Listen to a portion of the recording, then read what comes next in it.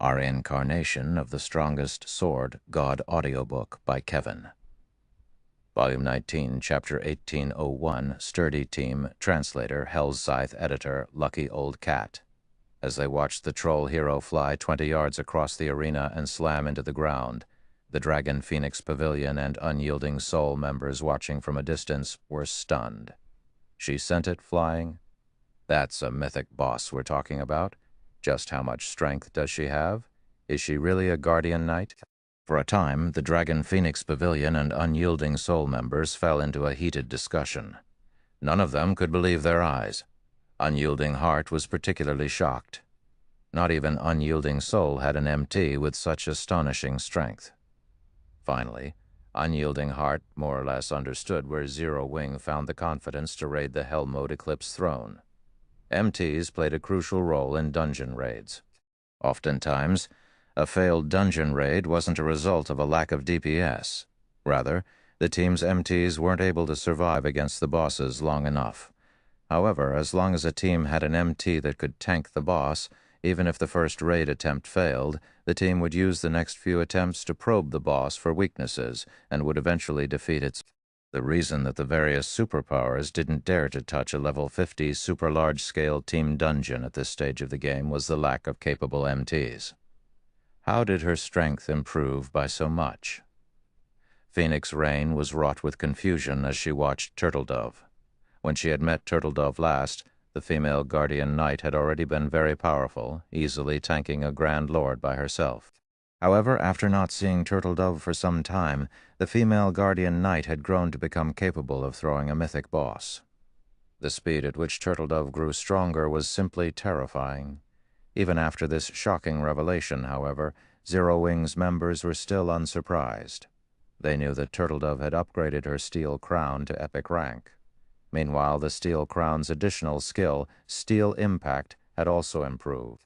Now, instead of increasing her strength by 300% and speed by 100%, the skill increased her strength by 400% and speed by 150%. With such a boost, it was only natural for her to send a level 56 mythic boss flying. After the troll hero's clash with Turtledove, its HP fell by over 150,000. Turtledove had secured the troll hero's aggro. With an angry roar, the boss's muscles bulged and it stomped on the ground before transforming into a blur as it charged at the female guardian knight. Fortunately, since the troll hero's axes were still stuck in the ground behind Turtledove, it didn't pose much of a threat. In fact, Turtledove did not even bother to avoid the charge. Instead, she thrust the point of her shield into the ground and prepared to receive the troll hero's charge head-on. Tier 2 skill. Backfolding. Backfolding was a Tier 2 skill Turtledove had recently acquired from the primordial divine ruin. It was a super rare skill that could reflect an incoming attack from the front. Boom. When the troll hero crashed into Turtledove's shield, its massive frame stumbled 3 steps backward, a damage of over -500,000 appearing above its head. Good. Ranged players, attack, Shi Feng commanded one. He saw that Turtledove had solidified her aggro. Spells and arrows bombarded the troll hero, and damages of over 10,000 appeared above the target's head, one after another. Occasionally, damages exceeding -40,000 also floated above the boss's head. These damages originated from Zhao Yueru, who wielded Frost Flame's wrath. Her attacks were particularly prominent among the bombardment. Her ice and fire type spells were clearly stronger than the other Tier 2 elementalist spells on the team. What a high damage. Zero Wing actually has such a powerful elementalist. Unyielding Soul's magical class players were stupefied by Zhao Yueru's performance. They were bona fide Tier 2 players and wore the best equipment available at this stage of the game. The fact that they were able to deal over 10,000 damage to a mythic boss was already impressive and would attract the awe of many expert layers. However, Zhao Yueru's attacks had utterly changed their views on the world. Not only did Zhao Yueru's attacks consistently deal over -40,000 damage, but some of her attacks also dealt twice that without a critical hit. Her DPS alone could rival the total DPS of 5 of them. Unyielding Soul's magical class players couldn't figure out what was happening. Despite the fact that they were all Tier 2 players, the difference between them was massive. What these players didn't know was that Frostflame's Wrath improved its wielder's ice and fire-type spells by 1 tier. Now that Zhao Yueru was Tier 2, her Tier 2 spells had been upgraded to Tier 3. Not even Shi Feng was confident of beating out Zhao Yueru's DPS. When the team saw the Flame Witch's damage, they became far more confident of defeating the Troll Hero. Under the unceasing magical bombardment, the Troll Hero rapidly lost HP. However, after 5 seconds, something happened that stupefied the team. The boss instantly healed all of the damage the team's ranged players had caused. What's going on? Why did it fully recover its HP? Didn't we take more than 1% of its HP in the last 5 seconds? These players were dumbfounded as they stared at the unharmed Troll Hero. They couldn't understand how the boss had recovered all of its lost HP. A passive skill? Unyielding Heart and Phoenix Rain quickly reached the conclusion that this disconcerting issue had been caused by one of the boss's skills. There was no other way to explain how the boss had recovered more than 1% of its HP in the last 5 seconds. This turn of events extinguished the little confidence everyone had gained from Zhao Yueru's performance. This boss's combat method is very simple. If the boss takes about 1 second to charge up when it lifts both axes into the air, it'll execute an AoE attack. You'll be safe from this AoE attack as long as you remain more than 15 yards away from the boss. If it charges up for only half a second, it'll execute a straight line attack. In that case, you'll be safe if you maintain a distance of more than 25 yards from the boss. So, pay attention to dodging. When you're attacking, you'll have a higher chance at hitting the boss if you execute 2-part attacks, Shi Feng commanded through the team chat. If everyone's ready, then melee players, join the assault. He's learned the boss's attack method already. Unyielding Heart could not help his surprise as he watched Shi Feng calmly issue commands. Normally, a raid team would need 2 or 3 minutes to figure out a boss monster's attack pattern. Depending on the attack pattern's complexity, a raid team may even need over 10 minutes to figure it out. Yet, despite fighting for a few short seconds, Shi Feng had already figured out this boss's attack method. Hearing Shi Feng's orders, the team sprung into action. As Shi Feng had stated, although the difference between a 1 second and 0, 5-second charging time was subtle. The team's expert players easily recognized the difference. Hence, practically no one died when the boss used its 2 AoE skills. Moreover, when everyone assaulted the boss according to Shi Feng's requirements, their hit rate was extremely high. As a result, the Troll Hero's HP steadily decreased. Once the melee players included their DPS, the boss lost HP even faster. Because of this, these players had a newfound admiration for Shi Feng's leadership. If a team had such a capable commander, the team's overall combat power would no doubt rise by a small margin. While the improvement might not be significant, this small difference could become a deciding factor in whether or not a team could clear a dungeon. After another 5 seconds, the team managed to shave off a little over 2% of the Troll Hero's HP. However, when the Troll Hero's self-regeneration took effect, it instantly recovered 2% of its total HP, healing most of the damage. It was evident that the team was in for a long battle of attrition. Not even this is enough to beat it? Phoenix Rain thought, frowning. With the team's current DPS, it was possible to whittle the boss down and kill it eventually. But at the current rate that the healers were burning through their mana, they wouldn't last until the battle ended. Unyielding Heart had come to the same realization. It might be fine if they were raiding a 50-man team dungeon, but in super large-scale team dungeons, players were prohibited from using magic arrays to suppress the boss. Players had to rely on their own strength to defeat the dungeon bosses. This was also why the various superpowers couldn't raid super large-scale team dungeons yet. At this rate, it was only a matter of time before the Troll Hero annihilated the team. Sure enough, it is too much to ask for current players to defeat this thing. Shi Feng could not help but reveal a bitter smile as he watched the Troll Hero's HP bar. He then took out the Ring of Gospel from his bag and injected 7,000 magic crystals, world projection. Ring of Brilliance. Chapter 1802. Set equipment of astronomical value, Chapter 1802. Set equipment of astronomical value. Translator, Hell's Scythe editor, Lucky Old Cat. The moment world projection activated, the troll hero paused.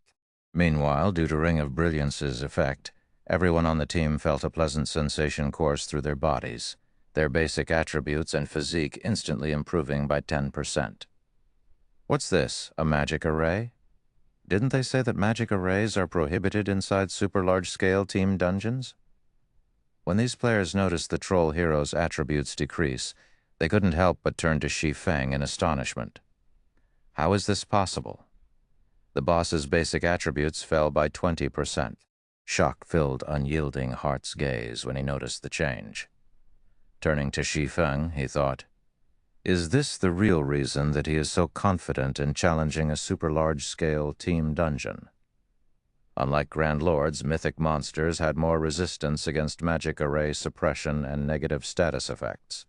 If one tried to suppress a mythic monster in the fields with an intermediate magic array, they would be very fortunate if the magic array suppressed the mythic monster's attributes by 10%, much less 20%. Although a 20% decrease in basic attributes did not seem like much, it decreased the raid's difficulty by at least 30%. This also reduced the equipment standard requirements for MTS and the DPS requirement for damage dealers. Sure enough, he came prepared. When Phoenix Rain sensed the ambient mana density and the increase to her basic attributes, she shot Shi Feng a glance, although she had assumed that Shi Feng had prepared more trump cards than those they had seen thus far. She couldn't help but feel a little surprised once she actually saw them. With this development, the troll hero was at a disadvantage. Now Turtledove was able to stop all of the troll hero's frenzied attacks all by herself. The boss also recovered far less HP via its battle recovery. As a result, the troll hero's HP, which had barely moved thus far, began to fall at a steady pace. 99%, 96%, 92%. When Turtledove's Berserk skill ended, Shi Feng had the other Tier 2 MTs activate their Berserk skills to tank the troll hero. Unlike Turtledove, though, the other MTs struggled to hold the boss by themselves.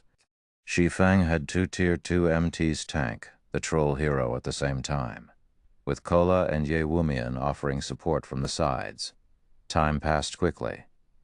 After 5 minutes since the battle had begun, the troll hero received a small boost to its strength and speed. Fortunately, the improvement was tolerable for the Tier 2 MTs. Before 20 minutes had passed, the troll hero's HP fell below the 1% threshold.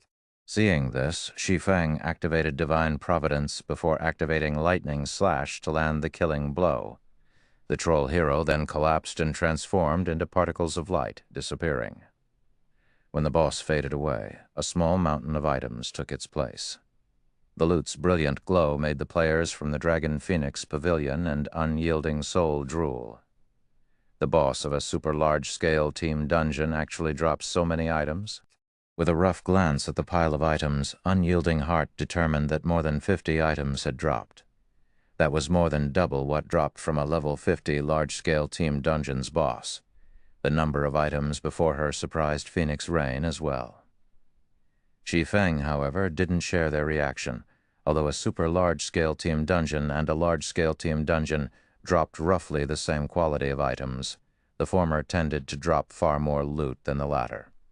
Following which, Shi Feng collected the items while the Ream took a break. The intense battle against the troll hero had lasted nearly 20 minutes. At this point, the healers had expended a considerable portion of their mana. The fighters also needed a moment to relax. Guild leader, how's the loot? Blackie, who rested on the ground nearby, asked Shi Feng. Not bad. We got a total of 63 items. 3 are level 55 dark gold weapons, one of which is a greatsword that adds fire resistance. Aside from that, we also got 8 pieces of level 55 dark gold equipment, 3 of which add fire resistance. Of the 3 pieces of dark gold equipment that add fire resistance, one is the Dark Corrosion Boots, a set piece for a level 55 plate armor set, and another one is the Sundial Arm Guard, a set piece for a level 55 cloth armor set. There are also 7 pieces of level 55 fine gold equipment, 5 of which add fire resistance. As for the other items, they're mainly magic scrolls, potions, mana stones, and raw materials, Shi Feng said as he shared the equipment statistics in the team chat for everyone to see. Crap! Level 55 dark gold set equipment. Everyone's eyes glowed when they saw the statistics Shi Feng had shared. Both the Dark Corrosion set and the Sundial set were 6-piece, level 55 to level 60 dark gold set equipment.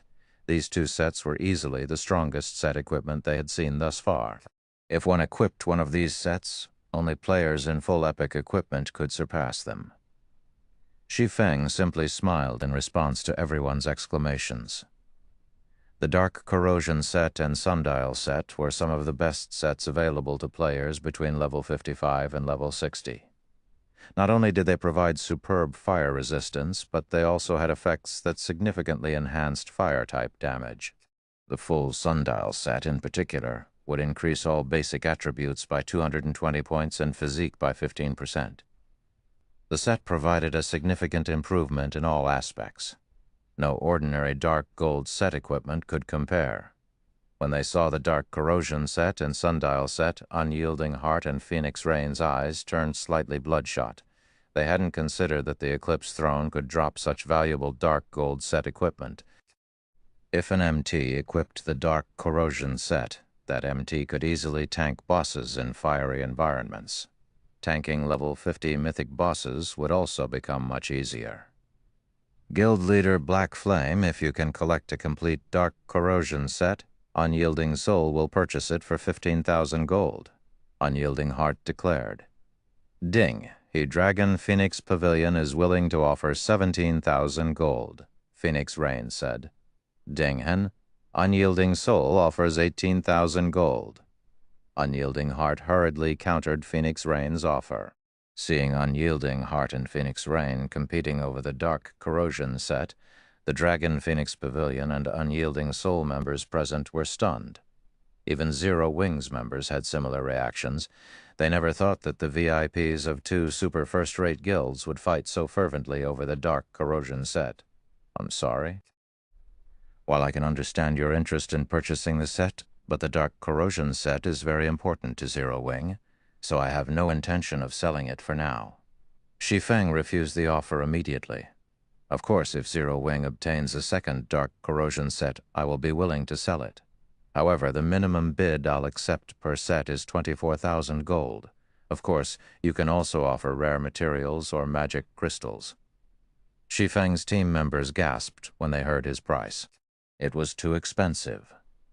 One could purchase a very good plot of land in an imperial capital's central district for 24,000 gold. It was even possible to construct a town with that kind of money.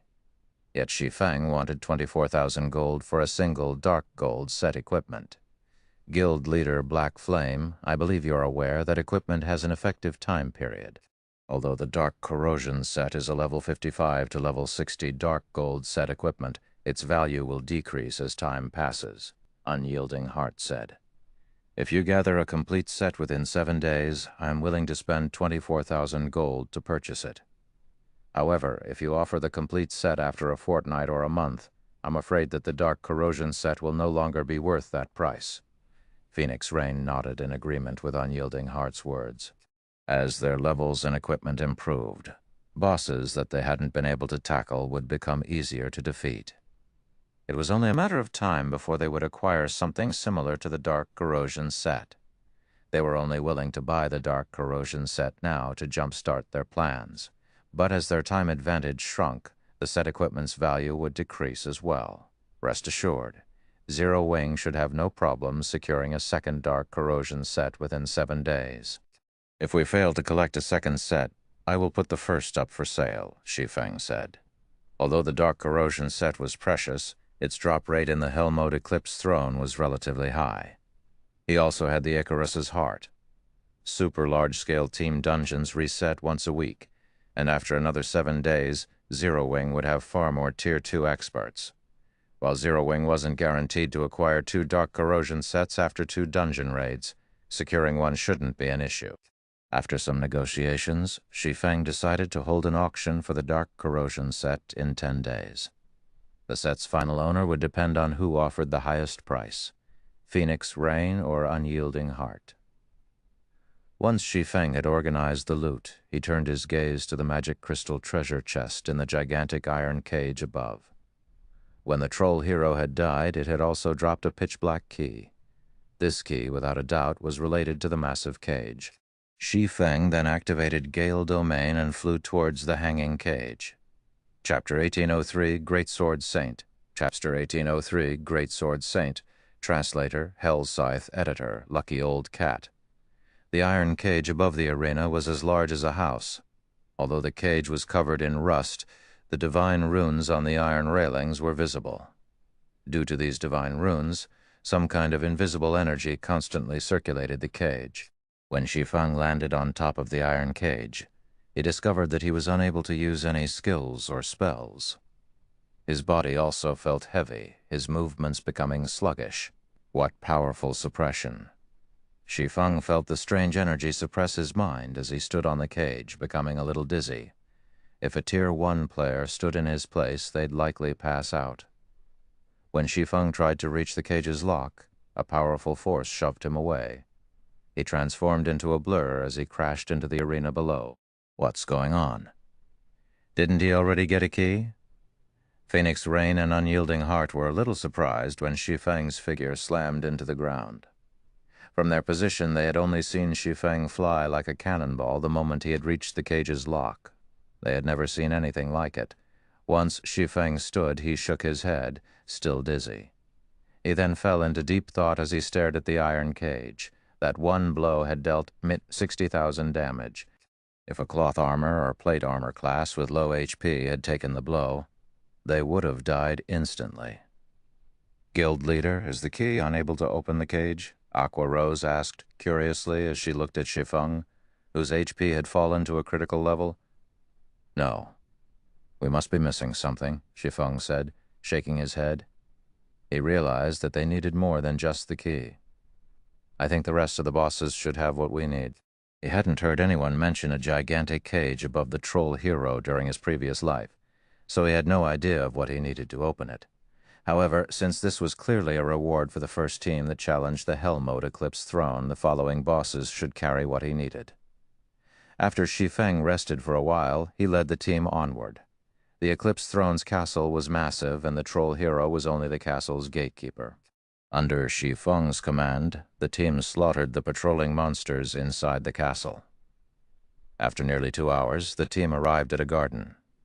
Along the way, the team had killed a large number of monsters. Overall, these monsters dropped a total of 5 pieces of level 55 fine gold equipment and 1 level 55 dark gold equipment piece. Since none of them provided fire resistance, Shi Feng decided to hold an internal auction for the Zero Wing members on the team. This made the Dragon Phoenix Pavilion and Unyielding Soul members jealous. Even now, they did not have a single piece of level 55 fine gold equipment, much less level 55 dark gold equipment. Guild leader, there's a boss ahead. Fire Dance, who scouted for the team, reported through the team chat. Hearing Fire Dance's report, everyone went on high alert and ventured through the garden carefully. After about another minute, the team found a courtyard that could very well be described with the word paradise. Surrounded by greenery and gorgeous flowers, a giant wolf lay slumbering beneath a large tree. The wolf was 6 meters long and covered in crimson fur. Corrosive Wolf King, demonic beast, mythic level 57. HP 400 million, 400 millionth. This boss's aura is so strong. The corrosive gas this boss is giving off is really dense, too. I can already feel my stamina decreasing faster than before, despite standing so far away. The team members watched the Corrosive Wolf King with solemn expressions. If the Corrosive Wolf King were similar to the Troll Hero, they would not have to worry. However, bosses like the Corrosive Wolf King, which could cause constant damage or inflict debuffs, were the most troublesome. These bosses would place an immense burden on the team's healers. If the healers couldn't keep up with the constant damage, it would only be a matter of time before the boss annihilated the team. All MTs form groups of 3 and stand in these specified locations. Melee DPS split up into groups as well and stand beside the MTs.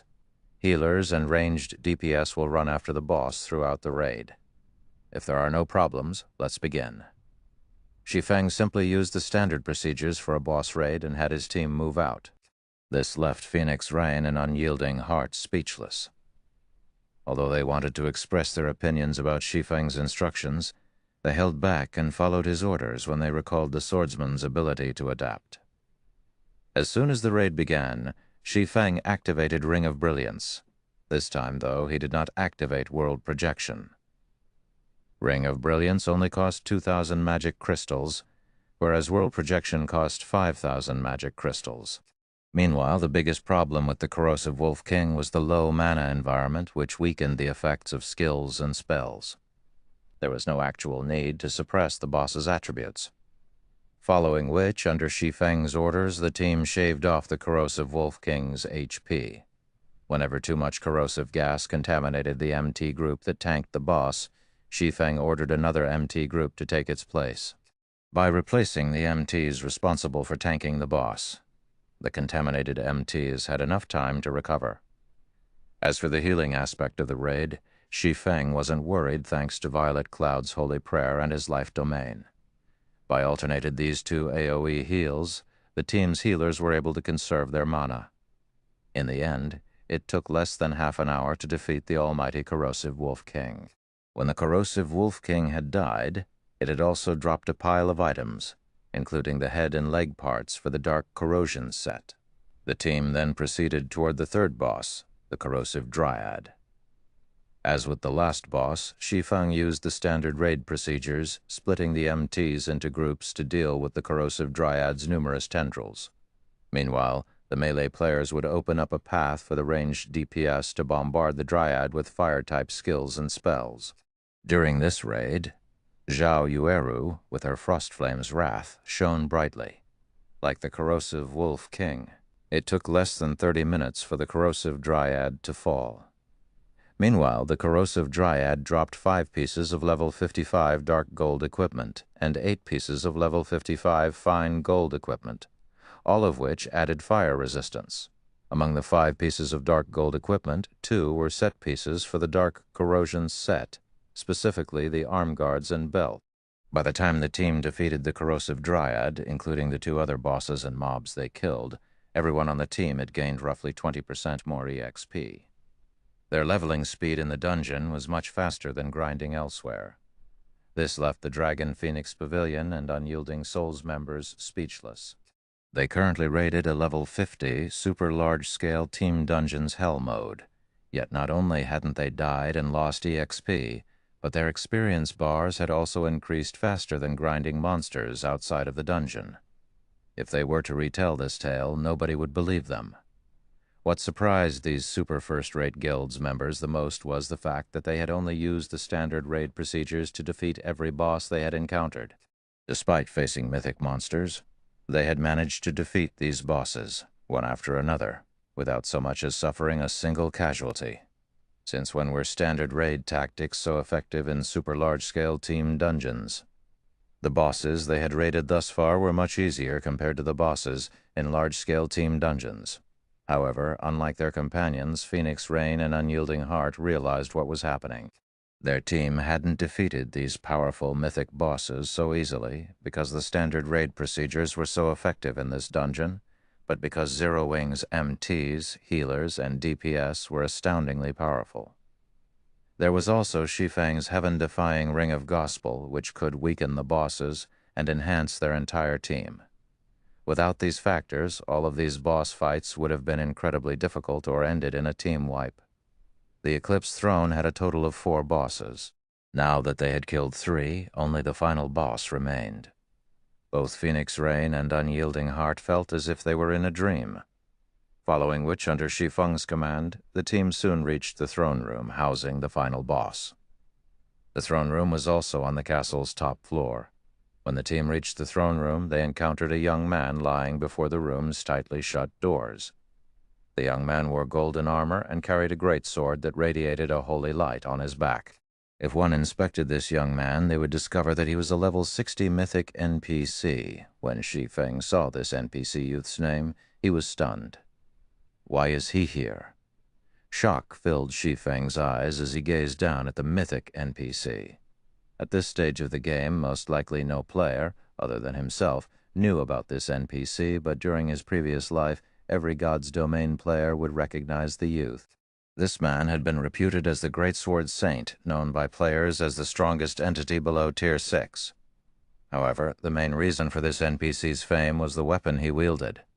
It was also the easiest weapon to find among the 10 great legendary weapons, the Glorious Will.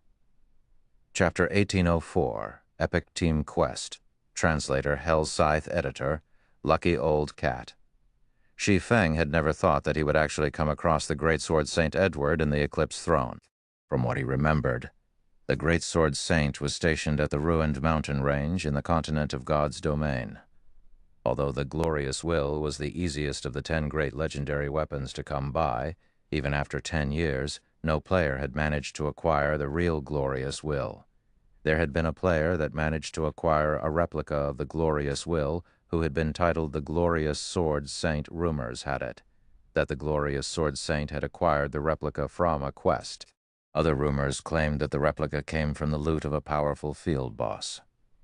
There were also some that stated it was a commission made by a famed smith. Although the Glorious Sword Saint had eventually revealed that the Glorious Will replica came from a quest given out by Great Sword Saint Edward, nobody believed him. The reason for this was that many players had tried increasing their favorability with Great Sword Saint Edward after the revelation. However, no matter how high their favorability reached, the NPC did not offer them the same quest. Hence, everyone concluded that the Glorious Sword Saint had lied to conceal the origin of his weapon. Could that person's weapon have come from here? Shi Feng thought as he looked at the Great Sword Saint Edward lying quietly against the doors to the throne room. When he raided the Hell Mode Eclipse Throne in his previous life, he had never come across Edward. Now that the NPC appeared in the dungeon in this life, Shi Feng could not help but suspect that the quest the Glorious Sword Saint had mentioned back then was related to the Edward before him right now. This discovery thrilled Shi Feng. The Glorious Will was one of the 10 great legendary weapons in God's Domain. Even its replica was something that countless players dreamed of obtaining. Otherwise, the owner of the Glorious Will replica wouldn't have become the Glorious Sword Saint in the past. Guild leader, should we approach this NPC? Aqua Rose asked. Of course, Shi Feng replied, nodding before walking up to the NPC. When Shi Feng got within 20 yards of Edward, the resting NPC abruptly opened his eyes. Adventurers, this isn't a place any of you should come to. Armus has stolen the Sun Crown. His strength exceeds your imagination. You all had best turn back now, Edward said, somewhat exhausted. Upon hearing Edward's words, Shi Feng immediately connected the dots and concluded that the quest to acquire the Glorious Will replica came from this Edward. Lord Edward, we are not afraid of danger. If there is anything we can help you with, please say so, Shi Feng declared. Since you are determined, so be it. Brave adventurers, Armus has only recently stolen the Sun Crown. He has yet to absorb its power completely. I hope that you can help me reclaim the Sun Crown, Edward said after giving the matter some thought. System.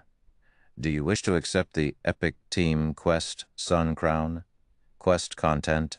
Help Edward reclaim the Sun Crown that Armus stole. Rewards unknown. Shi Feng accepted the quest without hesitation. Everyone else in the team gaped in shock when they read the notification. They had never thought that they could receive an Epic Team Quest in such a place. This situation made Phoenix Rain and Unyielding Heart envy Zero Wing even more. This Epic Team Quest was essentially a dungeon raiding quest. Successfully raiding the dungeon meant the completion of this quest.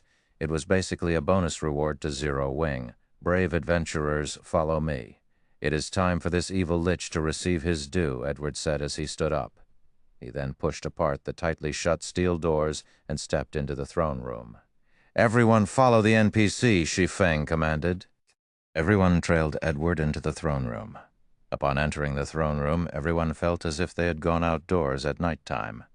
The ceiling of the throne room resembled the starry sky at night. At the far end of the throne room, seated high up on the throne, was a 2-meter-tall skeleton, dressed in midnight robes, wearing a fiery crown on its skull and holding a golden staff. This skeleton was none other than the Lich Armus.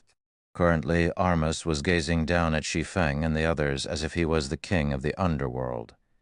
Meanwhile, standing on one side of Armus's throne was a suit of pitch-black armor that was missing its head, and on the other side was a 6-meter-tall beast that had the body of a scorpion. Armus, Lich, Mythic. Level 60 HP, 500,500,000. Headless Knight, Undead Mythic. Level 59. HP 360,360,000. Scorpion Snake King, Demonic Beast, Mythic. Level 59, HP 420,420,000. The statistics of these monsters had everyone gasping. The confidence built up from their success thus far promptly disappeared. Is this a joke? 3 mythic monsters? The system is too shameless, so this is Hell Mode. No, that can't be right. Even Hell Mode shouldn't be this difficult. This must be due to the team quest.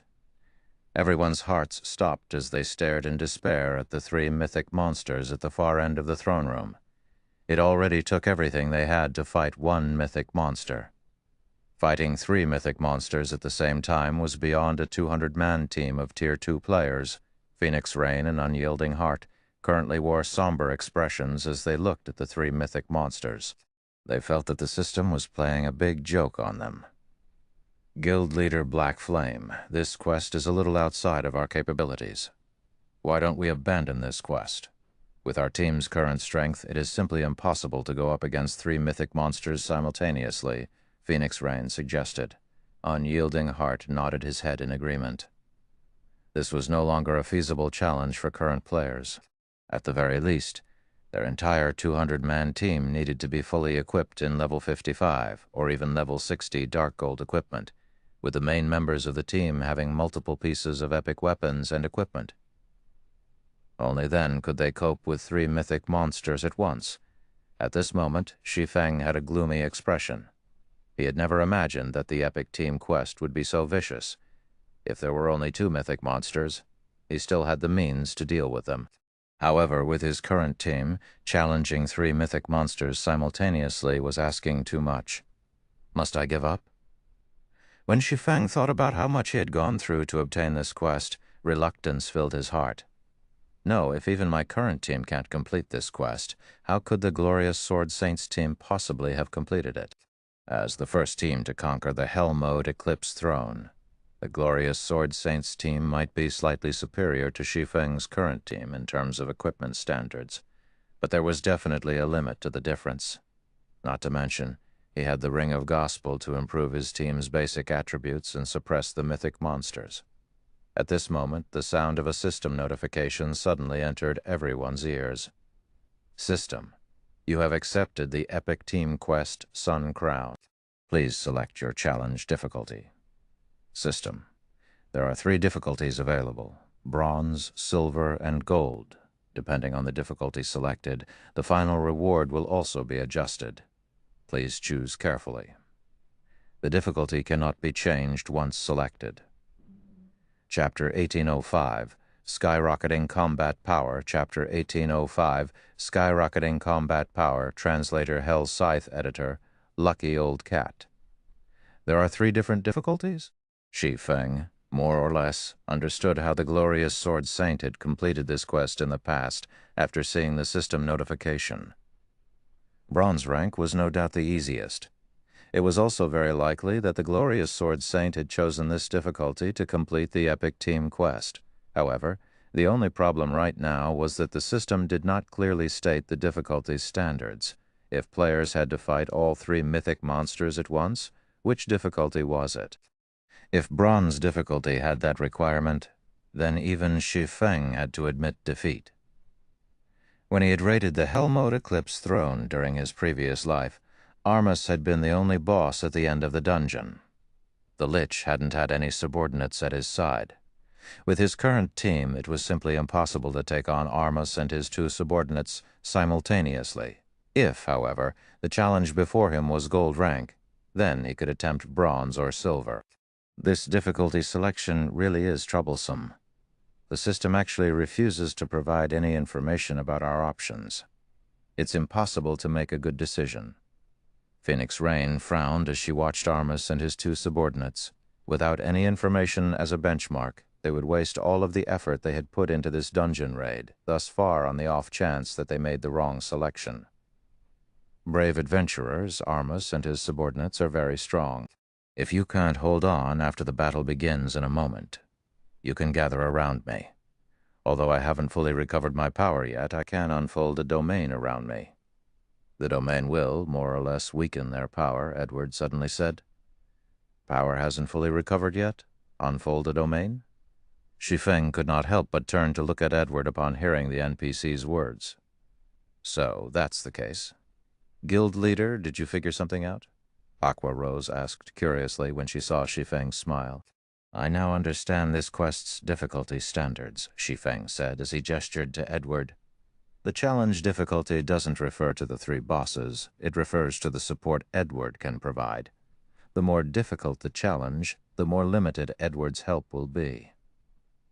Hearing Shi Feng's words, realization dawned on the team. They all felt that Shi Feng's guess was likely the right one. However, a gloomy atmosphere descended on the team again. Even if Edward could help, his assistance had a limit. Moreover, after all was said and done, they still had to face 3 mythic monsters simultaneously. After giving the matter some thought, Shi Feng decided to choose the silver rank difficulty. He felt that his team's overall combat power was higher than the Glorious Sword Saint's raid team in the past. If the Glorious Sword Saint had been able to clear the bronze challenge, then his team should have a high chance of clearing the silver challenge. Although the gold challenge's rewards might be abundant, Shi Feng didn't think it was worth the risk. Since the system notification had clearly stated that one could not change their difficulty selection once they had made their choice, it was likely that they'd only have one opportunity to challenge this quest. If they failed the quest, they'd walk away with nothing. Hence, Shi Feng decided on the silver challenge. System, you have chosen to challenge the silver difficulty.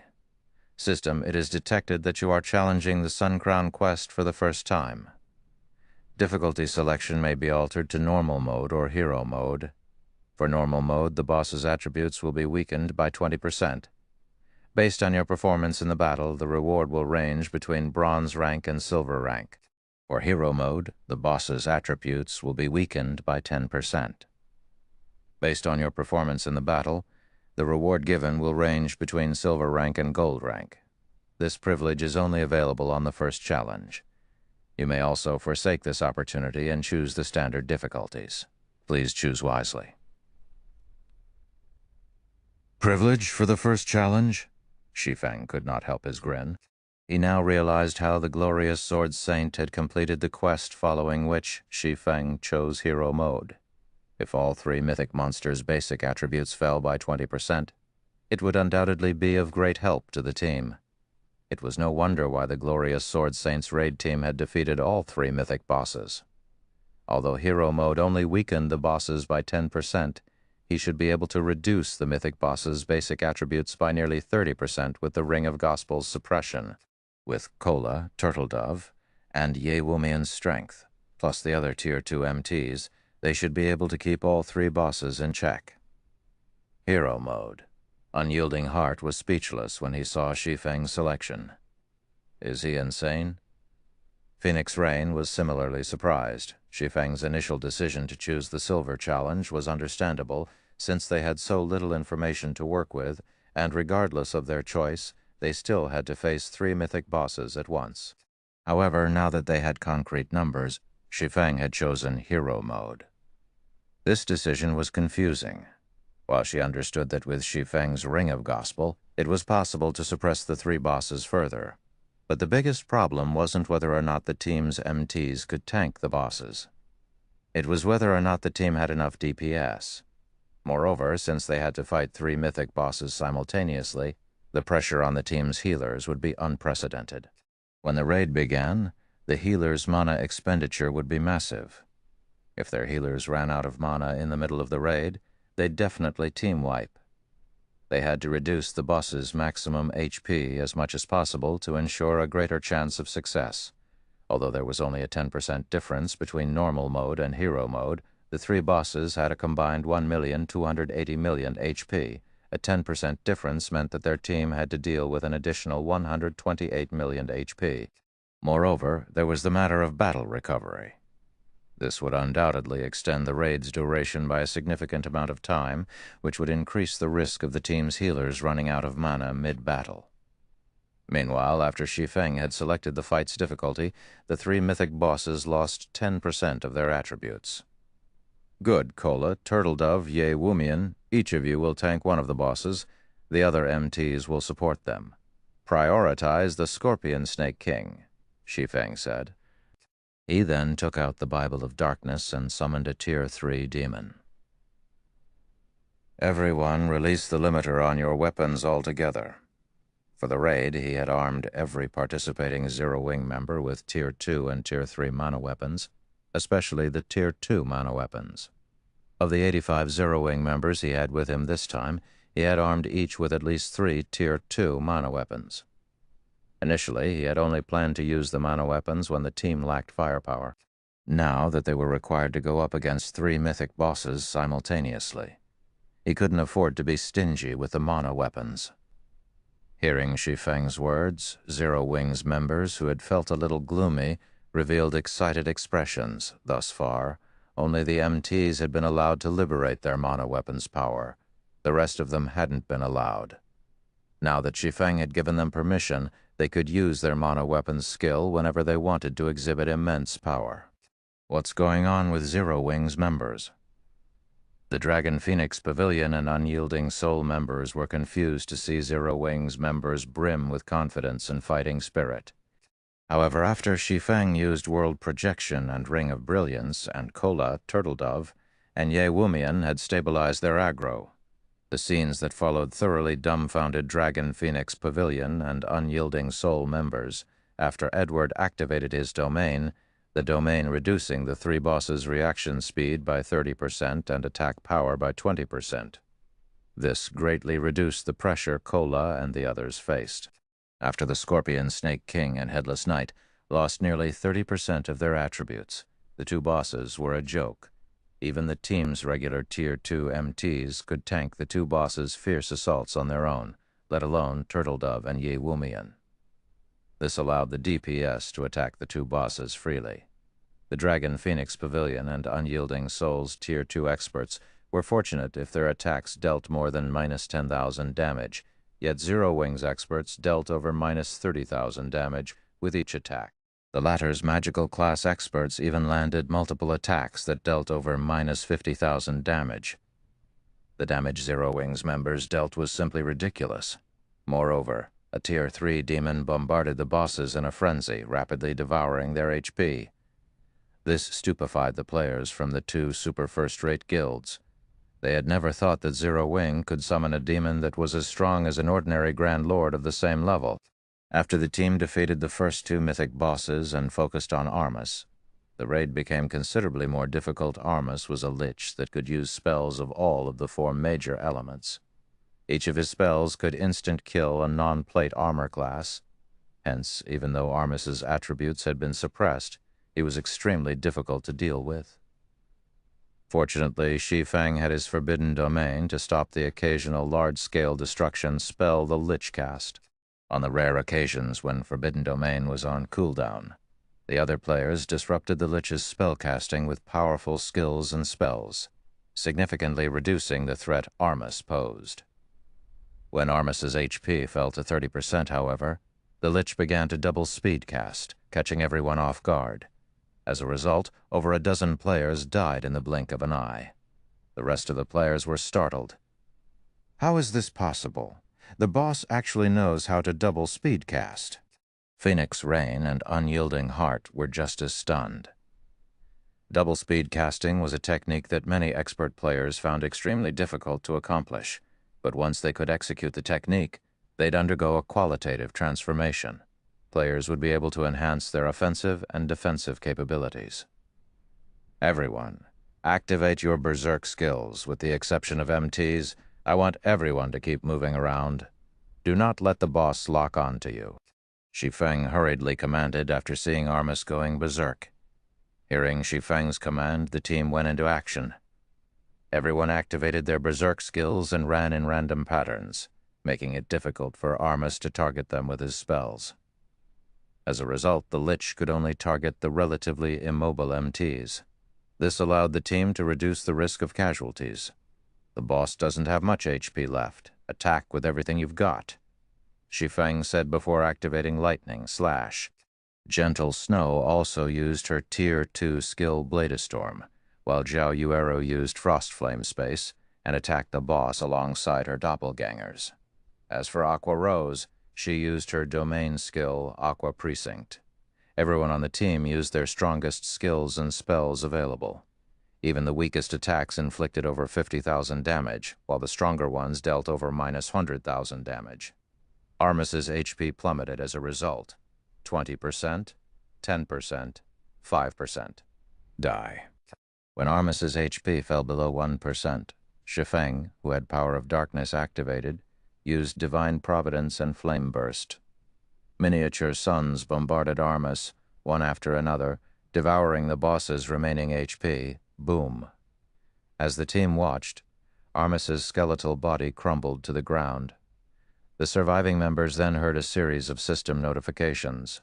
Chapter 1806, Eclipse Thrown First Clear. Chapter 1806, Eclipse Thrown First Clear. Translator, Hellscythe Editor, Lucky Old Cat.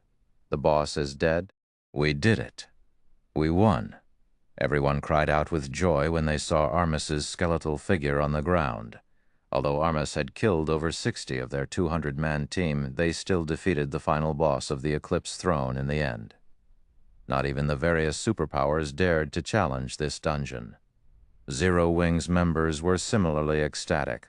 Although they had trusted Shi Feng's decision, they couldn't help their excitement after actually watching Armus fall. After all, they had achieved a feat that not even God's Domain's current superpowers were capable of. Everyone was particularly excited to see their names appear on the dungeon's glory list, which had appeared in the center of the throne room in the form of a stone monument after Armus's death. With this, their names would be permanently recorded and put on display for players that would clear the Hell Mode Eclipse throne in the future. Even Shi Feng breathed a sigh of relief. It had not been easy to defeat Armus and his two subordinates. He couldn't use many of his tools in a super large-scale team dungeon. The team had to rely on their weapons and equipment to take out the 3 mythic bosses. System, congratulations. You have obtained the first clear of the Hell Mode Eclipse throne, rewarding guild popularity plus 20, humanity reputation plus 20, all loot doubled. System, do you wish to release a congratulatory announcement to the public? If you do not make a decision within 30 seconds, the announcement will be made by default. After giving the matter some thought, Shi Feng chose not to inform the public of their success. While announcing Zero Wing's success of clearing the Hell Mode Eclipse throne would garner a lot of fame to the guild, it would also attract more enemies. Furthermore, Zero Wing had stood out quite a bit lately, thanks to Silverwing Town earning a few superpowers envy. If the various superpowers knew that Zero Wing also had the strength to raid a super large-scale team dungeon, even if it had the help of the Dragon Phoenix Pavilion and Unyielding Soul, they would definitely relate this success to Silverwing Town. At that time, the various superpowers would likely do everything they could to capture the town. Although Silverwing Town's development was coming along quite nicely right now, its defensive capabilities weren't strong enough yet. More time was needed to fortify the town properly. Phoenix Pavilion Master, Vice Guild Leader Hart, I hope that you will keep this matter a secret for the time being. I don't want too many people to know about what happened here, Shi Feng said as he looked at Phoenix Rain and Unyielding Heart. That won't be a problem. The people I've brought today are my trusted subordinates. None of them will speak a word about today's raid, Unyielding Heart said, nodding. There aren't any problems on my side either, Phoenix Rain said, smiling. Publicizing their success today would only be a detriment. After all, they still had important business with Shi Feng. If the various superpowers learned of the Dark Corrosion set, an intense struggle over the set would definitely ensue.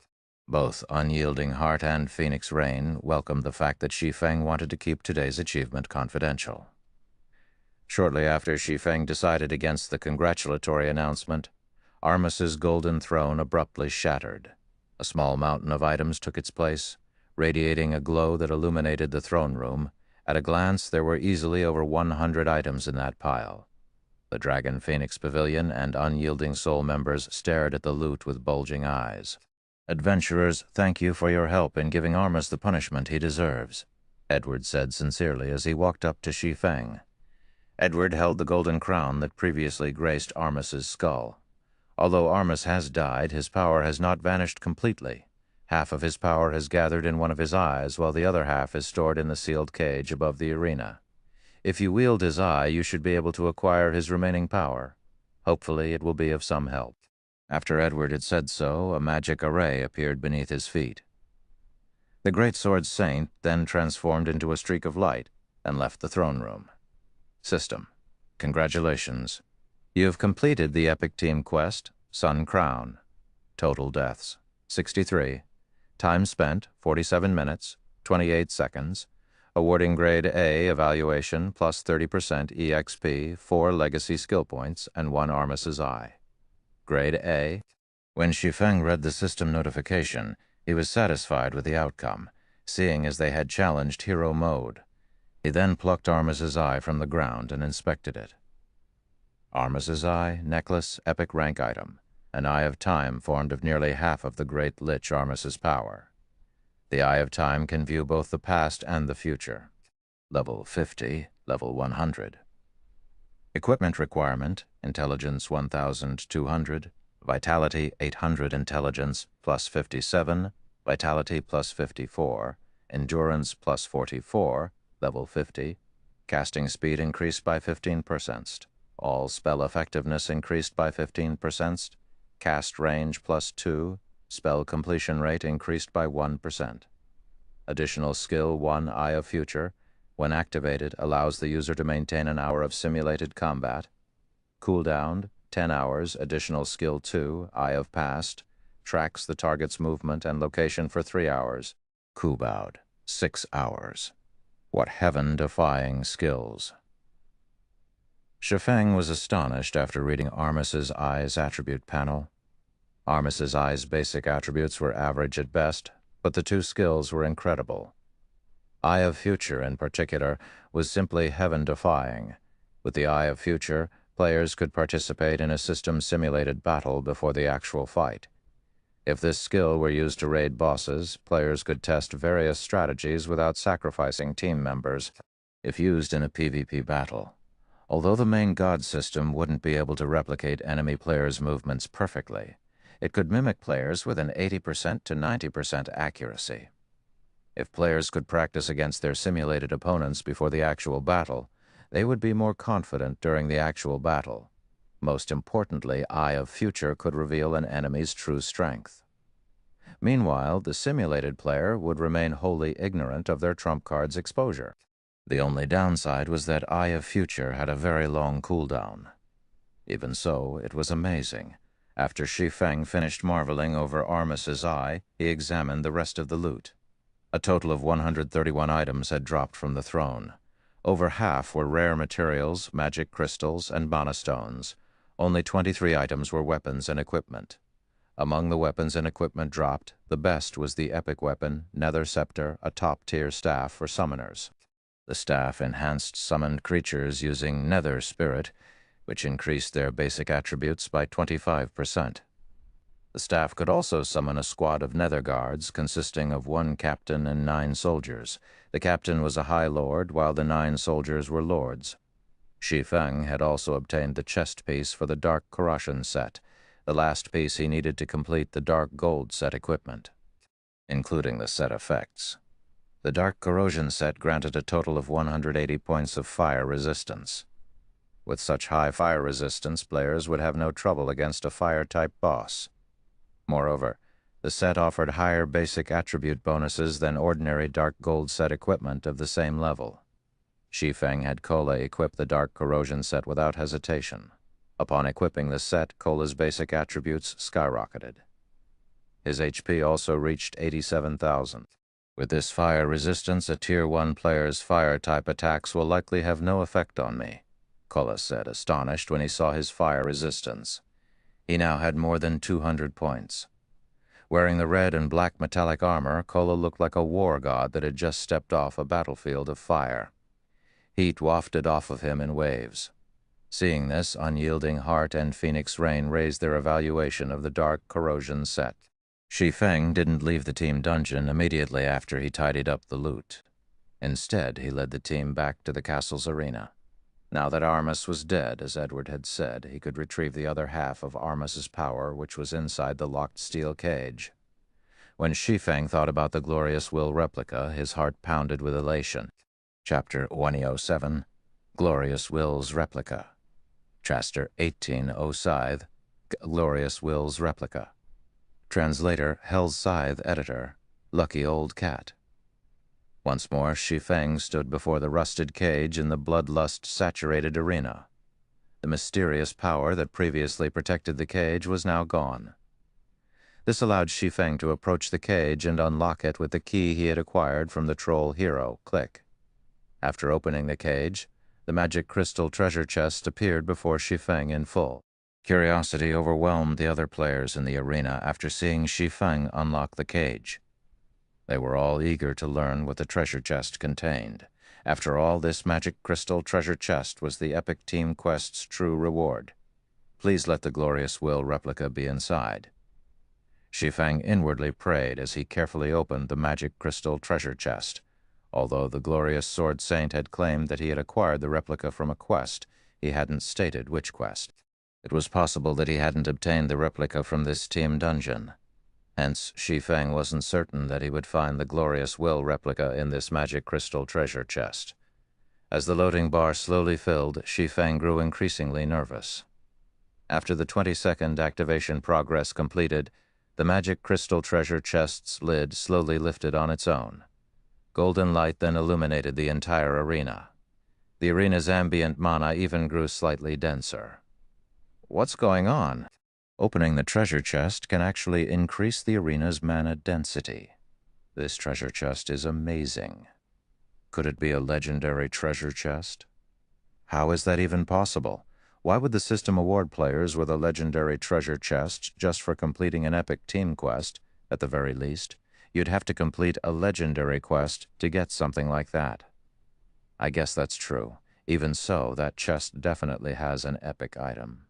That's right. I had never thought that it was possible to acquire such a huge harvest by raiding a super large-scale team dungeon.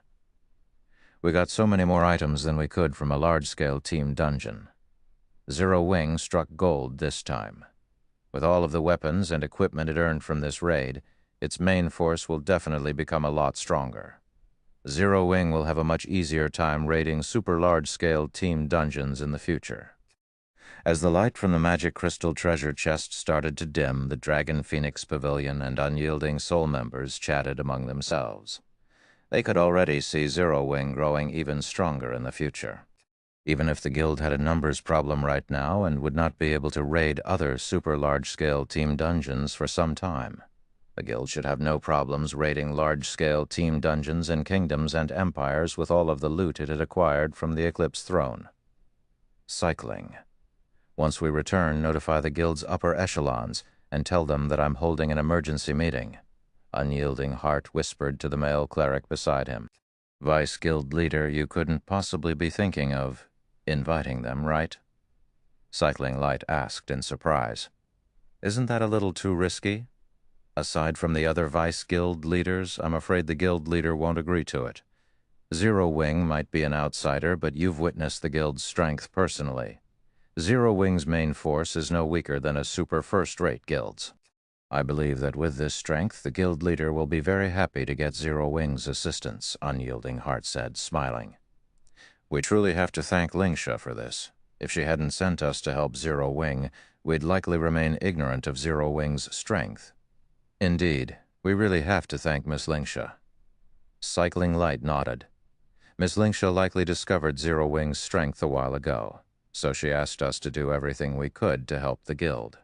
He hadn't understood why Mulingsha had wanted them to help Zero Wing, but now he had to admire her excellent insight. It was no wonder why Unyielding Soul's board of directors had voted to make Mulingsha the guild's current honorary elder. When Mulingsha was first conferred the position, the decision had displeased many of the guild's upper echelons and elders. After all, Mulingsha was simply too young. She also wasn't very familiar with God's domain, and she wasn't particularly famous in the virtual gaming world. It simply wasn't fair that she should have so much authority in the guild. Looking at it now, however, Cycling Light thought that Mulingsha definitely deserved the position. Standing nearby, Blue Phoenix glanced at Unyielding Heart and Cycling Light.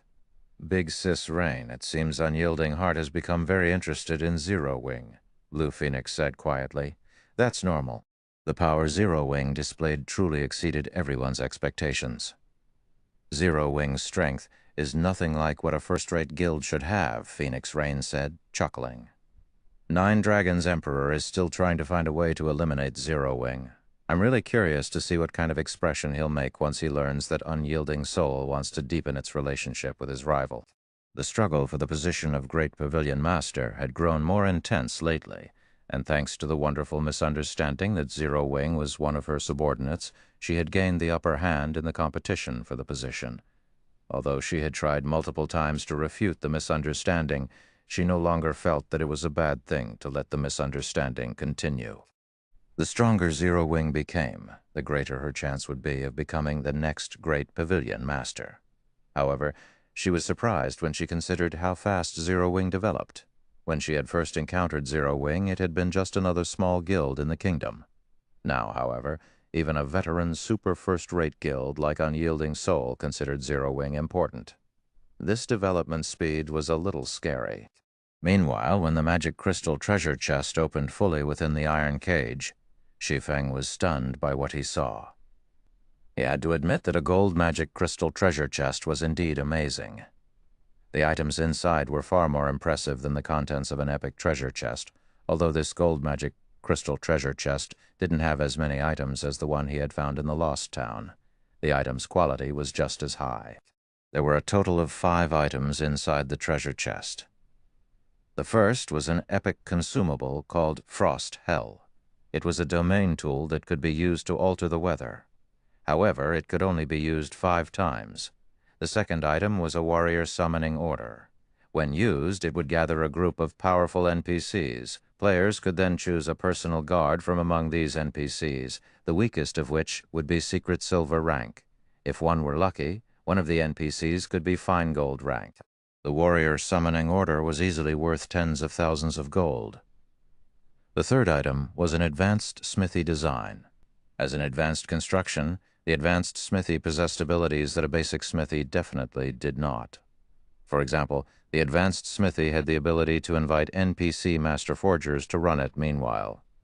Players could periodically commission the invited master forger to produce weapons and equipment for them.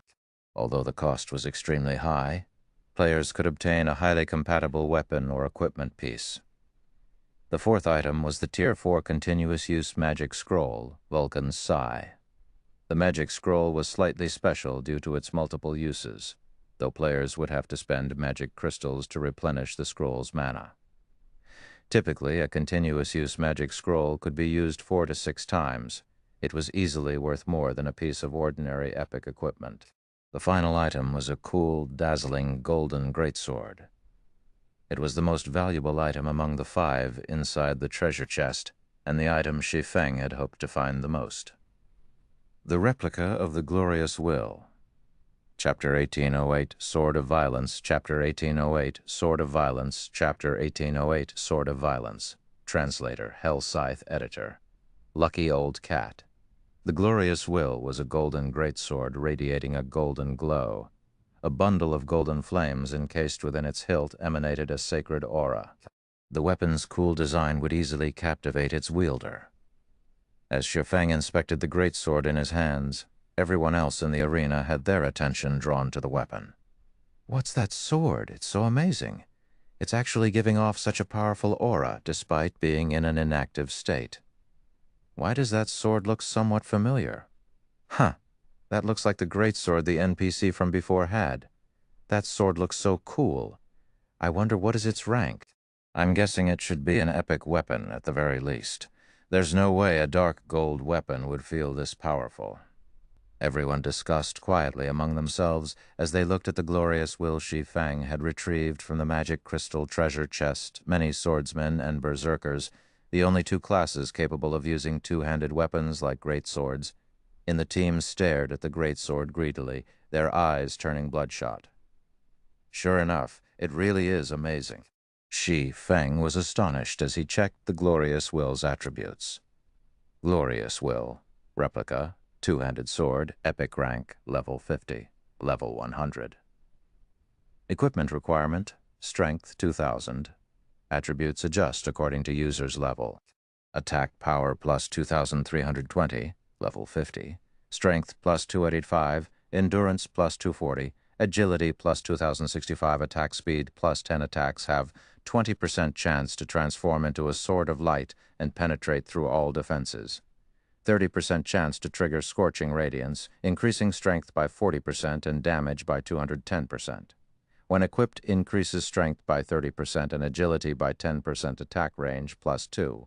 All weapon-related skills plus 2 levels. Ignore levels plus 15. All item level requirements reduced by 5 levels. Additional passive Ski H Radiance domain. Increases the wielder's movement speed, attack speed, and reaction speed based on the number of creatures within a 50-yard radius. Each additional creature provides a 1% boost up to a maximum of 30%.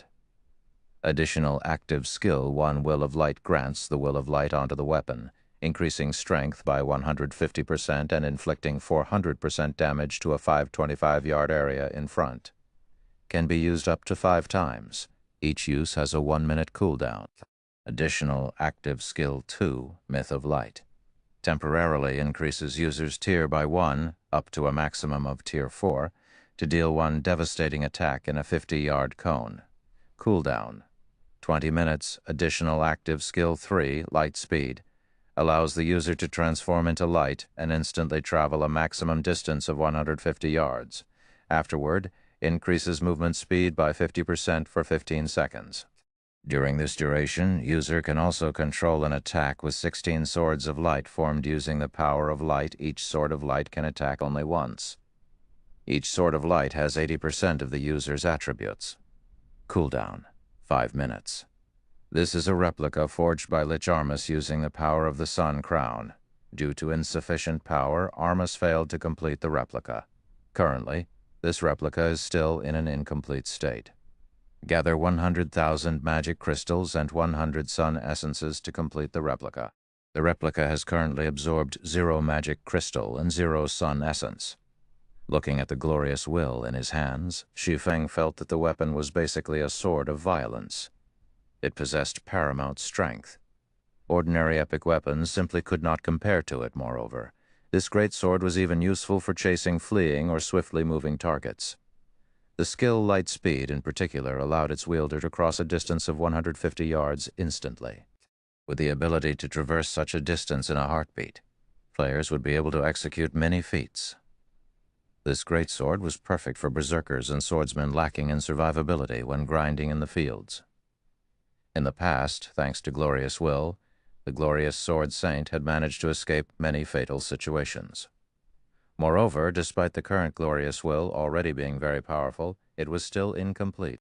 In its completed state, the weapon's life-saving capabilities would be much better. This was also the reason why the glorious Sword Saint had become one of the most difficult Sword Saints to kill in God's domain in the past. Even when going up against Tier 6 God-ranked experts, the glorious Sword Saint had been able to attack and flee as he wished. However, the upgrade conditions sure are stringent. It actually needs 100,000 magic crystals and 100 sun essences. Shi Feng frowned at the upgrade requirements. Even for the current Zero Wing, 100,000 magic crystals was a considerable amount. Not to mention, in order to defeat the bosses in the Eclipse Throne, he had already spent tens of thousands of magic crystals. Right now, he had only a little over 20,000 magic crystals left. As for Sun Essence, it was even more valuable than magic crystals. Right now, 1 Sun Essence was worth around 50 gold on the market. It was so valuable because it served as the power source of many mechanical tools. For example, practically all engines used by mysterious iron-ranked ships needed sun essence.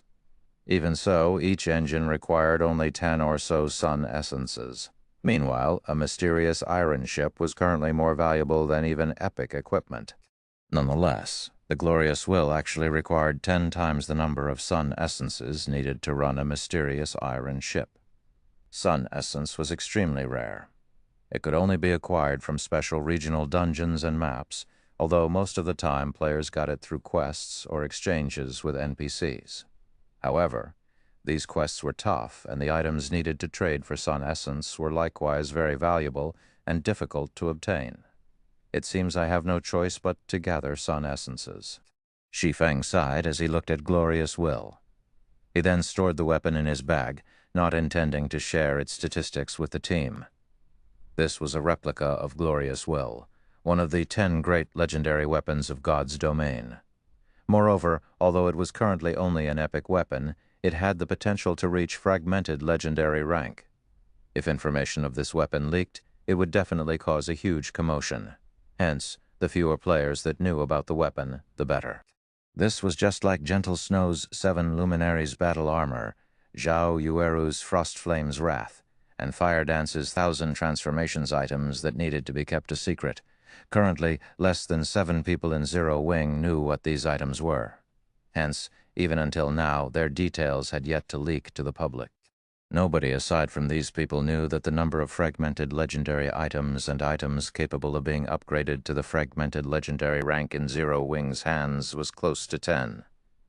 If this matter became public, every superpower in the game would instantly target Zero Wing.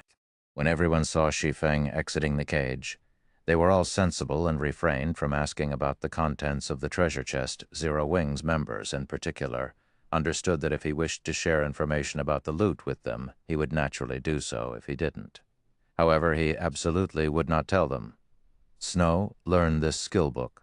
I'll also leave this weapon for you to use, Shi Feng said after walking up to Gentle Snow. He then passed the super-rare Skill Titan's hand, which he acquired previously, and the Glorious Will replica to Gentle Snow, currently in Zero Wing, aside from himself. The only other person who possessed over 2,000 points in strength was Gentle Snow, who had claimed one of Star Moon Kingdom's 5 great legacies. Even Fire Dance's strength was still a little far from 2,000 points. Moreover, Fire Dance was an assassin, and thus incapable of using two-handed weapons. As for the other players in Zero Wing, while some berserkers might be close to attaining 2,000 strength, their techniques were far from equal to Gentle Snow's. Besides, Gentle Snow was the Vice Guild leader managing Zero Wing's branch in the Black Dragon Empire. She would need greater power to have others submit to her commands. As for Titan's Hand, it was a useful skill that would boost Gentle Snow's combat power. Titan's Hand allowed berserkers to temporarily wield two-handed weapons simultaneously. Although only one weapon's basic attributes would apply, the skills and effects of the inactive weapon could still be used like normal. For me? Gentle Snow was slightly confused as she received the Titan's Hand skill book and Glorious Will. However, after she inspected the items, she was dumbfounded, especially when she saw the attributes of Glorious Will. Guild Leader. This. You're the only person in the entire guild who has enough strength to use this weapon. Nobody else can use it. Letting it sit inside the guild warehouse would be a huge waste, Shi Feng said. I understand. I'll make sure to put it to good use. As an expert sword user, Gentle Snow could not help but be excited as she held Glorious Will. After trading Glorious Will to Gentle Snow, Shi Feng had everyone exit the team dungeon. The team disappeared from the arena and appeared outside the Eclipse Throne's entrance in the blink of an eye. Guild Leader Black Flame, we'll be leaving first then. Once you collect another Dark Corrosion set, you must remember to contact us, Unyielding Heart said. Of course. Once I have the second set, I'll contact both of you immediately, Shi Feng nodded. He was also very eager to sell the Dark Corrosion set. After all, this was a huge money-making opportunity. However, right when the Dragon Phoenix Pavilion and Unyielding Soul members were activating their return scrolls, a magic array suddenly appeared in the sky. In the next moment, the activation process of everyone's return scrolls was forcibly halted. You've made us wait for quite some time now. Do you think you can leave this place so easily? Just as everyone was trying to find the caster of the magic array, a cold laugh suddenly entered their ears. Then a large group of players, easily numbering over 1,000, suddenly jumped down from the trees of the wetlands before them. A short moment later, a level 55 middle-aged man holding an ancient blackhorn bow walked out of this group. Black Shark? Unyielding Heart's complexion darkened when he saw this middle-aged man. Chapter 1809. Wrong Opponent. Chapter 1809. Wrong Opponent, Translator. Hell's Scythe, Editor. Lucky Old Cat. The sudden appearance of over 1,000 players put Shi Feng and the others on high alert. The 1,000-plus players that had just emerged from the marshy jungle were by no means ordinary players. The lowest-leveled player among them was level 53, and the weakest piece of equipment they wore was level 50 secret silver rank. Quite a few of these players even had level 50 fine gold equipment at this stage of the game. This was an equipment standard could only be found in expert teams. Vice Guild Leader, this is bad. They used a darkness seal. We won't be able to use our return scrolls for the next 2 hours, Cycling Light commented worriedly as he eyed the middle-aged man carrying the ancient pitch-black bow. Compared to the 1,000-plus players that had emerged from the forest, Cycling Light deemed this middle-aged man to be most concerning. This was because this middle-aged man was Black Shark, the commander of the Dark Hunters Adventurer team. Black Shark had fought Unyielding Soul's members many times before. Not only did the Ranger possess superb combat standards, but he also had the ability to transform into a monster. Not even Unyielding Heart, Unyielding Soul's guild leader, was capable of defeating Black Shark. In addition, the Dark Hunters Adventurer team also had quite a few monstrous existences. According to Unyielding Soul's investigations, Dark Hunters should possess around 300 troublesome experts. With a glance at the 1,000-plus players surrounding their team, Unyielding Heart could see that the Dark Hunters had come prepared, including the fact that they were caught in a darkness seal. They'd have to fight if they wanted to leave this place. Immediately, he warned Shi Feng through the team chat. Guild leader Black Flame, these people are from the Dark Hunters, a dark adventurer team with many powerful players. Some are even capable of transforming into monsters and drastically increasing their combat power. Even if they are a Tier 1, they have enough strength to face ordinary Tier 2 players. Although their side currently had 200 Tier 2 players, they shouldn't take on the Dark Hunters carelessly. After the Dark Hunters Tier 1 players transformed into monsters, although they couldn't compare to Tier 2 players in basic attributes, they could employ certain unorthodox combat methods. If one weren't careful with these players, they could easily take a hit. Furthermore, the Dark Hunters had a decent number of Tier 2 players. Normally, this ambush wouldn't have been much of an issue, but their team had just finished a demanding battle and had used their berserk skills already. Fighting a force of transformed Tier 2 players in such a state would be troublesome. They're the Dark Hunters? Phoenix Rain gave Black Shark a second look after hearing Unyielding Heart's introduction. Although she did not know exactly how powerful the Dark Hunters Adventurer team was, she knew that the Adventurer team was one of the reasons for the Starline Corporation's rapid rise in God's domain based on the few reports she had received. The corporation used the Dark Hunters as a trump card to destroy and assassinate its opponents. Crimson Emperor and Unyielding Soul had also suffered significant thanks to the Adventurer team. Although the Dark Hunters seemed to have the numerical advantage, their 200-man team wasn't to be trifled with. Their team was the combination of 3 powerful guilds' main force members. An adventurer team like the Dark Hunters couldn't do much to them.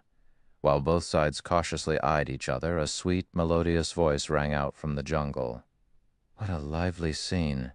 How could you possibly leave Shadowclaw out of the fun? A moment later, a woman in beautiful dark blue mage robes slowly stepped out from the forest, leading a group of well-equipped experts. Like the Dark Hunters, this group had well over 1,000 members. Why is she here? Unyielding Heart frowned when he saw the woman in dark blue. Others might be unfamiliar with this beauty, but he knew her well. This woman was named Veiled Spirit, the leader of the dark forces plaguing the Copper Eagle Kingdom, which neighbored the Dark Knight Empire. She was also the commander of Shadowclaw, a dark adventurer team. He knew of this woman because Veiled Spirit had personally destroyed Unyielding Soul's subordinate first-rate guild, which used to rule over the Copper Eagle Kingdom. As one of Unyielding Soul's subordinated guilds, Unyielding Soul had dispatched many experts to assist the first-rate guild. In the end, however, Unyielding Soul failed to change the first-rate guild's fate. On the contrary, Veiled Spirit's Shadowclaw adventurer team had slaughtered the dozen or so peak experts Unyielding Soul had sent, and the legion of several thousand players that had accompanied them. "Spirit, your timing sure is impeccable," Black Shark said as he eyed the approaching woman. "3 powerful guilds' main forces have gathered here. How could Shadowclaw possibly miss such a rare opportunity?" Veiled Spirit said, chuckling. "Fine. I'll leave the Dragon Phoenix Pavilion's members to you." "I'll take Zero Wing and Unyielding Soul's members," Black Shark said. "Is that all right?"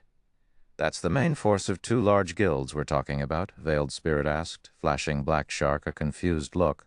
Although their 2 adventurer teams greatly outnumbered their opponents had quite a few players wearing Tier 2 class insignias. The enemy team should have some Tier 2 players who weren't wearing their insignias as well. Such a team should not be easy to defeat. Relax. None of them should even think of escaping, Black Shark said confidently as he licked his lips. During his previous investigations, he had learned that the 3 guilds had come together to raid a dungeon, so he had come prepared. In fact, his original plans had never taken Shadowclaw's participation into account. He had been fully intent on devouring all 3 guilds. Now that Shadowclaw had arrived, he'd have an easier time taking down Zero Wing and Unyielding Soul's forces, although he would have to share some of the profits due to the Alliance's rules. "Fine, then. I'll take a little loss this time," Veiled Spirit said, nodding after she saw Black Shark's confidence, although she wasn't all too willing to let Black Shark monopolize the items of Zero Wing and Unyielding Soul's members. The Dragon Phoenix Pavilion's Phoenix Rain and other experts weren't exactly easy opponents. After Black Shark and Veiled Spirit reached an agreement, the Dark Hunters and Shadowclaw's members began to tighten their circle around Shi Feng and his companions. Guild leader Black Flame, dealing with both dark adventurer teams will be very difficult. You could say that Unyielding Soul and these adventurer teams are old rivals.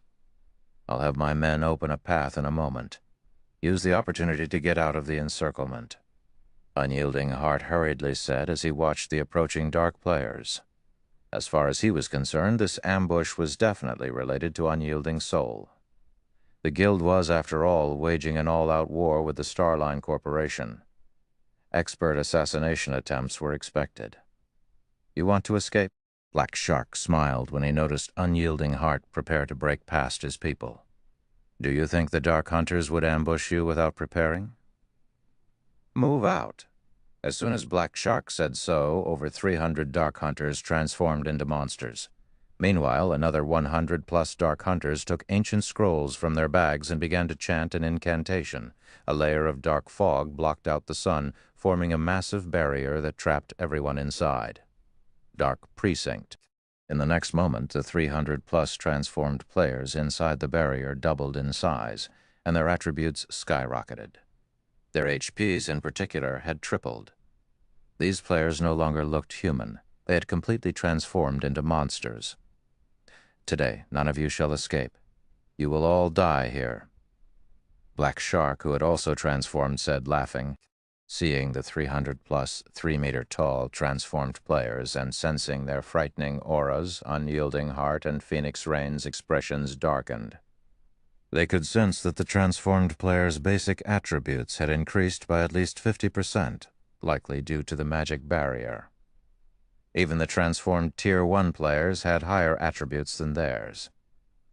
The difference between their basic attributes and the 20-plus transformed Tier 2 players was even worse. Not even Unyielding Soul was confident of charging ahead. Veiled Spirit, who stood beside Black Shark, was also slightly surprised. She hadn't expected Black Shark to have such a trump card. It was no wonder why the man was confident that his adventurer team could take on 3 guilds' main forces by himself. "Is that so?" Shi Feng said as he glanced at the dark precinct that had formed around him. He then took out Frost Hell, the epic consumable he had just acquired from the dungeon, and continued. "It's a pity that you've picked the wrong opponent." After saying so, Shi Feng activated Frost Hell. Suddenly, the world around him turned snowy white as the temperature plummeted. The wetlands ahead visibly froze, and the Dark Hunters and Shadow Claw's members felt an intense pressure weigh on them. Not only did their movement become sluggish, but their stamina also began to fall so sharply that others could clearly sense the change. Even their attributes rapidly decreased. Chapter 1810, Taboo Potion. Chapter 1810, Taboo Potion. Translator, Hell's Scythe, Editor, Lucky Old Cat. Why is this domain skill so powerful? Black Shark was astounded as he watched his attributes fall. Not only had his basic attributes decreased by 20%, but his movement speed and reaction speed had also decreased considerably. Most importantly, the Dark Precinct he had used failed to suppress this domain skill. Dark Precinct was far more powerful than a domain skill because the magic array formed a separate world within itself. No domain skill could compare. Yet, Dark Precinct had failed to suppress the effects of Shi Feng's domain skill, and the domain skill had reduced their attributes by as much as 20%. However, Black Shark didn't know that Frost Hell was slightly unique. While it was considered a domain skill, it was also a weather spell that could change an area's weather. Moreover, Frost Hell was a Tier 4 domain skill, so it was still effective despite Dark Precinct. Thanks to Frost Hell, the Dark Hunters and Shadow Claw's strength had decreased significantly. Although Dark Precinct still gave the 300-plus transformed players more strength than normal overall, the 2 Dark Adventurer teams no longer posed as much of a threat to the 3 guilds' main force members. Unyielding Heart and Phoenix Rain breathed sighs of relief because of this turn of events. They had come here to help Zero Wing raid a team dungeon. They hadn't brought any powerful tools essential for team battles, such as domain magic scrolls, with them. Fortunately, Shi Feng had the foresight to carry a domain magic scroll. Otherwise, this upcoming battle would have been disastrous. Black Shark, do you still want to fight? Your trump card has been suppressed. Both of our sides are roughly equal in combat power. Nobody can say for certain who will win this battle, Unyielding Heart stated, hoping to scare Black Shark into backing off. I'll admit that I underestimated you, but do you really think that I only prepared 1 trump card? Black Shark said, sneering. I had planned to save this for a more suitable stage, but I'll let you have the first taste. In the next moment, several normal Dark Hunters pulled dark blue potions from their bags, consuming them. These Dark Hunters then roared with excitement. Their skin began to turn dark blue as tough scales grew all over their bodies. Tails sprouted from these players' rears. These players now looked like dragonoids, not humans. Looking at these dragonoids, the members of Zero Wing, Dragon Phoenix Pavilion, and Unyielding Soul were stupefied. They couldn't believe their eyes. What is going on, these people? Phoenix Rain was shocked as she stared at the players with tails. Even as one of the Dragon Phoenix Pavilion's pavilion masters, this was the first time she had seen anything like this. The dragonoid players radiated violent auras that felt like some wild beast. Aside from the increased attributes, Phoenix Rain could sense that these players now had higher life ratings than hers. She could explain the Dark Hunter's ability to transform into monsters as a result of a class unique to Dark players. After all, Dark players had their own unique development path, but she had never heard of a potion that could transform a player into a dragonoid. Everyone charge. You may claim any item that you get from your kills. Black Shark shouted as he readied his longbow. Hearing Black Shark's command, the Dark Hunters revealed crazed expressions. Without hesitation, they split up and charged at Zero Wing and Unyielding Soul's members. Unwilling to fall behind, Veiled Spirit took out a Tier 3 buff scroll and activated it, increasing her team members' basic attributes, raising them to their original values, although her people's mobility was still affected. After receiving the buff, Shadow Claw's members charged at the Dragon Phoenix Pavilion members. Less than 200 yards had separated the combatants, Ignoring Frosthell's influence, all of the ranged players began to exchange blows. For a time, spells and arrows filled the space between the two sides, causing a series of explosions.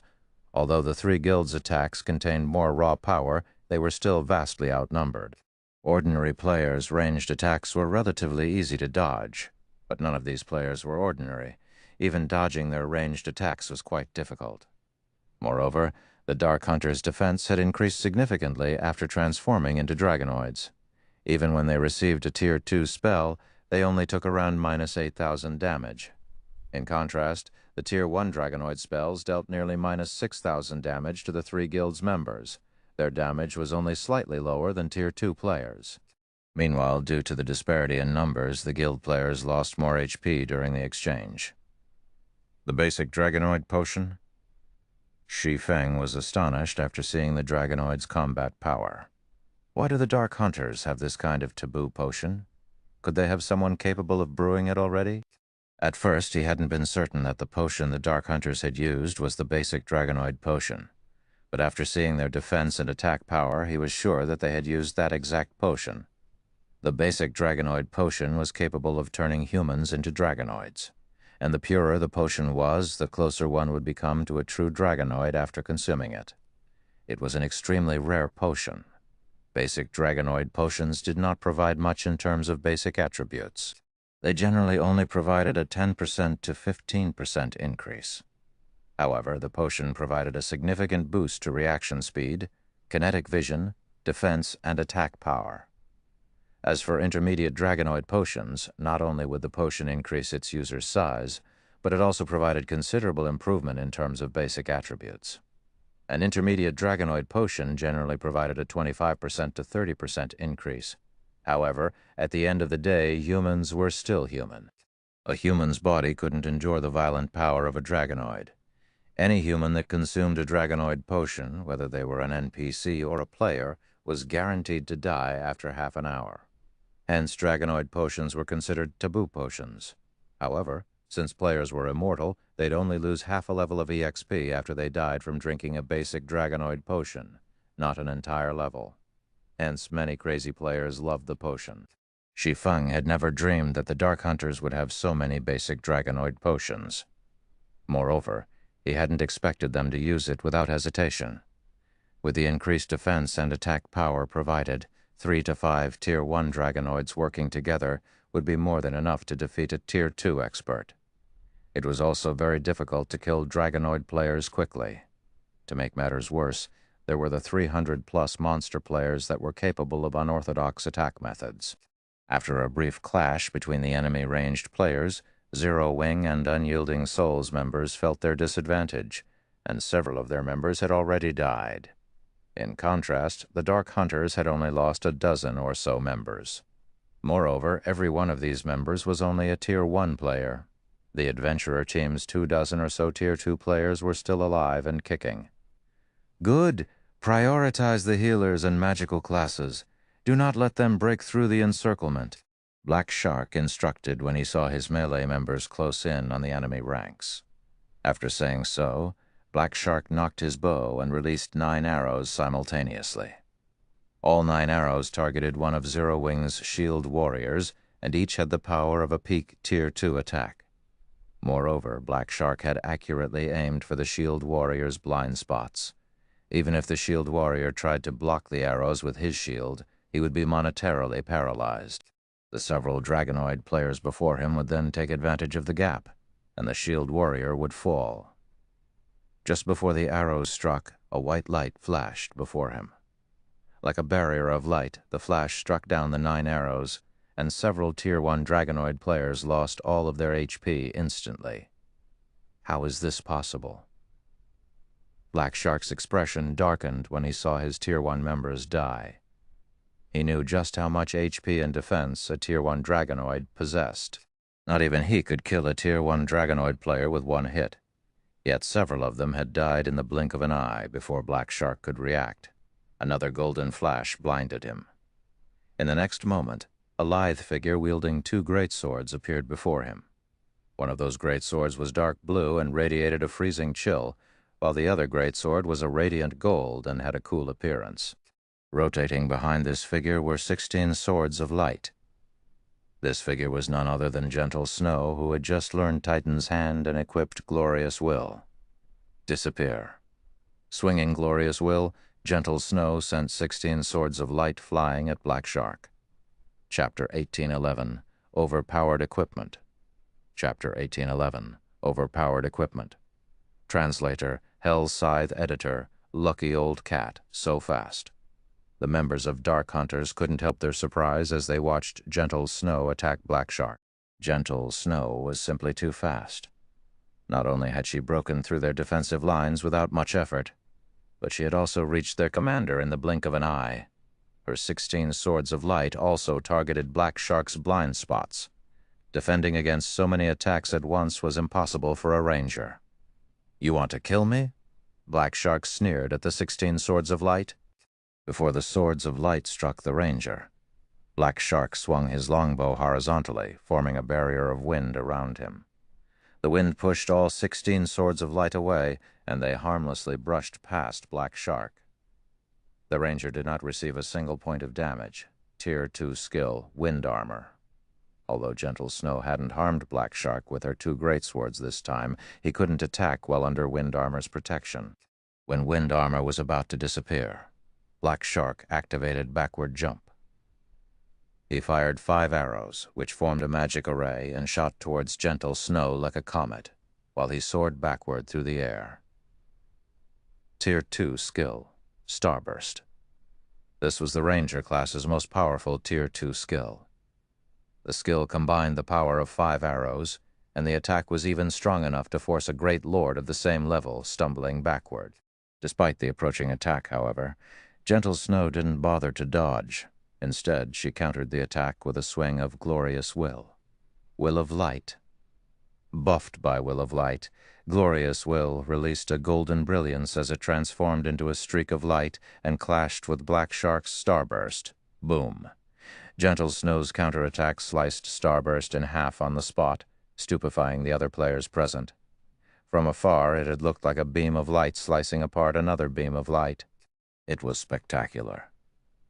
A heartbeat later, an intense shockwave slammed into the surrounding players. After cutting down Starburst, Glorious Will continued to slice the area in front of its wielder. The 6 Tier 1 Dragonoids caught in Gentle Snow's 525-yard AoE died instantly. How is that possible? Hasn't she used that attack already? Could it be a bug?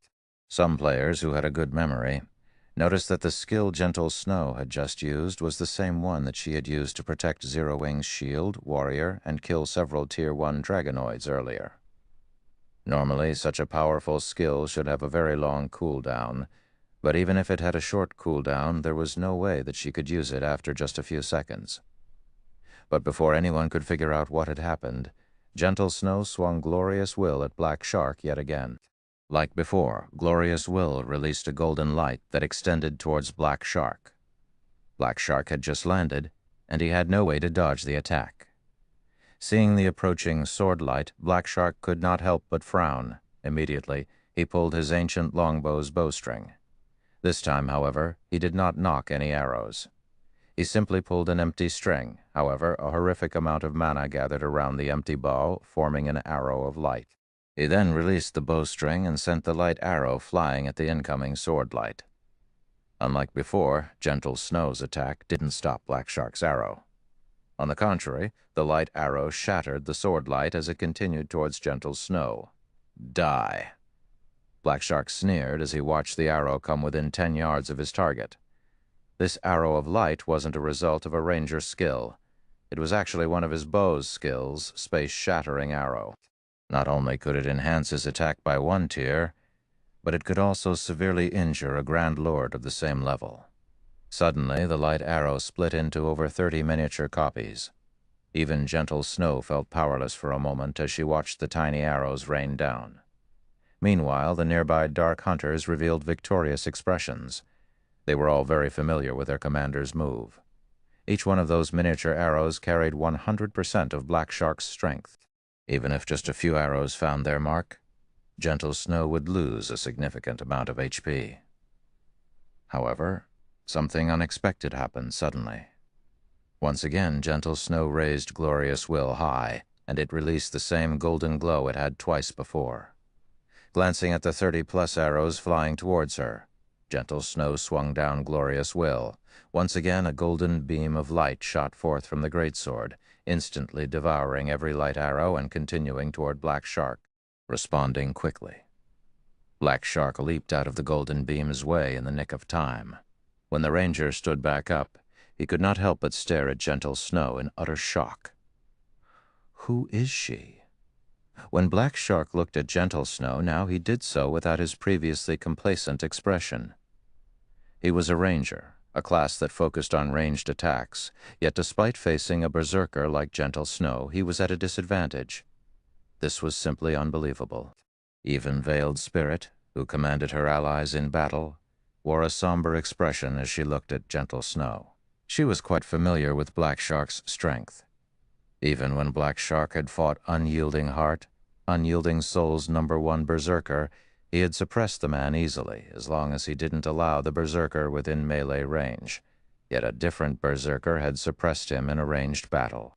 During the brief moment while gentle snow had both Black Shark and Veiled Spirit distracted, a series of screams rose from the Dark Hunter's army. To be precise, they came from the MTs that had transformed into dragonoids. Despite having transformed into dragonoids, a single female assassin was slaughtering the Tier 1 MTs. Moreover, the female assassin was only using Tier 1 skills to kill the full HP MTs. Elsewhere, a female elementalist hurled one spell after another, the ice and fire-type spells instant killing any player who was not an MT. When 3 Tier 2 players tried to stop this elementalist, she split into 3 clones. Each copy easily suppressed the 3 Tier 2 players that assaulted her, and in the end she killed all 3 in fewer than 5 moves. This startled the nearby Dark Hunters. A short distance away, a Guardian Knight rampaged among the Dark Hunters' front line with a single charging attack. The Guardian Knight sent more than 10 players flying. Even when the player took Tier 2 attacks directly, the Guardian Knight only lost a little over 2,000 HP. The Guardian Knight's defense was even higher than the Dragonoid players. So many of Zero Wing's members displayed ridiculously high combat power. Just one of these Zero Wing members could contend with 2 or 3 Tier 2 Dark Hunters. Because of these Zero Wing players, the Dark Hunters, which had the upper hand initially, suffered constant casualties, so strong. Cycling Light, who currently fought a Tier 2 player, was stunned when he saw Fire Dance and her companions fight from the corner of his eye. Shark, we can't let this continue. Even if we win, we'll likely suffer severe losses. We should wait for the other adventurer teams to arrive and take action together. Veiled Spirit messaged Black Shark through a private chat. Several other adventurer teams have heard about our ambush. I doubt it will be long before they arrive. While it was true that they had been hired to annihilate Zero Wing, they had stated one precondition for taking this job. They couldn't afford too heavy of a loss. Otherwise, the rewards weren't worth the cost. All right, let's retreat, Black Shark said, gritting his teeth as he agreed to the temporary withdrawal. Although he was reluctant to run from his fight with Gentle Snow, the situation right now in the 3 guilds' favor. Moreover, the basic Dragonoid potion his allies had consumed lasted half an hour. That was more than enough time for the other adventurer teams to arrive and assist them in a second assault, following which, Black Shark ordered his army to pull back. You want to leave? Realizing that Black Shark was trying to widen the distance between them, Gentle Snow used Will of Light once more. Damn it. How many times can she use that skill? Black Shark felt as if he were going a little mad when he saw the approaching beam of light.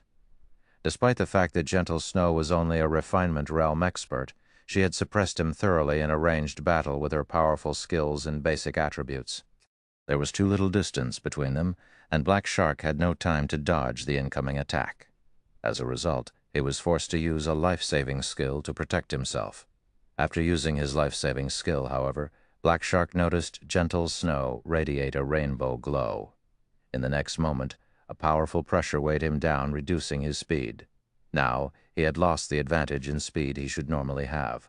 Before Black Shark noticed, 3 sacred spears flew towards him. Black Shark desperately tried to block the attack with his bow.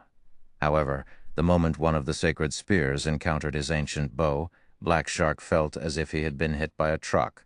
Unable to resist the powerful force, Black Shark stumbled backward, his HP instantly falling by over 3,000. While Black Shark dealt with the three sacred spears, Gentle Snow, who was less than 15 yards away, executed Will of Light, whose cooldown just so happened to have ended. Will of Light. This time, Black Shark had no spare energy to stop the approaching beam of light. The attack devoured him, and his body transformed into particles of light as he vanished from the battlefield. Chapter 1812, Light's Power, translator, Hellscythe editor, Lucky Old Cat. Commander? The commander got killed. Is she a monster? Seeing Black Shark's body disappear, the members of the Dark Hunter's adventurer team were stunned. Few members had even forgotten to attack and took direct hits from Zero Wing and Unyielding Soul's players.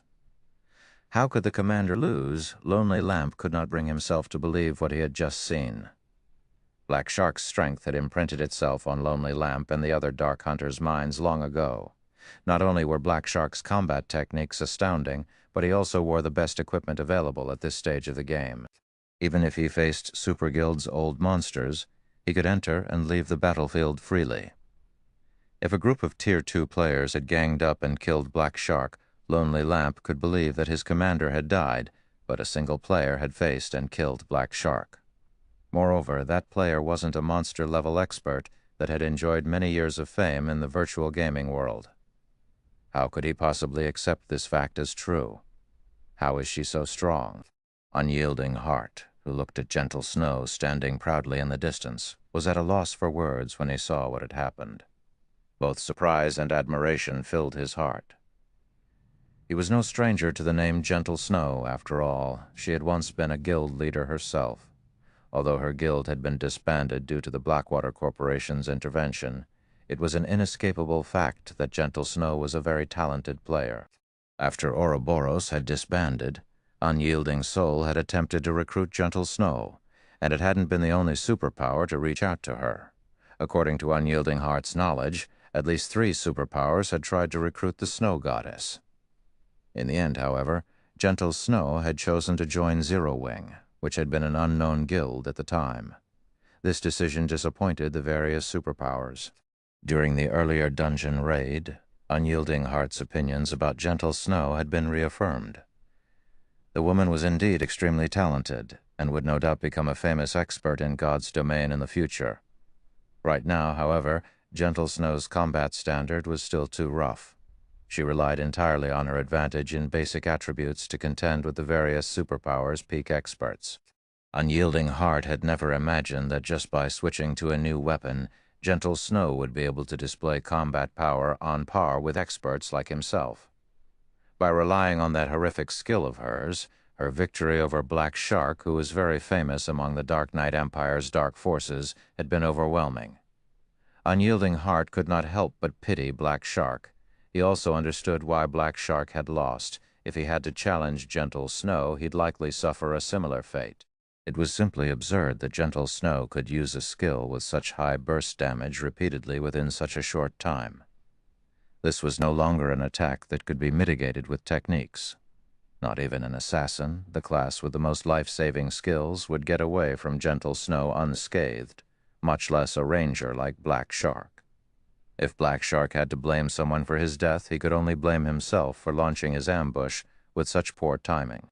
He had actually attacked on the day Zero Wing raided the Eclipse Throne.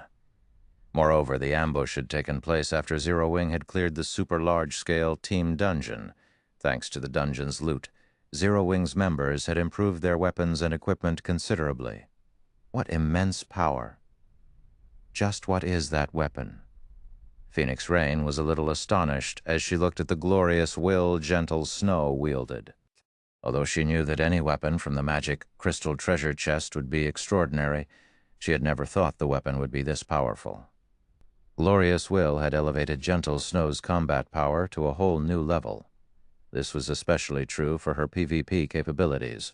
Moreover, Cola's performance on the battlefield was also eye-catching. Equipped with the Dark Corrosion set, Kola's entire body radiated a scorching aura. While in battle, this aura became even more intense. Any player that came close to the Guardian Knight would felt a stinging pain, losing their focus in the fight. Without enough fire resistance, players even took damage from this burning aura. Even against multiple Tier 2 melee experts, Kola easily sent them all stumbling backward with a single charging assault. When struck by a Tier 2 fire-type spell, Kola would only receive around -2,000 damage. As for Tier 1 spells, they did less than -1,000 damage. To Kola, who had over 85,000 HP, this was barely a scratch. By himself, Kola had torn a hole through the Dark Hunter's defensive net. The Dark Corrosion set performed better than she had imagined. After a brief moment of silence on the battlefield, the Dark Hunter's adventurer team snapped out of their daze, but unexpectedly the Dark Hunters didn't turn and flee. Instead, they stared at Gentle Snow with greedy eyes. That woman's combat standard is subpar at best. The fact that she can kill the commander must mean that she has excellent equipment. Her greatsword looks so cool, it's definitely not some ordinary weapon. She just finished a tough fight with the commander. She must have exhausted her skills. If we kill her now, we can claim her equipment for our own. Desire dominated the Dark Hunters as they watched Gentle Snow, who currently stood alone within her enemy's ranks. Have these people lost their minds? They're actually eyeing Gentle Snow at a time like this? Blue Phoenix was confused when she saw the Dark Hunter's greed. She simply could not understand what was going through these players' minds. The Dark Hunters had lost their momentum, yet rather than trying to escape, these players wanted to waste precious time to surround and kill Gentle Snow. Kill her, avenge the commander. Right, kill her for the commander. With a shout, 80 or so Dark Hunters near Gentle Snow charged at the female berserker. They had been in the process of retreating, and to kill Black Shark, Gentle Snow had reached their rear line by herself. She didn't have a single companion nearby. This was their opportunity to take her out and plunder her items. Moreover, they were all experts. They could tell that Gentle Snow had only defeated their commander because of the frightening skill she possessed. In their experience, such a powerful skill wasn't from a skill book. There was an 80% chance that the skill belonged to the weapons or equipment she used. Many of the Dark Hunters had already consumed the basic Dragonoid potion. They were going to die sooner or later. If they could kill Gentle Snow and get a piece of top-tier equipment before they died, their death would be worth it. Most importantly, there was a very high chance that they would succeed. Not good. Guild leader Black Flame, we need to save her. Unyielding Heart shouted as he watched the Dark Hunters surround the Snow Goddess. However, as soon as Unyielding Heart finished his statement, Gentle Snow charged straight toward the 80+ Dark Hunters approaching her. 5 of these Dark Hunters were Tier 2 experts. Even Black Shark would be hard-pressed to survive if surrounded by such a force. Yet Gentle Snow showed no intention of running away. Instead, she simply raised Glorious Will. A moment later, the weapon began to cast a dazzling glow. "She's going to use that move again. Everyone pay attention to dodging." Lonely Lamp, who was part of the crowd charging at Gentle Snow, shouted. As experts, the Dark Hunters reacted very quickly. They had also long since estimated Will of Light's AoE and maintained a suitable distance from each other. Meanwhile, seeing the Dark Hunters spread out, Gentle Snow could not help but smile, confusing her opponents. However, before anyone could figure out what was going on, Gentle Snow brandished Glorious Will. However, unlike before, Gentle Snow did not swing her greatsword downward. Instead, she thrust it into the ground before her. A dazzling beam of light then pierced the dusky sky and descended on Gentle Snow. In the next moment, a magic array appeared beneath the approaching 80+ Dark Hunters. The Dark Hunters, caught within the magic array, felt an intense pressure weigh them down as their movements became sluggish. They all felt the threat of death loom over them. No, this isn't the same move. It's another skill. The Dark Hunters quickly realized that something was amiss, but it was too late to change their fate. Disappear from this place, Myth of Light, before anyone could react. Gentle Snow tightened her grip around Glorious Will and pulled the weapon from the ground in an upward slash. The sword light cut through the earth, shattering it. As the sword light moved forward, it rapidly expanded and devoured everything it touched. By the time the sword light disappeared, the fading light had revealed a 6-meter-deep crater that stretched out in a 50-yard cone before gentle snow. Ownerless weapons and equipment littered the crater. Chapter 1813, Magic Soldier's Descent. Chapter 1813, Magic Soldier's Descent. Translator, Hell's Scythe Editor, Lucky Old Cat. Such power. Shi Feng was a little astonished when he saw the crater Myth of Light had created. The skill's destructive power was even superior to Flame Domain's. Flame Domain only caused massive amounts of damage. It couldn't change the terrain like Myth of Light had. While the ability to affect the surrounding terrain might not seem much, it had a lot of uses in specific situations. This ability was particularly useful during a siege battle. Myth of Light could decimate defensive structures. It was far more powerful than an ordinary war weapon since its ability to alter the terrain would damage targeted defensive structures, defense and defensive magic array, making them more vulnerable to attacks. In the past, such items had been strategic resources for the various large guilds. A weapon like Glorious Will was no longer a weapon to be used against other players, but against towns and cities. Moreover, despite causing so much destruction, the current Glorious Will wasn't complete. When they gathered enough magic crystals and sun essences to upgrade it, the power of Myth of Light would increase further. Shi Feng wasn't the only person surprised by Myth of Light's destructive power. Even Unyielding Heart and Phoenix Rain, who stood nearby, were stunned. The Dark Hunters that had intended to charge at Gentle Snow were frozen with shock. What is that skill? How is it so powerful? Although they had seen quite a few high-tiered spells that could change the terrain, none of those spells had caused as much destruction as Myth of Light had. The 6-meter-deep crater's walls had even turned into molten lava. The skill's power was astonishing. After watching over 80 of their allies burn to ash, the remaining Dark Hunters hesitated, a little afraid. At least they could attempt to dodge Gentle Snow's Will of Light, but against such a super-large AoE, their deaths were guaranteed unless they had an invulnerability skill. They had no hope of dodging the attack. The Dark Hunters quietly re-examined Gentle Snow. Although their greed hadn't faded, fear was now the prevalent emotion in their hearts. Furthermore, the crater Myth of Light had prevented them from charging at Gentle Snow. The crater had also split their path of retreat in two. Now all these players could think of was escape. No one knew whether or not Gentle Snow could use Myth of Light again as she had with Will of Light. These players weren't fools. While they weren't afraid of death, they wouldn't die for nothing. If they died a natural death while under the effects of the basic Dragonoid potion, not only wouldn't they lose any weapons or equipment, but they'd also only lose 50% EXP. However, if they were killed, they'd lose a weapon or equipment piece and a full level. How does Zero Wing have such a powerful player?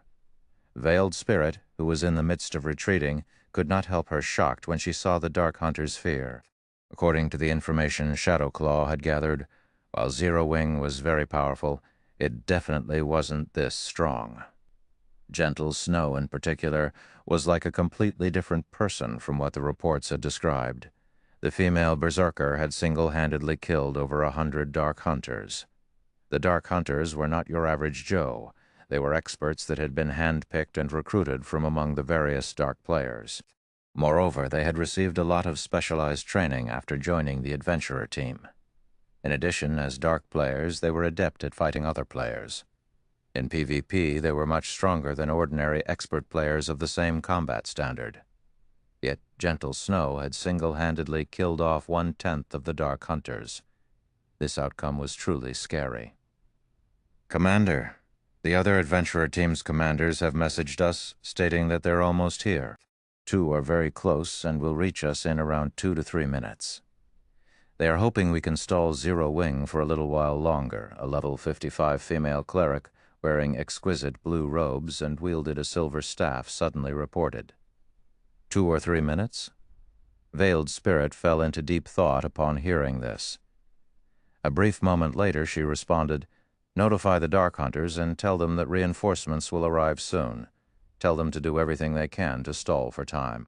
When trying to assassinate a guild's upper echelons, the first attempt was the most important, as these upper echelons wouldn't have prepared for an ambush. If the first attempt failed, subsequent attempts were even less likely to succeed. Now that Black Shark had prohibited Zero Wing, Dragon Phoenix Pavilion, and Unyielding Soul's teleportation abilities and physically prevented these upper echelons from leaving the Dark Precinct, this was the perfect opportunity to kill these three guilds' upper echelons. They likely wouldn't find another such opportunity. As long as the dozen or so adventurer teams that belonged to Dark Soul gathered, the three guilds' experts would die here, even if they were more powerful. But Commander Zero Wing's people are too powerful. They are even slaughtering the Dark Hunter's Dragonoid players. I'm afraid that the Dark Hunters will be annihilated before reinforcements arrive. If that happens, we'll be next, the female cleric said worriedly as she watched the Dark Hunters' member count continue to decrease. Moreover, the Dark Hunters should realize what fate awaits them if they stay and fight. They'll never agree to the proposal. Although they were all members of Dark Soul, the organization's adventurer teams were also rivals.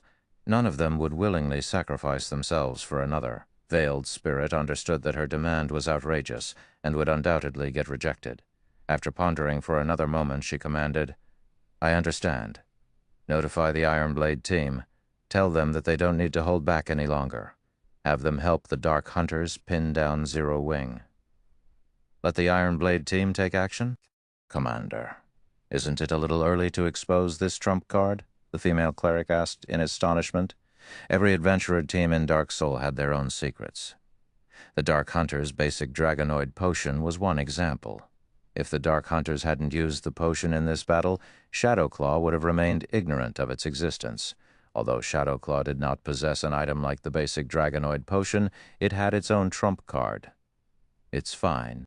Holding Zero Wing's members back is more important right now," Veiled Spirit said as she waved off her subordinate's concern. If they did not stop Zero Wing now, their dream of obtaining Zero Wing's weapons and equipment would shatter. She could recognize that Zero Wing's upper echelons used far better weapons and equipment than what the adventurer team's commanders, like her and Black Shark, used. If Shadowclaw could get its hands on these items, it would have a chance of completing some of the quests that it had been forced to set aside for some time. "Understood," the female cleric replied. She immediately notified the Iron Blade team, whose members currently fought the Dragon Phoenix Pavilion, of the changed orders. At the same time, she had the retreating Dark Hunters stall for time. Fortunately, the Dark Hunters did not oppose Shadowclaw's request.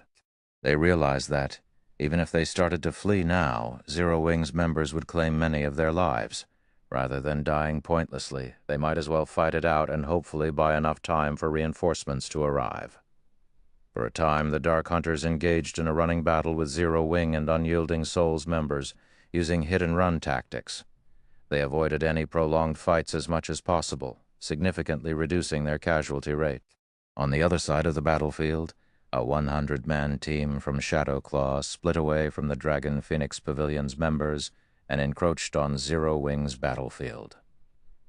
10 of these 100 players were Tier 2, while the rest were Tier 1 players. This team was a relatively powerful expert team. However, this small detachment from Shadowclaw paled in comparison to Zero Wing's members, who were all Tier 2 players. Yet these Shadowclaw members did not hesitate to face Zero Wing's members in a frontal clash. They showed no signs of fighting a running battle like the Dark Hunters. In fact, these Shadowclaw members charged straight at Shadow Sword's vanguard unit. "Interesting they want to pick a fight." Shadow Sword raised his brows in surprise when he noticed the approaching 100-man team. He selected a dozen or so players and moved to meet this new enemy. When less than 50 yards separated both sides, the Shadowclaw members grinned playfully.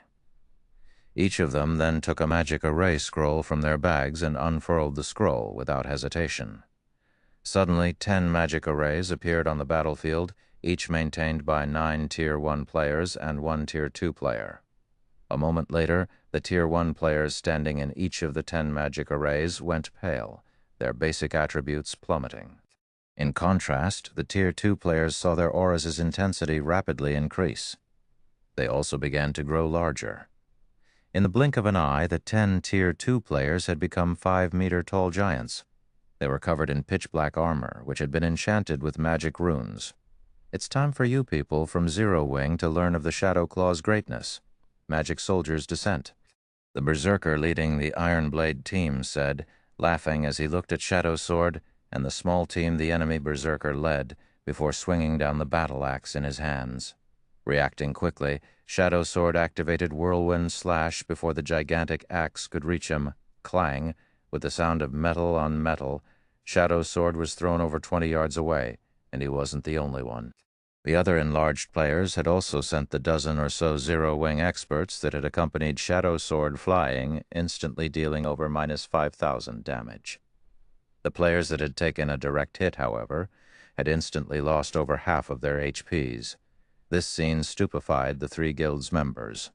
Not only were Zero Wing's experts no match for these giants in a head-on collision despite both sides being Tier 2 players, but they had also lost over 5,000 HP.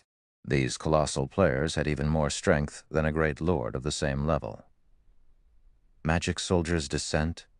When he noticed them, Shi Feng flashed the 10 armored giants a surprised look. Magic Soldier's Descent was a taboo magic array that sacrificed multiple players' attributes to enhance one of their comrades. Even the basic Magic Soldier's Descent could strengthen a player to the Tier 3 standard. However, the target had to be a Tier 2 player. Due to the 10 giants, the remaining Dark Hunters regained some confidence as they began to launch attacks alongside the giants. Unyielding Heart and Phoenix Rain watched the 10 gigantic players with somber expressions. Even an MT as powerful as Kola could only tank one of these giants. The only other player in Zero Wing that could do so was Gentle Snow. After a brief clash, Zero Wing's members began to retreat. Just before the giants shattered the formation of Zero Wing's vanguard, splitting it in two, a figure appeared before one of the massive enemy players. It was none other than Shi Feng. Shi Feng swung Killing Ray at the giant before him. Lightning Slash. Seeing the massive lightning bolt approaching him, the armored giant, who had the physique of a Tier 3 player, reacted very quickly and raised his battle axe to block the attack. Boom! The impact shoved the armored giant back by over 20 yards, the armored giant taking over -7,000 damage. Chapter 1814. Appearance of the Black Dragon. Chapter 1814. Appearance of the Black Dragon. Translator. Hell's Scythe Editor. Lucky Old Cat. When the 5-meter-tall armored giant got pushed back by over 20 yards, the entire battlefield suddenly fell silent. Even the 9 other armored giants fighting some distance away shifted their gaze to their repulsed companion. Guild leader? When Zero Wing's members saw Shi Feng appearing on the front lines, they all became very excited. Although Shi Feng had already displayed superb combat power in the team dungeon, fighting in a battle against other players was another story. While inside a dungeon, the contribution an individual player could make was very limited. If one were to say that players only needed combat standards at the Trial Tower's 5th floor to raid a particular dungeon, then the maximum combat power that players could exhibit in a dungeon was the 6th floor standard.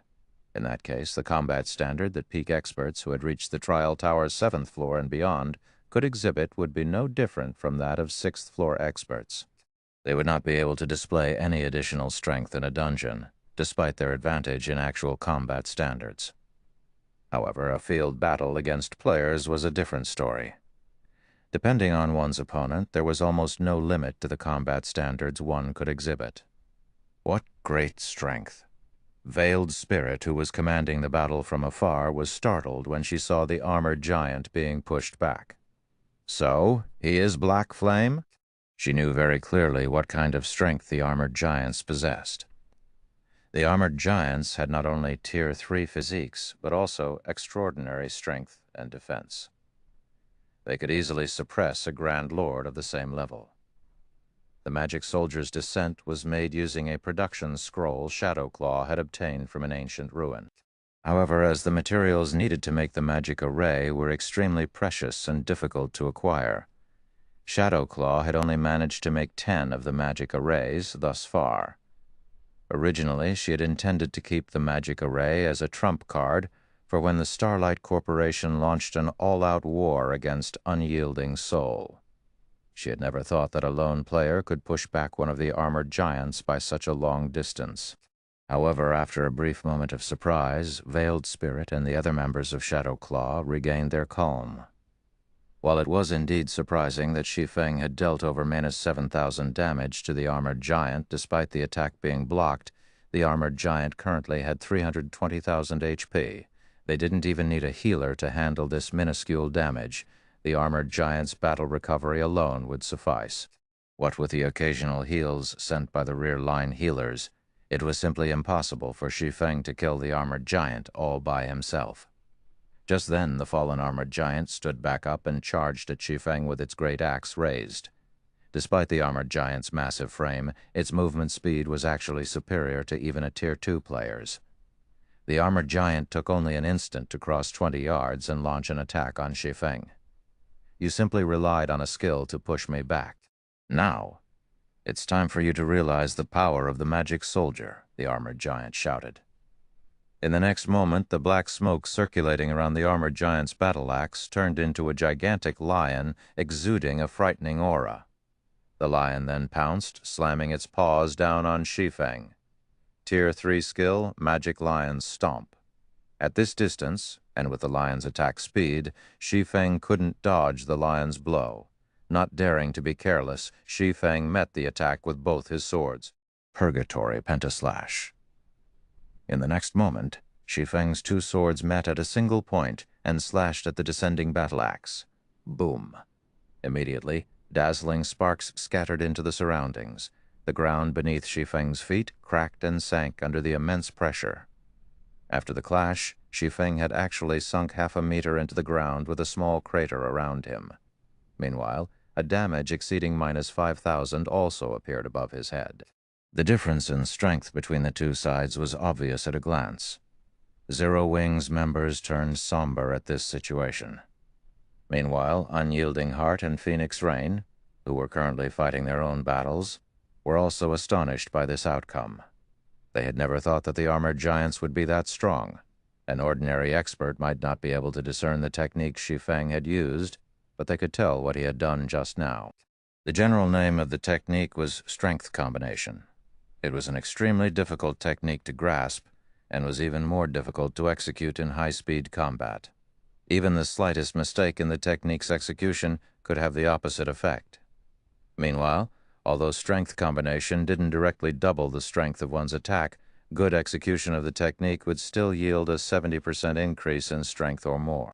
Yet, despite having used this technique, Shi Feng's strength had still lost to the armored giants by such a large margin. The armored giant's strength was definitely superior to a Grand Lord's of the same level. Its strength is at the peak of Tier 3? Shi Feng thought to himself as he eyed the magic soldier before him. Currently, both his hands were numb.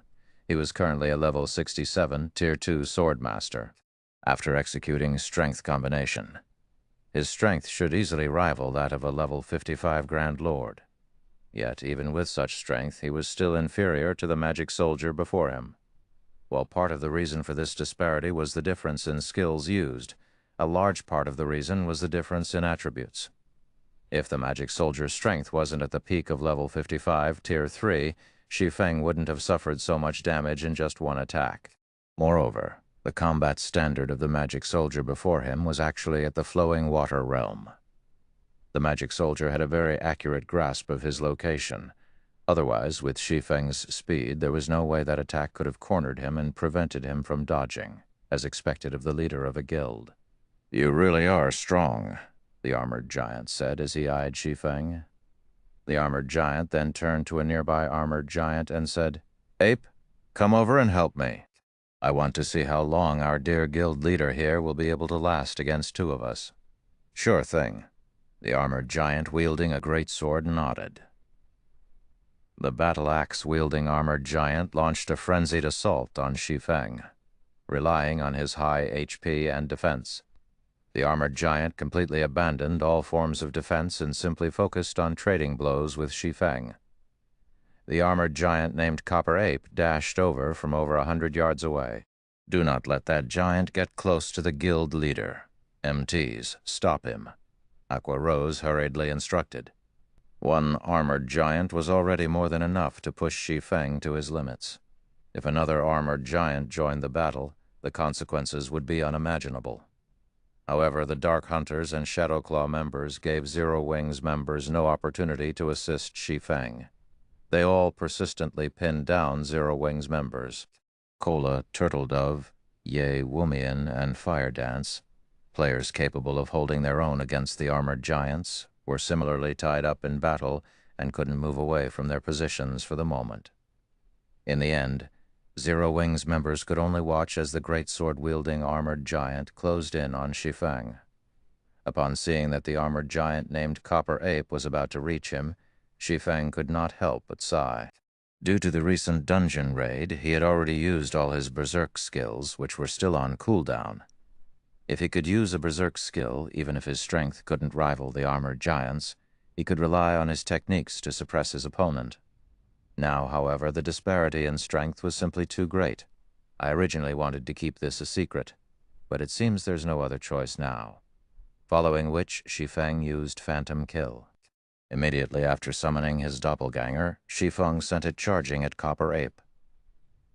"You want to stop me with a measly doppelganger?" Copper Ape sneered. He then swung his greatsword horizontally. His attack carried the strength, attack speed, and reaction speed of a Tier 3 player.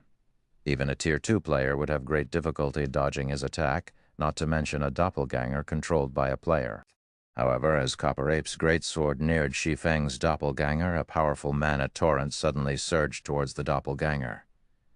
When the greatsword got within 3 yards of the doppelganger, its advance halted abruptly, and no matter how much more strength Copper Ape put into his arms, he couldn't push his weapon even an extra centimeter forward. A moment later, Shi Feng's doppelganger gave a loud war cry. Its entire body then disintegrated and transformed into a bundle of pitch-black flames. The surging mana gathered madly in the pitch-black flames, causing the flames to flare up.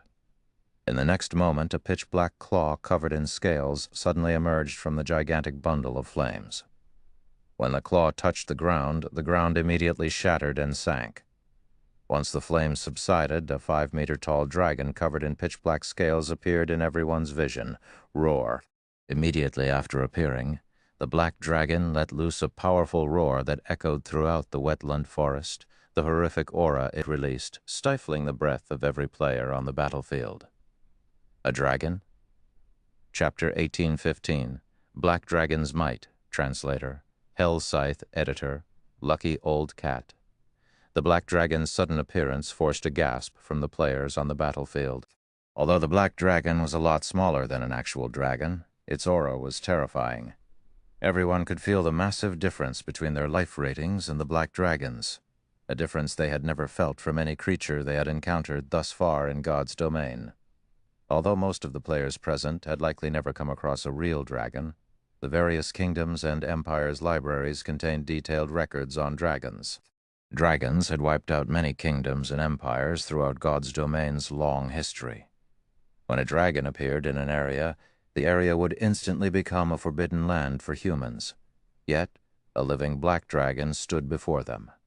Moreover, when players tried to use an identification skill on the black dragon, the result confirmed that it was indeed a dragon. Why wouldn't these players be shocked and afraid? Black dragon, High Lord level 67, HP 24 million, 24 million. Wait, this dragon is only a High Lord. That's right. Although the dragon is high-leveled, it's only in the upper standards of Tier 2. It isn't even a Great Lord. That spooked me. I really thought that someone had summoned a powerful dragon. It turns out it's only a High Lord. Even our party can easily kill it. The Dark Hunters and Shadow Claw members, who had trembled slightly with fear, quickly realized that although the black dragon was a real dragon, it wasn't like the dragons in the records they had read. According to historical records, real dragons were Tier 4 mythic creatures at the very minimum. If such a dragon actually appeared before them, they'd likely run for their lives. None of them would have dared to linger. But since this was only a High Lord, the adventurer team's members discarded their worry. They had slain countless High Lords, including High Lord-ranked archaic species. And here I thought you had summoned some kind of amazing monster, but it's just an immature dragon, Copper Ape said, revealing a confident grin as he swung his greatsword at the black dragon. Scram! The black smoke around the greatsword formed a crescent as it sliced towards the black dragon Tier 3 skill. Explosive slash. The crescent energy beam tore through space itself as it moved. From afar, it looked as if the crescent beam had just cut through a sheet of black paper. The attack's immense aura was even stifling to nearby players. Just before the crescent beam devoured the black dragon, the creature extended a scaled claw to meet the attack. Pitch black flames then emerged and enveloped the massive claw. When the crescent beam crashed into the flaming claw, it seemed as if the beam had slammed into an adamantine wall. Not only had the attack abruptly halted, but the black dragon's claw also remained unharmed and stationary, following which the black dragon lightly pinched the crescent beam. Peng. Suddenly the crescent beam shattered and dissipated as if it had never existed. That is impossible. Shock filled Copper Ape's gaze as he watched his target nullify his explosive slash. He had just executed a Tier 3 skill. With his current strength and physique, he could easily suppress a great lord of the same level, much less a high lord. He had believed that in the worst-case scenario, his attack would shake the black dragon slightly. Yet the high lord-ranked black dragon before him had forced his attack to a stop. Moreover, the black dragon had shattered his Tier 3 skill. How could such a thing be possible? What's up with that black dragon? How did it receive that kind of attack without taking any damage? Veiled Spirit, who watched from afar, stared with wide eyes. So, this is a dragon's power? Unyielding Heart and Phoenix Rain were similarly thunderstruck when they saw the black dragon shatter the energy beam with a pinch. They could be considered quite knowledgeable about dragons, but even they were surprised. Now they fully understood why dragons were destruction incarnate. Sure enough, a dragon's strength is really amazing. As Shi Feng controlled his doppelganger, he could feel an inexhaustible power course through his entire body. He then turned to the magic soldier before him and said, "Your strength should be at the peak of Tier 3. Unfortunately, you're not a high enough level. Otherwise, you would have posed a threat. Since you've finished your attack, it's my turn." A dragon was invincible among creatures of the same tier. Even though the black dragon was only a High Lord, it was still a level 67 High Lord. In addition, the black dragon's life rating was incredibly high. It gained a massive amount of attributes with each leveled up. Meanwhile, the player before him was only level 55. With 12 additional levels, even a player's strength would undergo a qualitative transformation, not to mention a dragon. The level 67 High Lord-ranked Black Dragon was already more powerful than a level 55 Great Lord-ranked Black Dragon, and since dragons were invincible among the same tier, how could a Tier 3 magic soldier possibly be a match for such a creature? Furthermore, the magic soldier was an ancient weapon only meant to deal with high-tiered monsters. Before a true dragon, a magic soldier was garbage. When Shi Feng finished speaking, he controlled the black dragon to open its maw and inhale a mouthful of air. A gigantic magic array then formed before the creature, gathering a massive amount of mana. A moment later, the black dragon released a deafening roar. Dragon breath! Immediately, pitch black flames devoured Copper Ape, extending up to 200 yards away from the black dragon. In the blink of an eye, a huge portion of the battlefield transformed into a fiery hell. Agonized screams echoed across the field as streaks of white light rose from the fiery hell. A single breath attack had burned over 100 players to ash once the flames dissipated. A huge divide tore the ground, forming a far more frightening hole than the one glorious Willsmith of Light had created. Even Shi Feng, who was responsible for the attack, was surprised by the power of the black dragon's dragon breath. While the magic soldier before him was still alive, the armored giant had less than 100,000 HP remaining. The magic soldier's tough, black armor sported visible cracks. The battlefield had become deathly silent after witnessing the black dragon's horrific power. When Copper Ape gazed at the monster before him, fear filled his eyes. However, before Copper Ape could respond, Shi Feng controlled the black dragon to pounce on and attack the gigantic player with a claw swipe. When the black dragon's claw slammed into Copper Ape's helmet, the player fell on his side, shattering the armor piece. Copper Ape instantly lost over 30,000 HP. Flames then erupted on the black dragon's other claw before the monster thrust it into the magic soldier's armored chest. The flaming claw penetrated the armor like a hot knife through butter, and Copper Ape screamed in pain as the black dragon's blazing claw thrust into him. Flames devoured Copper Ape's entire body, his remaining 44,000 HP plummeting. In the blink of an eye, Copper Ape's HP vanished, his body transforming into fire before it vanished. When the flames eventually subsided, only a deep crater remained. Chapter 1816, Level Suppression. Chapter 1816, Level Suppression. Translator, Hell Scythe Editor, Lucky Old Cat. The black dragon had turned the armored giant that was undefeatable just a moment ago into a pile of ashes. This scene caused the Dark Hunters and Shadowclaw members to fall into a daze. Many seconds later, they still couldn't wrap their minds around the fact that a magic soldier got killed. In contrast, Zero Wing's members were ecstatic, amazing. All hail the guild leader. The powerful black dragon rekindled the Zero Wing members' hope of victory. With the black dragon's strength, the remaining 9 armored giants would be no problem. As for the other dark players, these people had been at a disadvantage previously. If not for the armored giant's interference, both the members of Dark Hunters and Shadowclaw would have long since been crushed already. So this is the trump card Black Flame has been hiding all this time? Unyielding Heart could not help his shock at the defeat of one of the armored giants. He had never thought that Zero Wing actually possessed such a powerful foundation. The guild was revealing one trump card after another, each one more amazing than the former. Although the black dragon summoned was only a High Lord, the strength it displayed was far superior to an ordinary High Lord's of the same level. How is this possible? A somber expression appeared on Veiled Spirit's face the moment she saw Copper Ape die. Had the black dragon spent a lot of time to defeat Copper Ape, she could have accepted this defeat. However, the battle had been so decisive that she simply couldn't. Copper Ape's combat power as a magic soldier was at the peak of Tier 3, yet he had been overwhelmed, unable to retaliate. For a moment, Veiled Spirit even doubted the authenticity of the magic soldier she was looking at. "Commander, what should we do now?" The female cleric standing beside Veiled Spirit asked hurriedly when she saw the black dragon charging toward the other magic soldiers. "Everyone listen up. This black dragon is a summoned creature. As long as we kill its summoner, the black dragon will automatically disappear. Everyone gather up and prioritize killing Black Flame." Veiled Spirit commanded hurriedly. In God's domain, most summoned creatures shared a common weakness, which was their summoner. Now that the black dragon was proven to be an unstoppable existence, their only hope of getting rid of the menace was to kill Black Flame, its summoner. So long as they killed Black Flame, they would regain the upper hand in the battlefield.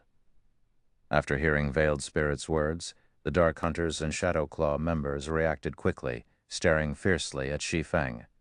Previously, they had been too shocked by the black dragon's prowess and had forgotten about the fatal flaw of summoned creatures. However, now that they had snapped out of their daze, they promptly charged at Shi Feng one after another. Meanwhile, 3 of the remaining 9 magic soldiers moved to surround the black dragon to prevent it from helping Shi Feng. "Kill him. He's alone. As long as he dies, victory will be ours." Suddenly, over 100 players swarmed toward Shi Feng, killing intent radiating from their eyes. "That's right. As long as we kill you, this black dragon will disappear." Iron Blade, the leader of the Iron Blade team as well as the battle-axe-wielding armored giant that was fighting Shi Feng earlier, shouted as he glared at Shi Feng, who stood less than 15 yards away. He raised his battle-axe into the air, then abruptly swung it down onto the ground before him. "Die!" Boom! In the next moment, 12 earthen spears jutted out from the ground around Shi Feng and stabbed at the swordsman, each earthen spear carrying the full strength of the magic soldier. Meanwhile, Iron Blade raised his great axe and leaped into the air. He then slashed downward with his great axe as he descended toward Shi Feng, his actions thoroughly sealing all of Shi Feng's escape routes. However, Shi Feng showed no intention of retreating. Instead, he activated Defensive Blade and swung his two swords to meet the approaching battle axe in battle. Boom! After Shi Feng nullified the earthen spears and expended his Defensive Blade's block count completely, his swords came into contact with Iron Blade's battle axe. The swordsman's feet immediately sank deep into the ground. When everyone saw the outcome of the clash, however, they were thoroughly stupefied. Shi Feng had received less than minus 2,000 damage from the clash. To any player on the battlefield right now, this amount of damage was practically negligible. After all, they all had several tens of thousands of HP. What's going on? Why is his strength so much more than before? Iron Blade stared at Shi Feng in confusion. He could not understand why Shi Feng had lost so little HP during their clash this time. Sure enough, it still isn't possible to match a magic soldier even with the attribute bonus provided by Heavenly Dragon's breath. Shi Feng could not help but reveal a bitter smile when he looked at his vibrating swords. When he summoned the Black Dragon, Dragon's domination had taken effect. For every dragon present within a 1,000-yard radius, Dragon's domination increased all of his basic attributes by 500 points each. By performing strength combination in this buffed state, he had managed to drastically reduce the damage he took from Iron Blade this time. However, when going up against a Tier 3 magic soldier, he could execute strength combination only for defensive purposes.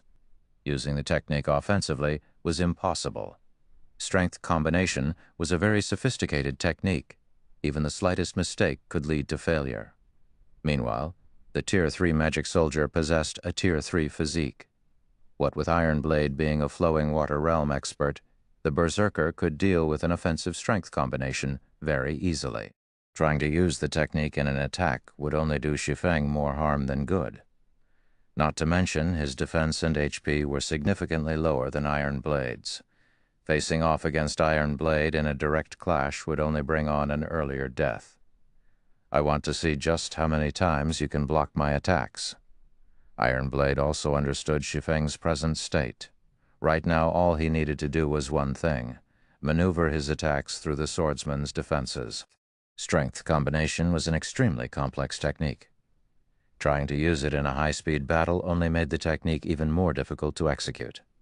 The moment Shi Feng slipped up, he would die. I am indeed unable to block your attacks that many times. However, you can't possibly be thinking that this is a one-on-one duel, right?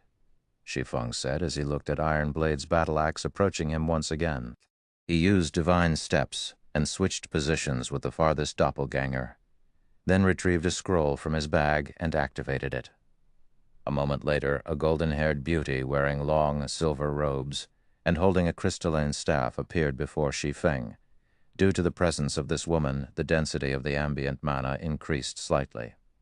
Meanwhile, the woman herself gave off a pressure that instilled fear in those enveloped in it. This new arrival was none other than Anna, Shi Feng's personal guard. As personal guards also took up a slot when entering a team dungeon, Shi Feng couldn't summon Anna to his raid team of 200 players while raiding the Eclipse Throne, which was a 200-man team dungeon. More importantly, if personal guards participated in a team dungeon raid, a successful clear would not count as a first clear. Shi Feng had not bothered bringing Anna and Kite out, even though both of them would have been powerful helpers. However, now that he was out of the dungeon, such restrictions no longer applied. At this point, Anna was already a level 85, Tier 2 NPC.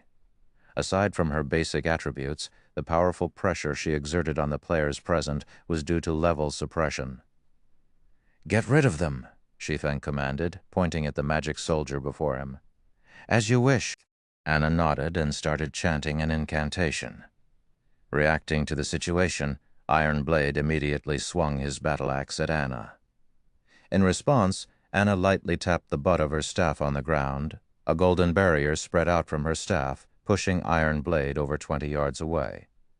By the time Iron Blade shattered this barrier, Anna had already summoned a level 85 Golden Giant and 10 level 85 Rock Guardians. She then proceeded to buff their attributes with just one punch. The level 85 Golden Giants sent the level 55 Magic Soldier stumbling backward by several steps. The disparity in strength resulting from the difference in levels was massive. The enemy players charging toward Shi Feng gasped involuntarily at this scene. Meanwhile, the 10 level 85 Rock Guardians stood guard around Shi Feng, their posture daunting the approaching Dark Hunters and Shadow Claw members who halted their charge.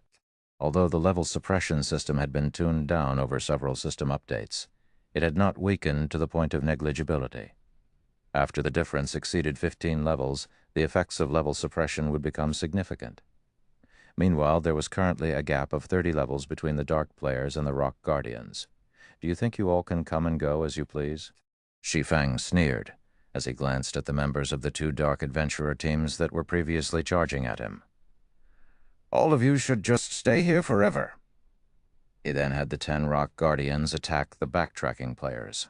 Faced with a bunch of level 50-plus Tier 1 Dragonoid players, the level 85 Rock Guardians were able to send a couple flying with every punch.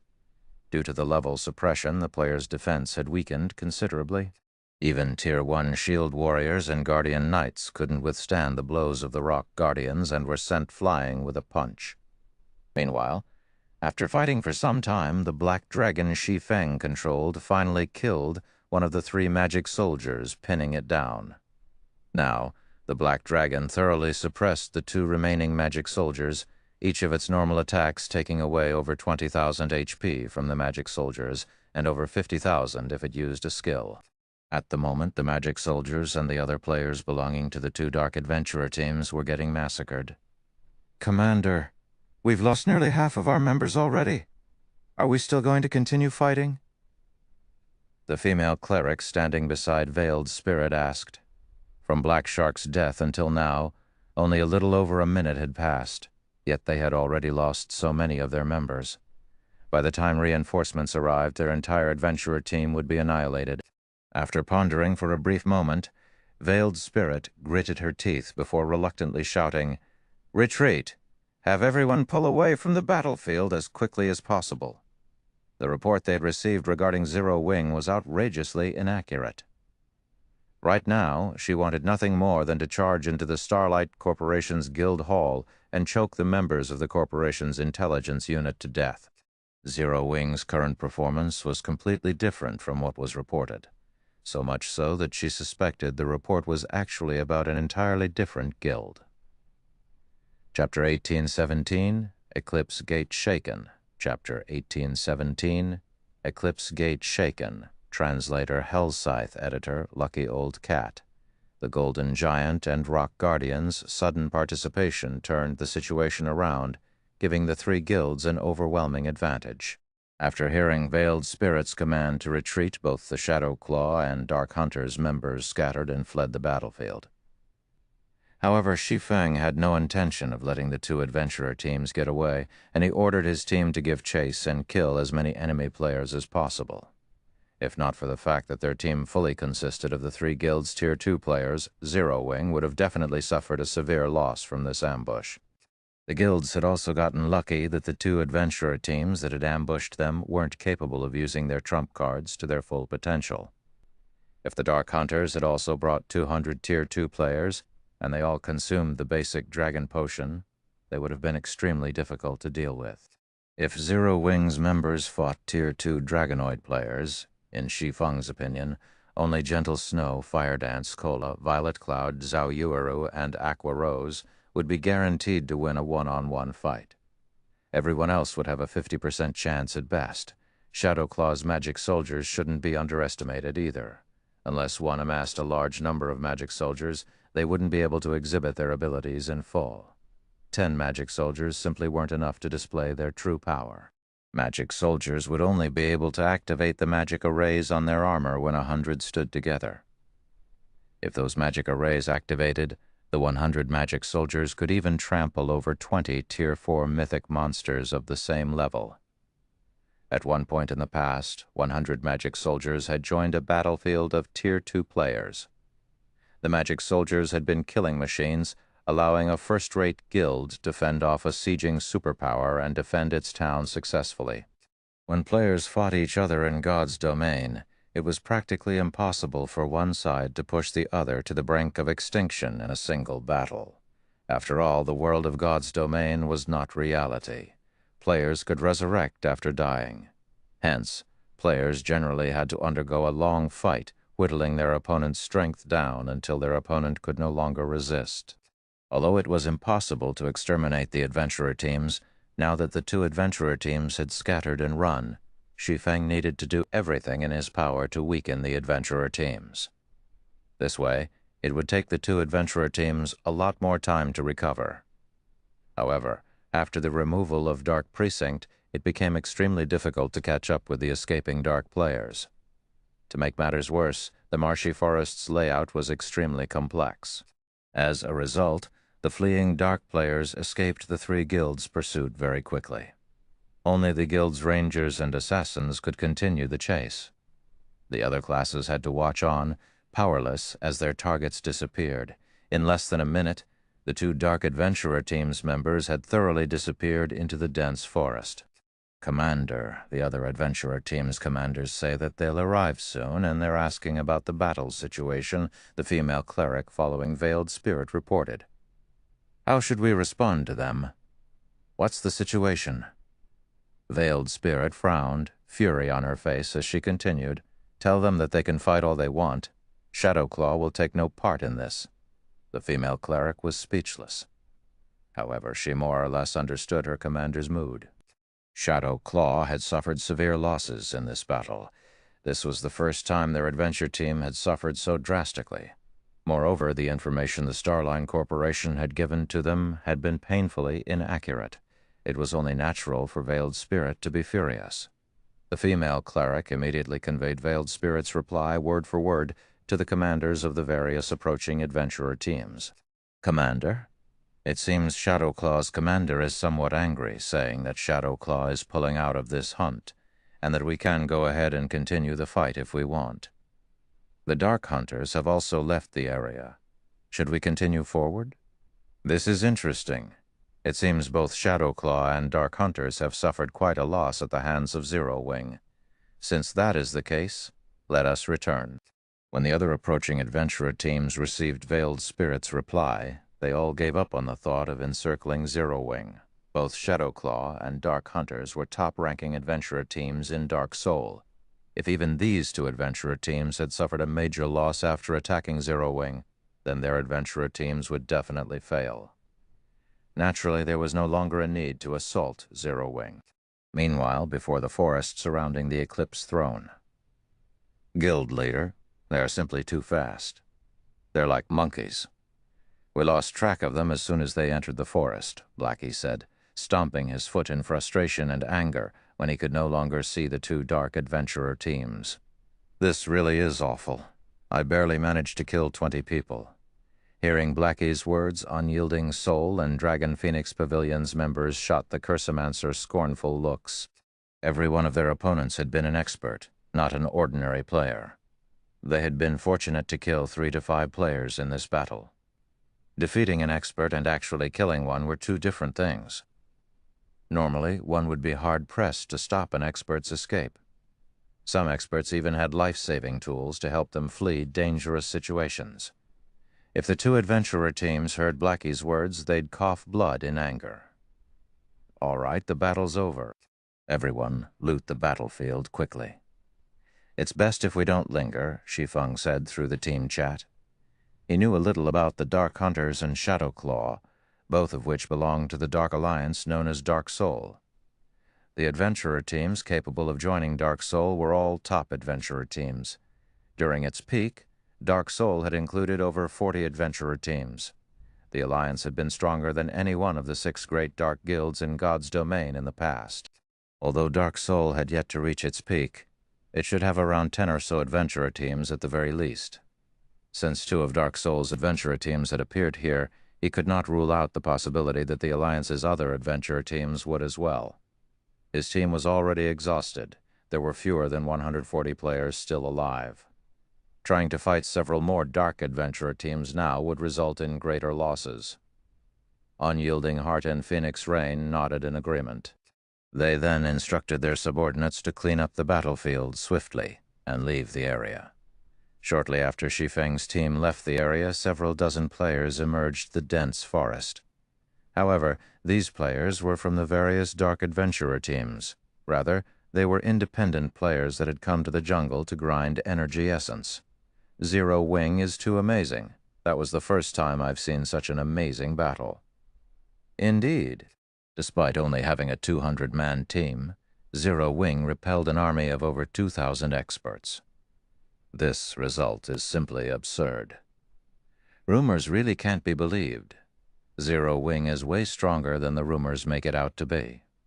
Some of my friends have been urging me to join a first-rate guild, but looking at it now, it seems that Zero Wing would be a better choice. I recorded the entire battle. Once I return, I'm going to boast the heck out of this at the bar. These independent players' eyes glowed with excitement as they looked at the direction Shi Feng and the others disappeared to.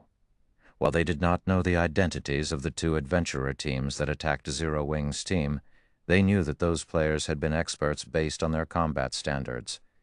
Yet despite these 2,000-plus experts revealing one trump card after another, Zero Wing's victory had been decisive. Naturally, the independent players had no intentions of keeping the battle a secret.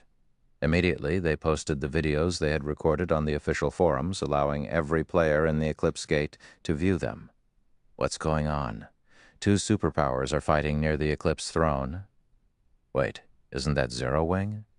Did some superpower try to ambush their team? Zero Wing's gentle snow is so strong, she killed nearly 100 people in one hit. When the public saw the independent players' video, their blood boiled with excitement.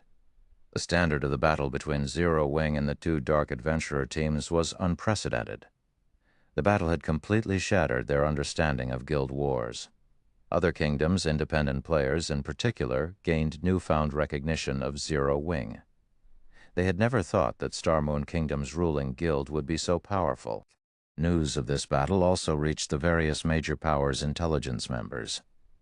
These intelligence members relayed the information to their respective upper echelons immediately.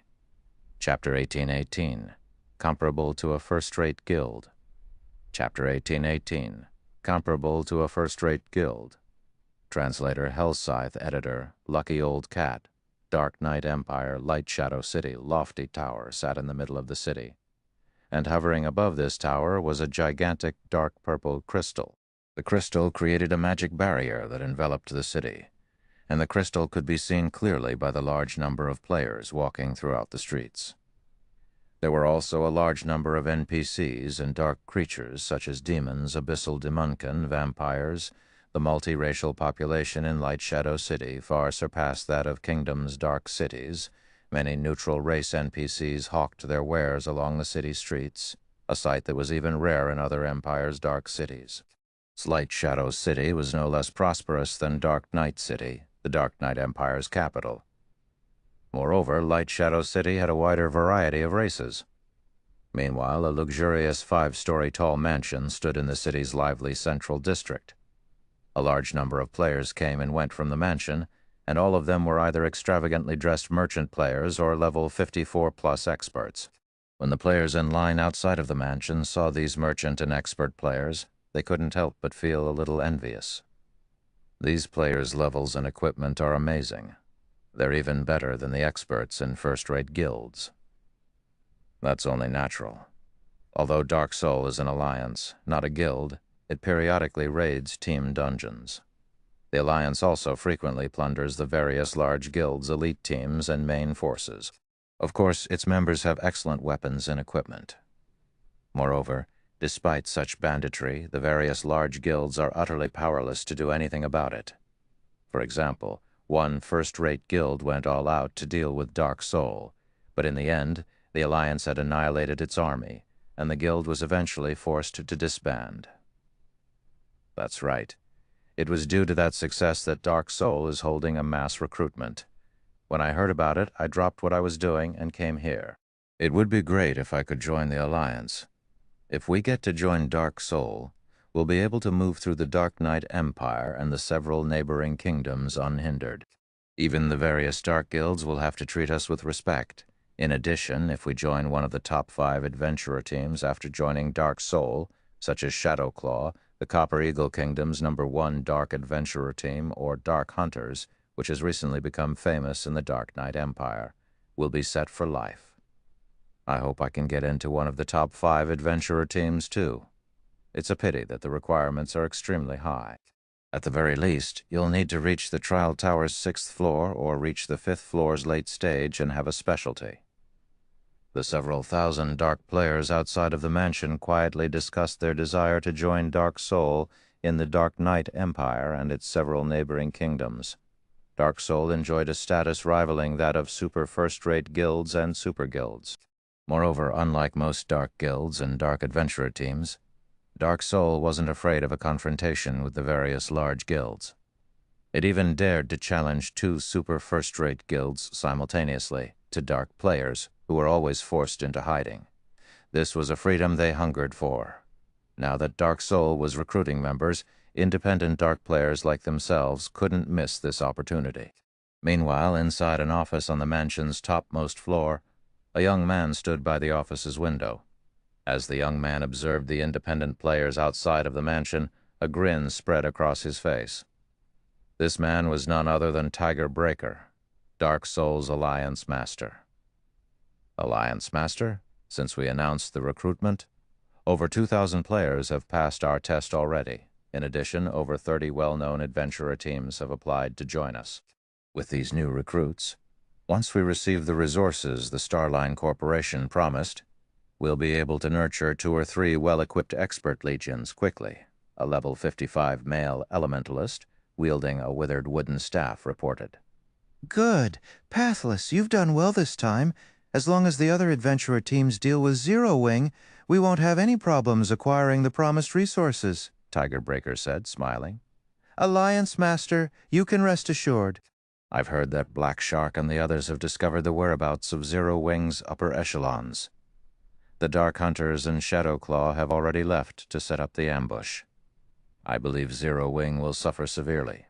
Once we receive the confirmation, the Starline Corporation will definitely be satisfied with our performance and pay us a portion of the agreed resources up front. The level 55 elementalist named Pathless said, smiling. Once the Starline Corporation delivered the promised resources, Dark Soul would become the Dark Knight Empire's Dark Overlord. Once it achieved that goal, Dark Soul could then secure its sovereignty over all of God's domain's dark forces. While Tiger Breaker and Pathless conversed, Pathless received a message. After reading it, however, his complexion paled. Has something happened? Tiger Breaker asked curiously when he noticed Pathless's gloomy expression. I just received a message stating that the adventurer teams that went to Star Moon Kingdom to deal with Zero Wing are preparing to return, Pathless said. Return? They've dealt with Zero Wing already? Tiger Breaker could not help his surprise. No, that's not right. Zero Wing is a large guild, comparable to a first-rate guild. It is impossible to deal with it so quickly. What happened? Zero Wing has dealt a heavy blow to the Dark Hunters and Shadow Claw. Both adventurer teams have lost over half of their people. According to Veiled Spirit, the information Starline provided was horrendously inaccurate. The Zero Wing they encountered was an entirely different guild than what the reports had mentioned. Due to this unexpected development, the various adventurer teams' commanders have decided to return to Light Shadow City and discuss the matter further, Pathless said quietly. How is that possible? That's Dark Hunters and Shadow Claw we're talking about. They simply left to deal with Zero Wing's main force. How could they possibly lose? They even lost over half of their teams. Tiger Breaker stared at Pathless in shock. Also, what does Veiled Spirit mean that Zero Wing is a different guild? Alliance Master, these are the battle videos some of the players had recorded. Why don't you take a look? The situation confused Pathless as well, following which he forwarded the videos he had received from his subordinate to Tiger Breaker. Battle videos? Tiger Breaker began to examine the videos after he received them. The first video showed the 2,000-plus members from the Dark Hunters and Shadow Claw adventurer teams using trump cards that even surprised Tiger Breaker. Another video showed a female berserker killing Black Shark in a matter of seconds. said female berserker had also killed nearly 100 players with one attack. The final video showed Shi Feng summoning a black dragon and killing a magic soldier in just a few seconds. The swordsman had also summoned his personal guard, rampaging and slaughtering the two dark adventurer teams and forcing them into a disadvantageous position. This is Starline's so-called comparable to a first-rate guild. Tigerbreaker's face flushed with anger as he watched the videos. Are Starline's intelligence members sleeping on the job? How is this comparable to a first-rate guild? A first-rate guild's main force can wipe out two of Dark Soul's top-ranking adventurer teams. Pathless contact Lu Xing Luo and tell him that if he wants to get rid of Zero Wing, he'll have to triple the pay we agreed on. Otherwise, this transaction is over. Understood. I'll contact him right away. Pathless was just as furious after watching the videos. He felt that the Starline Corporation had toyed with Dark Soul. Chapter 18-19, Advanced Smithy Dark Knight Empire, Dark Knight City. Chapter 18-19, Advanced Smithy Dark Knight Empire, Dark Knight City. Translator Hellscythe Editor, Lucky Old Cat. The city's central district bustled with activity and traffic. Players also crowded the shops along the streets. Players from other cities and kingdoms constantly visited these shops to purchase items. The Dark Knight Empire's businesses were far more popular than those in the neighboring kingdoms. In those kingdoms' capitals, level 50, secret silver equipment was rare on the market. But in Dark Knight City, such equipment was common. Some shops even sold level 50 fine gold equipment only. The prices for those items were absurdly high, way above market value. Due to Dark Knight City's prosperity, many players from neighboring kingdoms brought their treasures here to sell. This made the city a hub for precious treasure. The various large guilds operating in the neighboring kingdoms had even stationed some players in Dark Knight City long-term to search for purchase opportunities. Kingdoms' capitals simply couldn't compare to the Dark Knight City's liveliness. Meanwhile, a towering guild hall loomed in the center of the city's central district. The guild residents occupied an area large enough to house a stadium that could accommodate tens of thousands of people. Not only would one need a high enough status to purchase such a large plot of land, but they'd also need a frightening number of coins. The land's base price was 50,000 gold, and it was one of the few spacious lands available in Dark Knight City's central district. This guild residence is so luxurious. The owner has even built a 5-story restaurant in it. This is ridiculous. I've heard it costs quite a lot to build a restaurant in a guild residence. Such a massive restaurant should cost at least 10,000 gold to build. 10,000 gold? Aren't you looking down on Starlink a little too much? The Starline Corporation established the guild, including the building's various accessories. Starlink has spent a total of 20,000 gold to build this restaurant. The guild also built training rooms with magic array enhancements. I've heard that the mana density inside these training rooms is much higher than that of the outside world. You'll be far more efficient when training in those rooms. It's a pity that only Starlink's members can enjoy this benefit. Then, why don't we just join Starlink? A newcomer like you, join Starlink. Starlink is one of the top 3 guilds of the Dark Knight Empire. It's no weaker than super first-rate guilds like Crimson Emperor or Unyielding Soul. Although Starlink is mass recruiting right now, it is still out of reach for a newbie like you. While the players near Starlink's residence discussed the guild, a team of 100 players atop leopards turned onto the street. The 100-man team wore exquisite uniforms and radiated majestic auras. Many experts watched the team of players enter Starlink's residence in awe, dreaming of joining that team in the future. The 100-man team was Starlink's main force, and not long ago the main force had defeated a level 50, 100-man team dungeon's 4th boss. Now, the team only needed to defeat the final boss to complete the 100-man team dungeon. This raid progression could already rival that of the Dark Knight Empire's 2 super first-rate guilds. Meanwhile, 3 people stood in the guild leader's office in Starlink's guild hall. These 3 watched the guild's main force, which had just returned from a dungeon raid, from a window. Guild leader, we have now caught up with Unyielding Soul's raid progress. Now, It is only a matter of time before we surpass Unyielding Soul and Crimson Emperor, a level 55, Tier 2 male shield warrior carrying a silver cross shield across his back said, laughing as he turned to Lu Xinglue, who wore a set of black robes. Due to Starlink acquiring a share of the secret pavilion's magic crystal vein, the guild acquired a large number of magic crystals every day. This allowed the guild to sustain the magic arrays powering the guild's training rooms. With this, the guild's experts could continuously train and improve rapidly. Once the guild had accumulated enough Tier 2 players, it was only a matter of time before they obtained the first clear of the level 50 100-man team dungeon they were raiding. Now that their guild didn't have to worry about magic crystals, they were able to nurture guild experts much faster. In 1 or 2 months, Starlink might even surpass Crimson Emperor and Unyielding Soul's expert count, becoming the Dark Knight Empire's #1 guild. Not bad.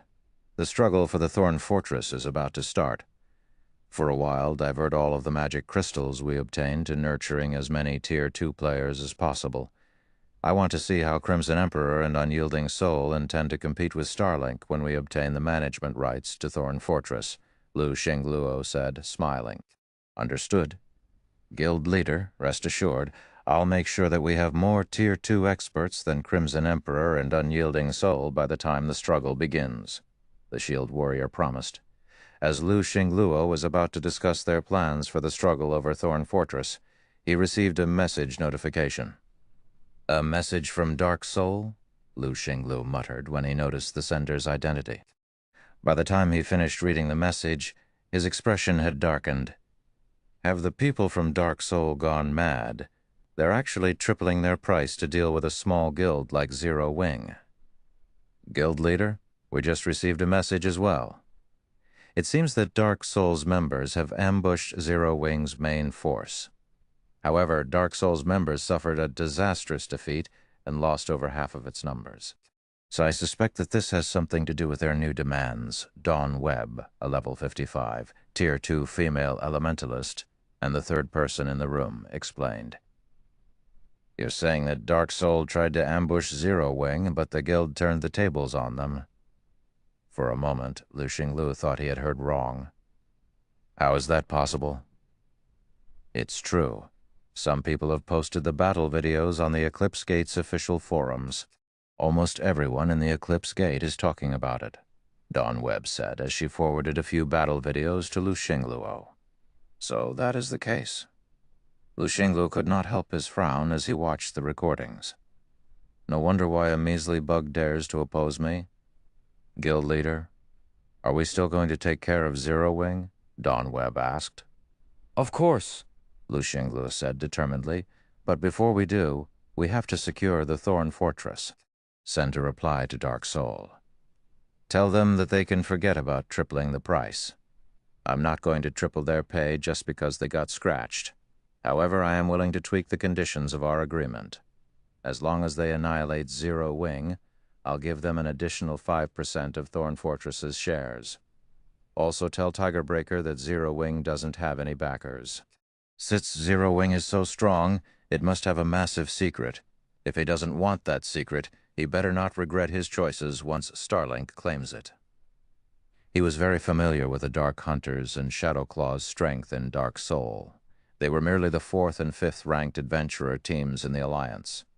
Dark Soul was only defeated due to misinformation, yet Tigerbreaker wanted to use this opportunity to hike up the price. Understood. Dawn Webb nodded before contacting Dark Soul's representative. While Lu Xinglue discussed Zero Wing, the various superpowers had discovered the battle in the Eclipse Gate.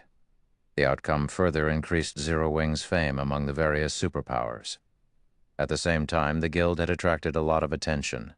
For a guild of Zero Wing's caliber, it was simply absurd to have so many Tier 2 players. The guild was definitely hiding something major. For a time, the various superpowers reevaluated their opinions of Zero Wing. Rather than an ant, Zero Wing had become a fat piece of meat. Relay my commands, order our subordinates to investigate the secret to Zero Wing's success. After watching the battle between Zero Wing and Dark Soul, many superpowers' upper echelons issued the same command.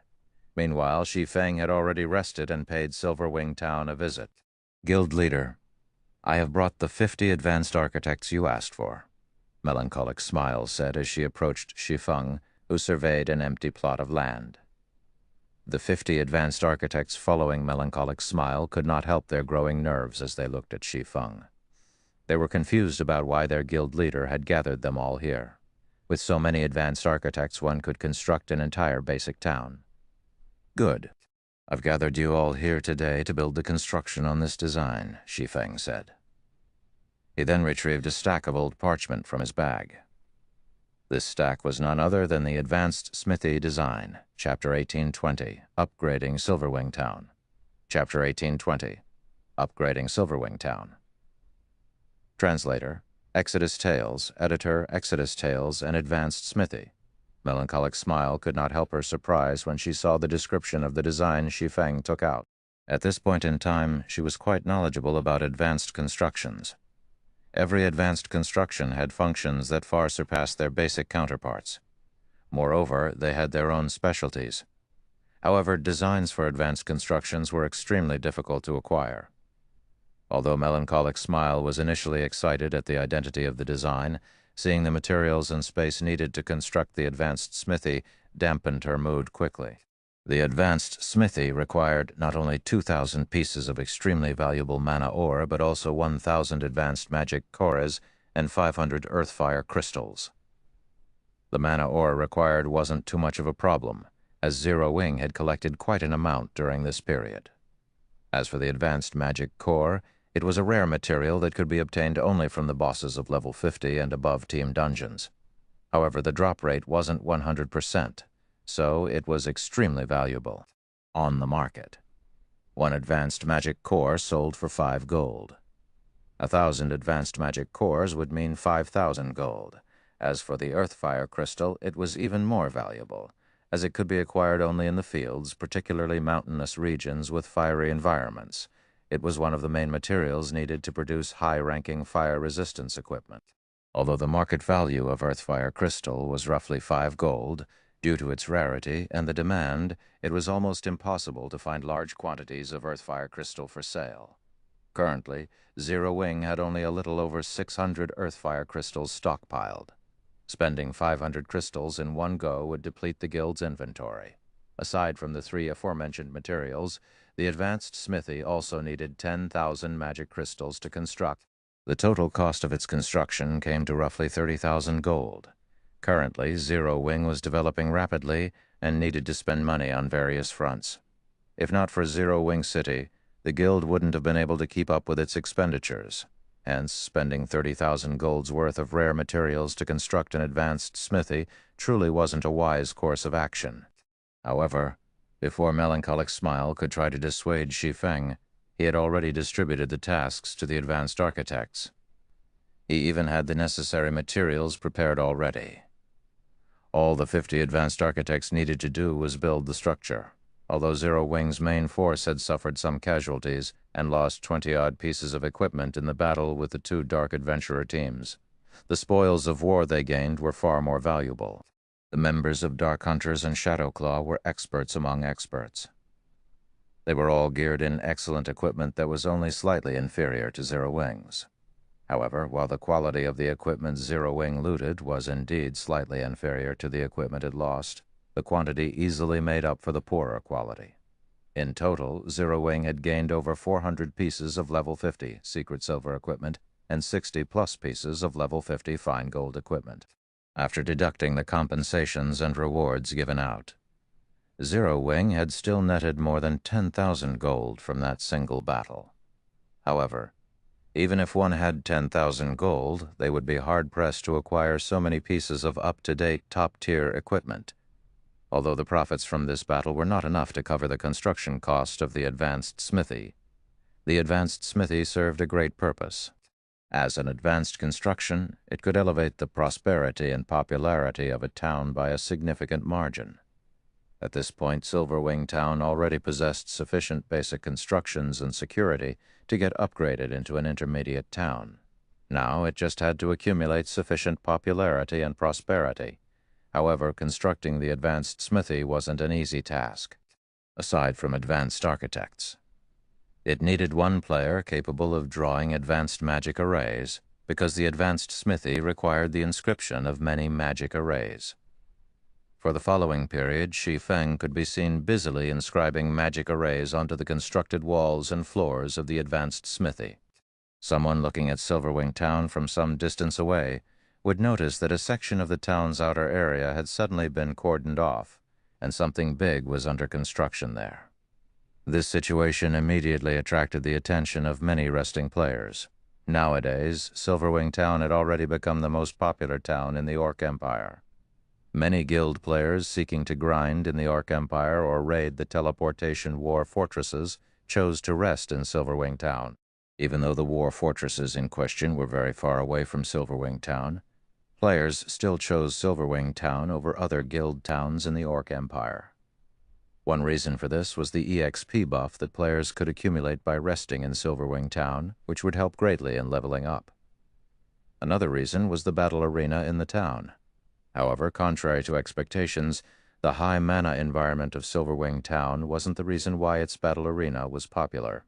Instead, the main reason for its popularity was the fact that the town was now a hub for players originating from various kingdoms and empires. Due to this situation, experts from different countries could spar with each other. Being able to spar with a large number of different experts of the same combat standard was a tremendous benefit for experts seeking to improve themselves. Now that Silverwing Town had already become the #1 town in the Orc Empire, if not for the limited space, its player population could easily exceed 1,500,000. Damn, Silverwing Town is already crowded enough, yet Zero Wing is actually wasting such a large empty space on another building. That's right. With the number of buildings in the town continuously increasing, the number of players the town can accommodate will keep declining. I'm not even sure if I can squeeze my way into the town tomorrow. The players resting in a nearby bar could not help but frown when they saw the stadium-sized structure under construction. There were simply too many players trying to enter Silverwing Town right now. To make sure Silverwing Town operated normally, Zero Wing had made it so that players who weren't Zero Wing members could stay in Silverwing Town for only 10 hours a day. If players refused to leave the town once their allocated time was up, the NPC soldiers would either forcibly remove them from the town or outright kill them. Yet despite this restriction, Silverwing Town was still packed all day round. At this point, Zero Wing had limited the number of players allowed inside the town at one time to just 800,000. If latecomers wished to enter the town, they would have to wait for someone to exit it. As more buildings rose in the empty spaces in town, the number of players allowed in would be reduced. Time passed quickly. When Shi Feng finished inscribing the last magic array, 8 hours had already elapsed. The 50 advanced architects had taken only 4 hours to construct the physical structure of the advanced smithy. It's finally done. Shi Feng sighed ruefully as he looked at the completed advanced smithy. Although the smithy had only 3 floors in total, it was over 20 meters in height. The advanced smithy before him was definitely a cut above basic smithies, which were only 4 meters in height. This was something that could be seen from the building's external appearance alone. However, the inside of the building was even more amazing. As Shi Feng had personally inscribed every magic array, he had a general idea of the magic array's abilities. The advanced smithy could not only repair and produce custom-made weapons and equipment, but also break down weapons and equipment and return to players some materials used to make those items. Players could then use the reclaimed materials for new weapons and equipment. Although the recovery rate wasn't very high, it was still better than selling obsolete items to NPCs. If he revealed this ability, countless players would definitely swarm to the advanced smithy to break down their obsolete weapons and equipment. Meanwhile, Zero Wing could charge a small fee for the service. Good. Let's get it running now. Shi Feng then called up the advanced smithy's system interface and chose to open the building to the public. In the next moment, the magic curtain surrounding the construction site disappeared, exposing the massive building to the public. At the same time, the sound of a system notification entered Shi Feng's ears. System. Silverwing Town's popularity and security have fulfilled the requirements of an intermediate town. Do you wish to upgrade Silverwing Town? Wonderful.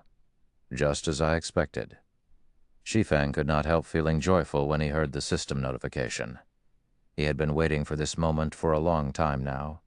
He immediately chose to upgrade Silverwing Town. Thank you for listening to the story on KevinAudio.com. Chapter 1821, Crimson Flame Fortress. Translator, Exodus Tales. Editor, Exodus Tales. A series of system notifications assaulted Shi Feng's hearing after he chose to upgrade Silverwing Town. Orc Empire Region System Announcement. Congratulations to Silverwing Town for becoming the first intermediate town in a neutral map, rewarding 10,000 town popularity points and 1 caravan guard order. Silverwing Town Region System Announcement. Silverwing Town will undergo a promotion. All players will be teleported out of the town in 1 minute. Silverwing Town Region System Announcement. Silverwing Town's promotion will take 30 minutes. Please wait patiently until it is complete. The system announcements repeated 3 times, echoing in players' ears in their respective regions. What? A promotion? They're already upgrading Silverwing Town? How did Zero Wing do it? Amazing. Once the town is upgraded, we'll have a much easier time getting in. For a time, Silverwing Town's players were in an uproar over the sudden promotion. As for the various large guilds' upper echelons, they wore solemn expressions when they received a report on this matter. The fat piece of meat that was Silverwing Town had already been tempting to the various major powers, and they had been trying to find a way to claim it for themselves, but the improvement speed of the town's defenses was simply absurd. The NPC soldiers the town had recruited were also becoming increasingly powerful, including the 5 magic towers. None of these superpowers felt powerful enough to capture Silverwing Town, hence they decided to continue accumulating their strength for now. However, Silverwing Town's promotion to an intermediate town was a huge problem. Not only would Silverwing Town be able to construct more defensive structures, but the number of NPC soldiers it could hire had also increased from 1,000 to 2,000. That would effectively double the town's defensive capabilities. In terms of basic attributes, NPC soldiers were far superior to players. In addition, Silverwing Town soldiers were more than 10 levels higher than current players. If players wished to deal with these NPCs, they would have to employ Zerg tactics. Now that the town had twice as many NPC soldiers to protect it, they would need at least twice the manpower to defeat these NPCs, making Silverwing Town even more difficult to capture. Shortly after the system announcements, the players in Silverwing Town were all teleported a considerable distance away. However, instead of leaving the area, the teleported players stood outside of the town. In fact, players who grinded in the Orc Empire hurried to join the crowd. Meanwhile, news of Silverwing Town's promotion quickly spread to the various superpowers. Zero Wing is impressively efficient. It's a pity that there is no longer a point in upgrading Silverwing Town, Yuan Tianxin said, sighing slightly when he read the report he had just received. Uncle Yuan, now that Silverwing Town has been upgraded to an intermediate town, it will be able to accommodate more players and increase Zero Wing's income by multiple times. Why would that be pointless? Purple Jade asked curiously. I guess it's expected that you don't know. Yesterday, I received news stating that Nine Dragons Emperor has secretly joined hands with Blackwater and Beast Emperor, and they are preparing to raid the Orc Empire's Crimson Flame Fortress, Yuan Texan said. The Crimson Flame Fortress is located in the Orc Empire's inner region and on one of the safer paths to the Orc capital city. In addition, the fortress offers teleportation services. Once the Crimson Flame Fortress has been captured, it'll generate massive profits for the 3 involved parties. It'll also allow them to raid the Orc capital city far more quickly. What? That's the Crimson Flame Fortress. Based on our investigations, its raid difficulty ranks among the top 5 teleportation war fortresses in the Empire. It is too difficult for current players to raid, and on top of that, dark players will definitely try to interfere. Do they really dare to raid the Crimson Flame Fortress? The news astonished Purple Jade. There were countless orcs inside the Crimson Flame Fortress, and the lowest leveled among them was level 60, with the highest leveled orcs being level 75. Furthermore, the fortress was protected by many war weapons and mythic orcs. That is exactly why Nine Dragons Emperor and Blackwater are working with Beast Emperor. Based on what we know so far, Beast Emperor will guard the battlefield with his evil beast army. Meanwhile, Blackwater and Nine Dragon Emperor's armies will be responsible for sieging the fortress. With the evil beast army in their way, the dark guilds and dark players won't try to interfere, Yuan Tixin explained. Once they capture Crimson Flame Fortress, Silverwing Town's status in the Orc Empire will become quite awkward. Thus far, the secret pavilion had only conducted a preliminary investigation on the regional dungeon, or capital city. Even so, the resources they had discovered had far exceeded their expectations. Not only did the regional dungeon offer a large number of magic crystals, but players would also level 50% faster if they grinded in the area. Most importantly, the Orc capital city, an intermediate city, could be captured. If one captured this intermediate city, they would earn just as much profit as the secret pavilion's magic crystal vein earned. Moreover, they wouldn't need to station a large force of players to protect the city long-term. If Blackwater and Nine Dragons Emperor acquired the Orc capital city, with the wealth of resources they earned through the city, they could easily destroy Silverwing Town. The two entities might even be able to threaten Zero Wing's safety in Starmoon Kingdom. This was because Beast Emperor bore an irreconcilable vengeance against Zero Wing. Setting aside the fact that Beast Emperor had a significant portion of his foundation within Starmoon Kingdom and would need to take over the kingdom to further his development. The secret pavilion had recently learned that of the 5 precious evil god apostle slots Beast Emperor had, Shi Feng had destroyed 2. This loss had severely impacted Beast Emperor's development. If Beast Emperor got his hands on the Orc capital city's resources, he'd have a good chance of taking over Starmoon Kingdom and yanking Zero Wing out of the game by its roots. Uncle Yuan, why don't we notify Zero Wing? Purple Jade asked. Forget it. Even if Zero Wing found out, there is nothing it can do. Although Zero Wing's main force had displayed outstanding combat power in the Eclipse Gate, this revelation will not change Zero Wing's situation. While Zero Wing is fully capable of defending its territory, it simply doesn't have enough forces to launch an offensive assault on Beast Emperor. This is also the greatest problem that upstart powers with little to no background normally face, Yuan Tixin said, shaking his head. Had Zero Wing agreed to partner with us, they might have been able to stop Beast Emperor's group. However, with Zero Wing's current forces, even if they gain the full support of Phoenix Rain, Beast Emperor is impossible to stop. In God's domain, many upstart powers rose to prominence every day, but these powers had a fatal flaw. They were ignorant of greater powers. They all deemed themselves capable of rivaling true superpowers. Although Zero Wing was superior to most of the up-and-coming powers in God's domain, it wouldn't be easy for the Guild to become a true superpower. There would be plenty of other powers trying to use Zero Wing as a stepping stone and rise to prominence themselves. Meanwhile, in the Orc Empire's Silverwing Town, after a half-an-hour wait, the recently promoted Silverwing Town appeared before the crowd. Silverwing Town now occupied twice as much space as the old version. It was also much closer to the primordial divine ruin, which was now within range of the town's magic towers. Since the town was in a neutral map, Silverwing Town's walls had grown taller as well. Now they were 7 meters tall. Divine runes had been carved into the walls, preventing players from vaulting over and enhancing the wall's defense. Guild leader, look, even the town's buildings have changed. They look nothing like they did before. Melancholic Smile could not help but gape in shock as she looked at the tall buildings in the distance. Every building in the town had grown considerably taller. It was evident that the buildings had been upgraded as well. Rather than a town, Silverwing Town looked like a basic city. Have everyone prepared to reopen Silverwing Town to the public? Shi Feng said, nodding. He had spared no expense in outfitting Silverwing Town with the most extravagant buildings he could afford precisely for this moment. This was also Neutral Town's secret. Chapter 1822, Town Opening Silverwing Town. Chapter 1822, Town Opening Silverwing Town. Under Shi Feng's command, it took less than 20 minutes to complete the preparation work for Silverwing Town's reopening. Moreover, thanks to the reserve NPC guards Magic King Craig Midlands had prepared beforehand, and the large number of NPCs that had come looking for work after the town's promotion completed. They had quickly filled the additional 1,000 NPC soldier slots Silverwing Town had gained.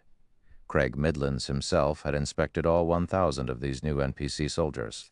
Due to Silverwing Town's steady development, not only had more NPCs arrived to apply for a soldier position, but higher quality NPCs had applied. Normally, when a basic town was upgraded to an intermediate town, it would struggle to fill the additional 1,000 soldier slots within a short time. The town would be fortunate to recruit around 300 Tier 1 NPCs and a dozen Tier 2 NPCs during the first week after the town's promotion. Most NPCs that applied were only elite rank. The town would slowly have to accumulate, nurture, or replace its NPC soldiers to increase the number of Tier 2 NPC soldiers it had. Yet, due to Craig Midlands' fame, over 3,000 NPCs had applied to work for Silverwing Town as soon as the promotion was complete. Including the 300 Tier 1 NPCs Craig Midlands had kept on reserve, it took no time for Silverwing Town to recruit 1,000 NPCs. Among the NPCs recruited, over 100 were Tier 2 NPCs, with the rest being Tier 1 NPCs. Normally, an intermediate town would need around 2 weeks to accumulate 100 Tier 2 NPCs. More Tier 2 NPCs would only show up and apply to work for the town after it increased its popularity. After all, Tier 2 NPCs were not abundant in God's domain. Even Zero Wing City only had a little over 2,000 Tier 2 NPC soldiers thus far, while the rest were Tier 1 NPCs. However, although Silverwing Town had plenty of high-quality NPC soldiers, Zero Wing had spent over 20,000 gold to outfit these NPCs with proper weapons and equipment. In God's domain, NPC soldiers did not come with their own items. Like players, they had to be armed. This was an important factor in strengthening a town's defenses. Of course, some NPCs would bring their own weapons and equipment when applying to become soldiers, but their items were usually low quality. They were much weaker than the standardized weapons and equipment the system provided. Naturally, the combat power these NPCs would be able to display would depend on the quality of their weapons and equipment. For example, an NPC with bronze equipment and an NPC in mysterious iron equipment would have around a 20% difference in combat power. While 20% might not seem like much to players, but it was a lot for NPCs who possessed much higher basic attributes. When Stone Forest Town and Zero Wing City had been constructed, Zero Wing had lacked funds. Shi Feng had only been able to outfit his NPC soldiers with the cheapest bronze weapons and equipment available. He had only started to upgrade the NPC's gear after the guild had money to spare. A large fraction of the investments needed to develop a town had to be spent on the NPC soldiers' weapons and equipment. In addition, these weapons and equipment needed regular repairs, which would also cost a considerable amount of money.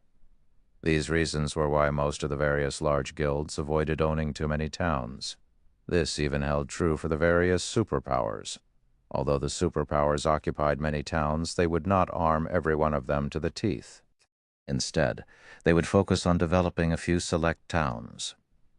However, arming the NPC soldiers with better items was why many first-rate guilds' headquarters were able to withstand sieges from super first-rate and super guilds. The longer a town developed, the stronger the NPC soldiers guarding it would become. When fully equipped with top-tier equipment, NPC soldiers could even contend with players of a higher tier. Fortunately, with the exception of some extremely powerful top-tier equipment, the majority of the weapons and equipment NPC soldiers used could be purchased from the system with coins. There was no need for players to invest time and effort into farming weapons and equipment. Hence, Shi Feng had spent over 20,000 gold to arm the newly recruited NPCs. A full set of level 50 to 100 bronze equipment would cost 2 gold coins.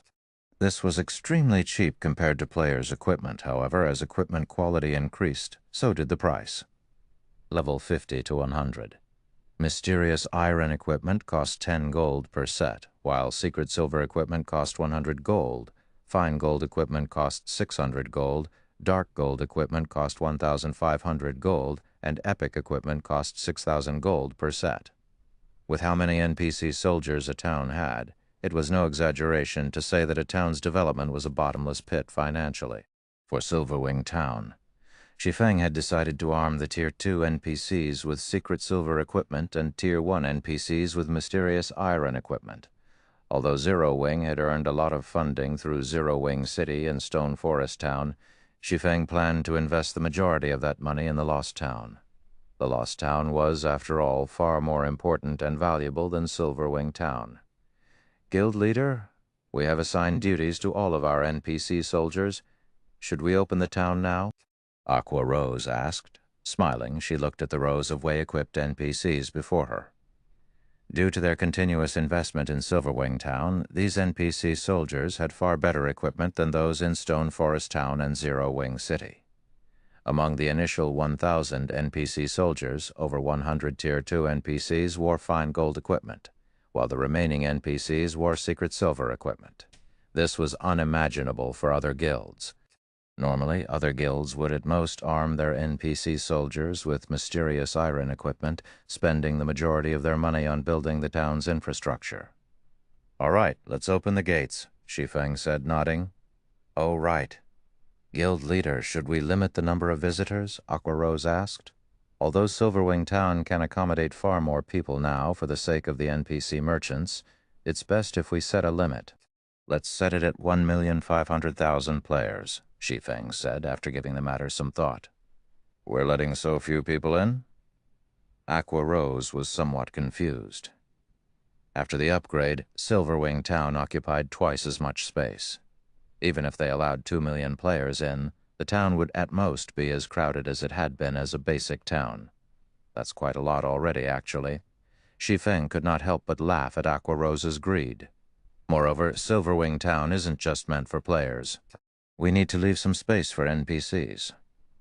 Leave space for NPCs. Aqua Rose's confusion grew after listening to Shi Feng's explanation. In any case, open the town to the public.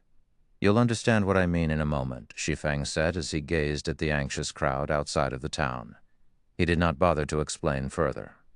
In God's domain, while players were important to a guild town's development, NPCs were equally important, but in a neutral map, NPCs were even more so. This was because NPCs could increase a town's popularity. Most importantly, they could create opportunities that would allow some players to get rich overnight or instantly become peak experts. However, players had only discovered this later in the game.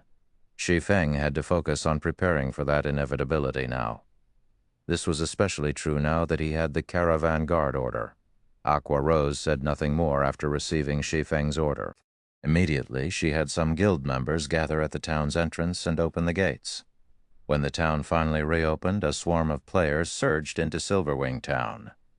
When these players saw the various buildings inside the town's walls, they were stupefied. Is this really Silverwing Town? Crap. This is too extravagant. This place can rival a small NPC city. Everyone exclaimed in shock when they saw the town's tall buildings. Quick, come over here and take a look. There's a 5-story tall smithy. Amazing. What kind of smithy is this? It's actually run by NPC master forgers. We can place custom orders and break down our old weapons and equipment here. Even if I never raid team dungeons, I can now get my hands on top-tier equipment. Stop dreaming. Didn't you see the price for custom-made items? You also have to provide the required materials. It's still better than having no access to top-tier weapons and equipment. Look, you can even order level 50 dark gold weapons and equipment.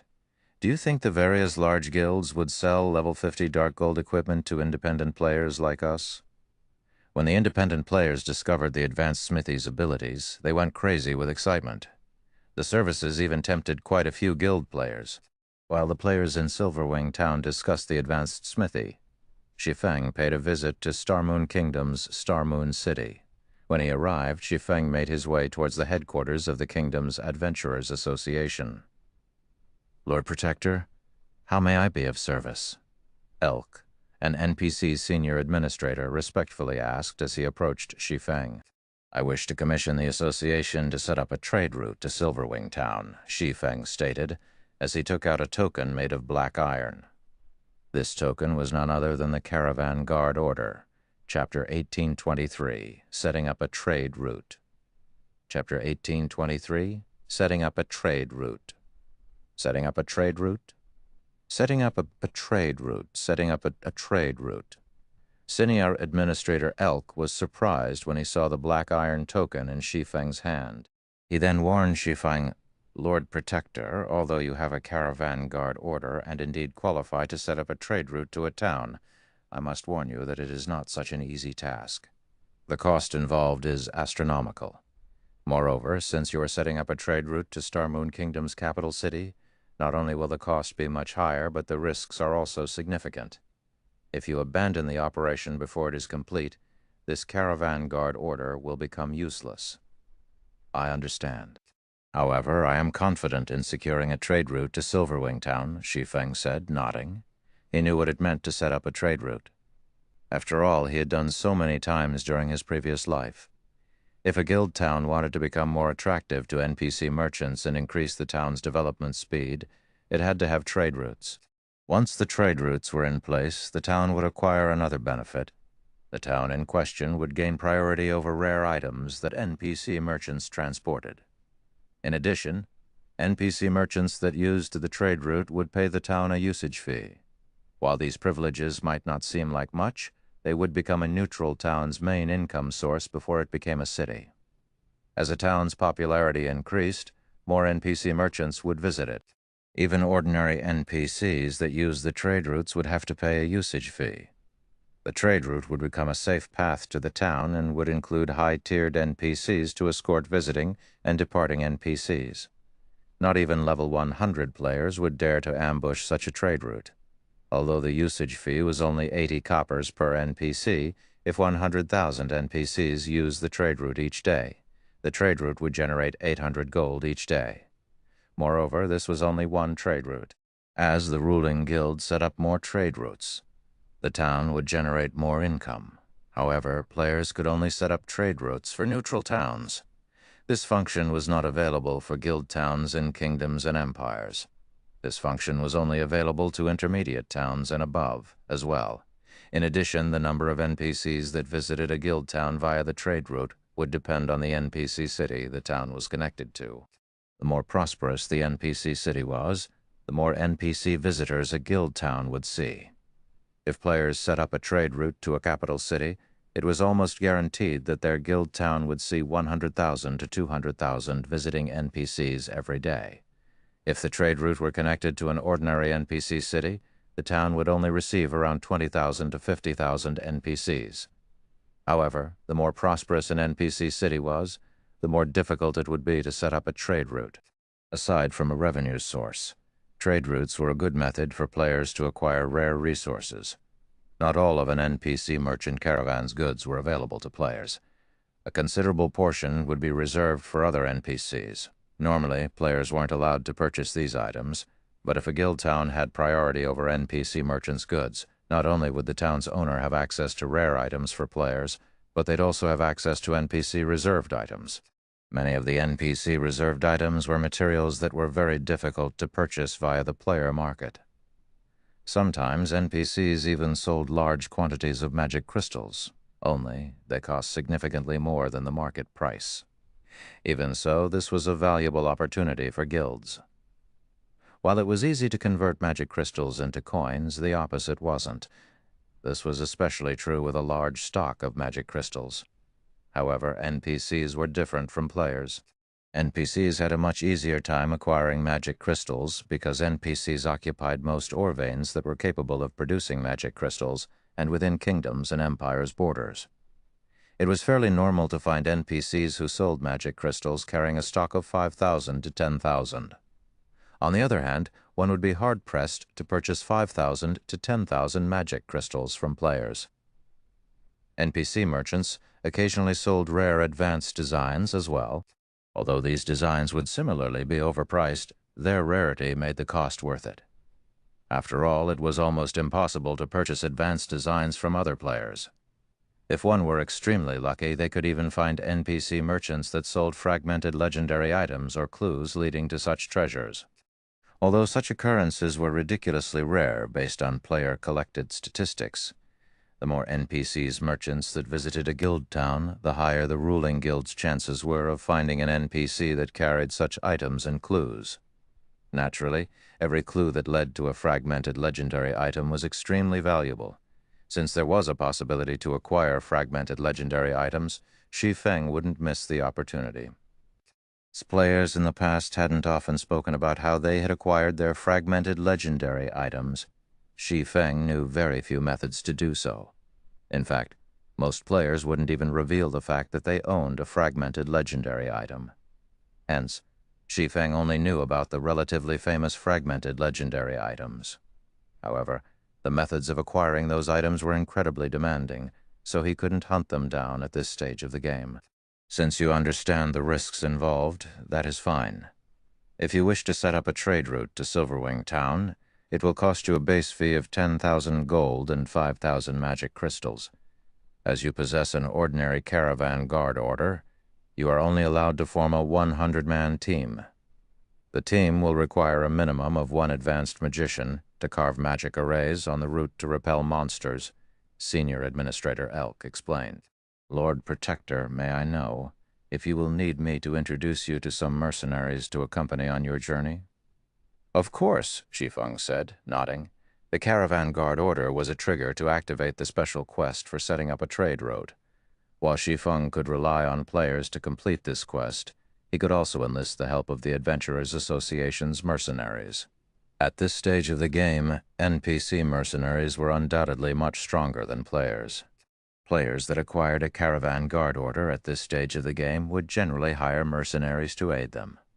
Unfortunately, the price was quite high. In the past, some guilds had tried to save money, confident that their members would be strong enough to handle the task. However, while Zero Wing's main force was very powerful, the trade route he wanted to establish required crossing the border into the Ore Empire. When establishing a trade route, the system would occasionally send monsters to interfere. These monsters would be 15 levels higher than the local monsters, and many of the Ore Empire's monsters were level 60 or higher.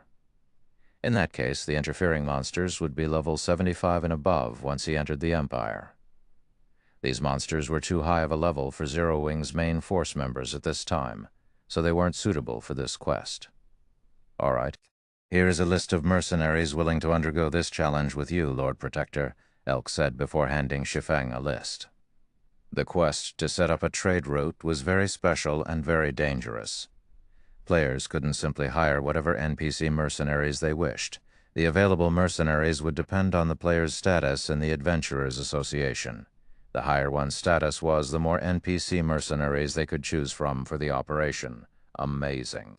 4-star treatment in the Adventurers Association is really a great help when setting up a trade route. Shi Feng could not help his surprise when he read the list. During his previous life, he had only been able to recruit 3-star, Tier 2 NPCs at best. As a result, he had struggled to set up trade routes for Shadow's neutral towns. Now, however, even 2-star, Tier 3 NPCs had applied to join his quest, not to mention 3-star, Tier 2 NPCs. He had to admit that the Spirit Slayer Advanced title came with some awesome benefits.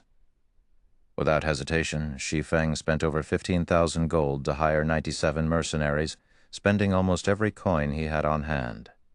The weakest mercenaries he hired were level 80, 3-star, Tier 2 NPCs, with the strongest being level 83, 2-star, Tier 3 NPCs. Overall, his team had 15 Tier 3 NPCs. After Shi Feng handled the necessary procedures and learned how to draw the necessary advanced magic array, he summoned the level 85 Anna and level 83 Kite. With 97 other NPCs in tow, he grandly departed Star Moon City, riding secret silver transport carriages. The secret silver transport carriages were an extraordinary sight to behold. 5-meter-tall lightning-horned earth dragons pulled the carriages behind them. The earth dragons themselves were great lords, and watching the caravan move down the city streets was spectacular. What's going on? Is the city hosting some kind of event? That's not it. Look, the lead transport carriage's driver is a player. Could this be a player-triggered event? That player is wearing Zero Wing's guild emblem? Zero Wing is so awesome, it can actually produce such powerful carriages? Crap. There are over 10 Tier 3 NPCs in the caravan. This is ridiculous. Chapter 1824, Strong Legion. Chapter 1824, Strong Legion. Translator, Exodus Tales, Editor. Exodus Tales, shortly after the 10 secret silver transport carriages being pulled by lightning-horned earth dragons appeared on the streets of Star Moon City, the sight quickly sent the entire city into an uproar. The adventurer teams that made a living by delivering items were green with envy as they looked at the transport carriages. Transport carriages might not seem particularly important in the game right now, as players could simply store items inside their bag spaces and teleport to other cities. However, as players reached higher levels, transport carriages would become increasingly relevant. The number of items that could not be stored inside players' bag space would increase as players progressed further into the game. Such non-bag space items were extremely valuable, and the only way to transport them was via transport carriages. Meanwhile, the adventurer teams could purchase only horse-drawn transport carriages. On the other hand, the secret silver transport carriages had Great Lord-ranked lightning-horned earth dragons pulling them. There was simply no comparison between the two. Just the aura of the earth dragons was enough to scare away the mobs one would normally come across out in the fields. Not to mention, the transport carriage itself was like a huge house. One could easily imagine how many non-bag space items the transport carriage could store in such a huge transport carriage, as expected of Star Moon Kingdom's #1 guild. I wonder when our adventurer team will be able to obtain a transport carriage like that. That's right. If we have a transport carriage like that, we can earn over 10 gold per delivery trip. The adventurer team members seated on the advanced transport carriages parked along the streets cast covetous looks at the lightning-horned earth dragons currently. The minimum price in the delivery business for transporting a non-bag space item was 1 silver coin. The price scaled up depending on the distance traveled. Meanwhile, the adventurer team members estimated that the secret silver transport carriage could carry over 100 non-bag space items. This assumption was because the advanced transport carriages they owned were only the size of an ordinary horse carriage, but could already carry a maximum of 60 non-bag space items. No matter how they looked at it, the house-sized transport carriages should be capable of transporting at least 100 non-bag space items. Only Shi Feng knew that the value of the secret silver transport carriage was actually not the slightest bit inferior to a secret silver speedboat. The secret silver transport carriage could carry 350 non-bag space items and 30,000 bag space items. The 10 transport carriages lent to him this time were meant to convey the materials needed to carve special magic arrays. Each of these materials took up 1 non-bag space slot. Moreover, in terms of speed, the lightning-horned earth dragons were superior to even dark gold mounts. While the players on the streets were talking about the secret silver transport carriages, the lightning-horned earth dragons took only a few seconds to disappear from everyone's sight as they galloped toward the city's main gate. Although some members of large guilds tried to follow Shi Feng and investigate his actions, their mysterious Aeron mounts could only eat the earth dragon's dust as they watched the secret silver transport carriages disappear from view. Sure enough, secret silver transport carriages are really fast. If Zero Wing can acquire one, transporting diamond wood and 7 luminaries crystals on land would be a lot easier. Shi Feng could not help but be astonished as he looked at the scenery rapidly flashing by. If a transport carriage possessed such speed, even robbing it would become a very tough proposition. However, during his previous life, first-rate guilds would be very fortunate if they could acquire even bronze transport carriages, let alone secret silver transport carriages. After traveling for about half an hour, Shi Feng arrived at a crossroads. He then stopped the caravan and had all the NPCs stand guard. Someone traveling from Star Moon City to Silverwing Town on a dark gold mount wouldn't be able to complete the journey, even after traveling continuously for 5 or 6 days. Not to mention, one would have to cross many high-level regions during the journey. Fortunately, he was only setting up a trade route, so he didn't need to travel its entire length. All he had to do was connect some trade routes that previously were unconnected.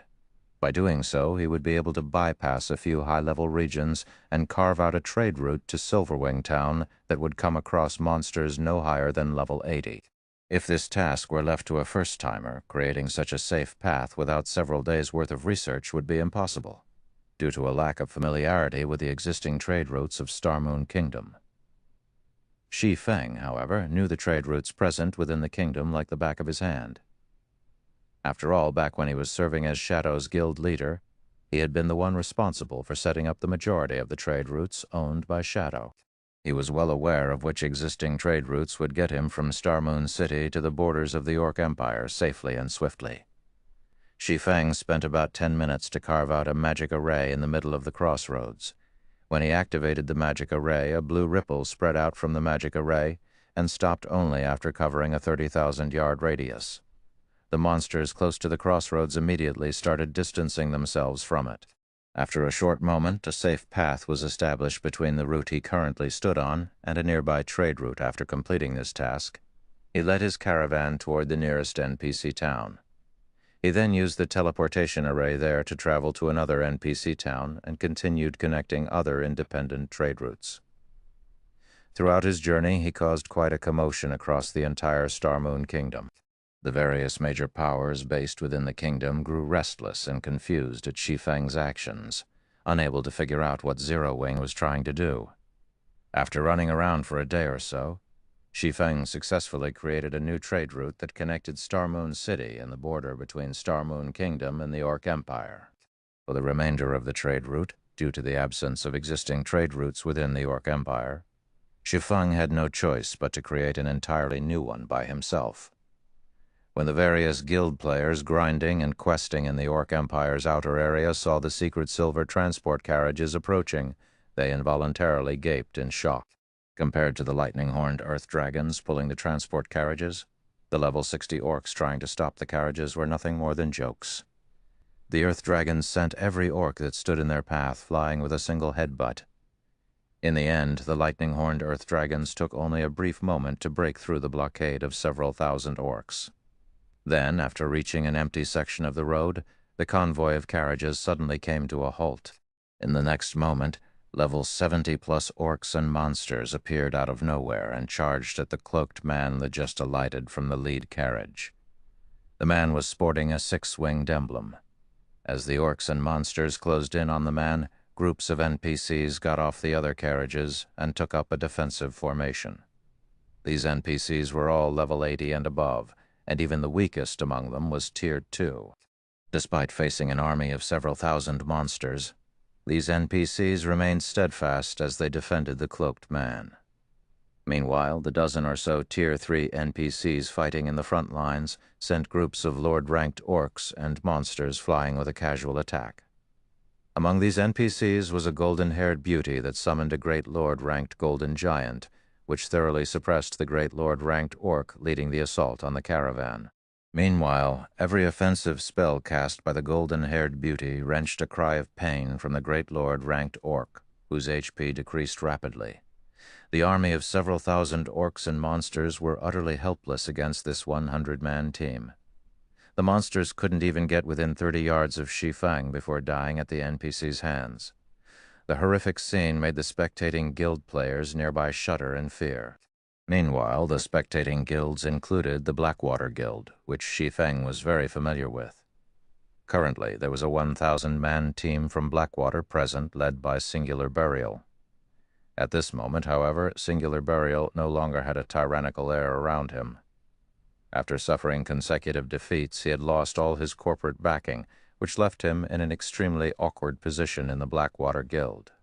Now he was only an inconspicuous elder in Blackwater. Moreover, he was only level 53 right now. He looked nothing like the almighty guild leader of Heaven's Burial. Who is that person? How is he able to control so many NPCs? Wait a minute. Isn't that female NPC one of Black Flame's personal guards? She is. That's Anna. Crap. Doesn't that mean that player is Black Flame? Not good. Black Flame is looking over. At this moment, when Blackwater's members looked at Shi Feng, fear flooded their hearts because they were all fully aware that he could command the NPCs around him to reap their lives at a whim. Meanwhile, they would be utterly powerless to do anything about it. Chapter 1825. One's success was built atop.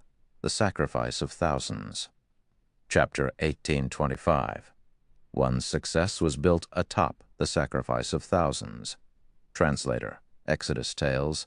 Editor, Exodus Tales. As the NPC Legion pushed back the approaching orc and monster army, a wall of corpses quickly formed on each side of the road. These NPCs are so strong. I get the feeling that this NPC team can even raid an ordinary guild town. I know, right? Just look at those Tier 3 NPCs going. They are throwing level 70+ Great Lords with a single hit. Their individual combat power is likely even higher than Grand Lords of the same rank. Even if these Tier 3 NPCs aren't enough to raid a guild town, they're more than enough to kill every one of us. As expected of Star Moon Kingdom's #1 expert, with the ability to control so many powerful NPCs, Black Flame could easily annihilate armies of tens of thousands of players. It's no wonder why the various superpowers are helpless against Zero Wing. The various spectating guilds and adventurer teams gulped as they watched the fight between the NPCs and monsters. Tier 2 NPCs were much stronger than Tier 2 players of the same level. Only peak experts with several pieces of epic equipment could possibly contend with an ordinary Tier 2 NPC. If Tier 2 players tried to face a Tier 2 NPC that was over 20 levels higher, they could only wait for their deaths. As for Tier 3 NPCs, they would only need a few moves to finish off Tier 2 players. If the targeted Tier 2 players lacked defensive capabilities, they might die after one hit.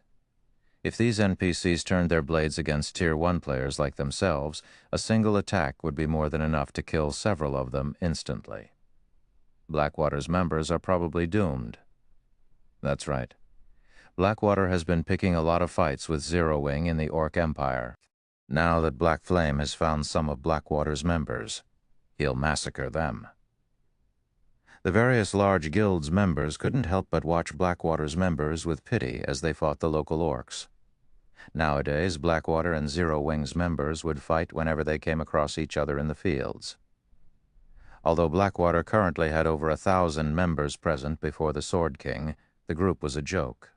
Furthermore, Black Flame had a team of level 80+ NPCs with him. This further reduced the chances of Blackwater's members escaping this place alive. Why is Black Flame here? We're doomed. We're doomed. Fear colored the faces of Blackwater's members as they watched Shi Feng. They had experienced the man's might firsthand, so they knew just how powerful he was. Black Flame was truly unstoppable. He could easily single out and kill a specific player while surrounded by an army of tens of thousands. Although their team currently had over 1,000 well-equipped elite and expert players, Black Flame could annihilate them all by himself. Their only option was to run. If others heard their thoughts, they'd be a laughingstock. If 1,000 elite players simultaneously attacked a single expert, one move should be enough to end the battle. Even a peak expert would try to avoid a 1,000-man enemy elite team. How could a lone player possibly defeat an army of elite players? However, they knew very, very well that the likelihood of such a situation was high. Not only did Black Flame possess multiple large-scale destruction spells, but he also had ridiculous movement speed. He also had enough strength to contend with mythic monsters. In addition, he was capable of summoning powerful monsters. It wasn't an exaggeration to call Black Flame a one-man army. Damn it! Why is he here? Singular Burial paled when he saw Shi Feng's cloaked figure. Looking at Shi Feng now, Singular Burial was no longer as confident as he had been in the past. He harbored no thoughts of fighting Shi Feng, as he knew that doing so would be a waste of energy. In fact, it would only lead to a quicker death. Singular Burial could not understand why Shi Feng had come to a backwater place like this. They were currently in the Orc Empire's outer region. For an expert of Shi Feng's caliber, only grinding or questing in the Empire's core would be worth his time. He had struggled to stabilize his standing in Blackwater.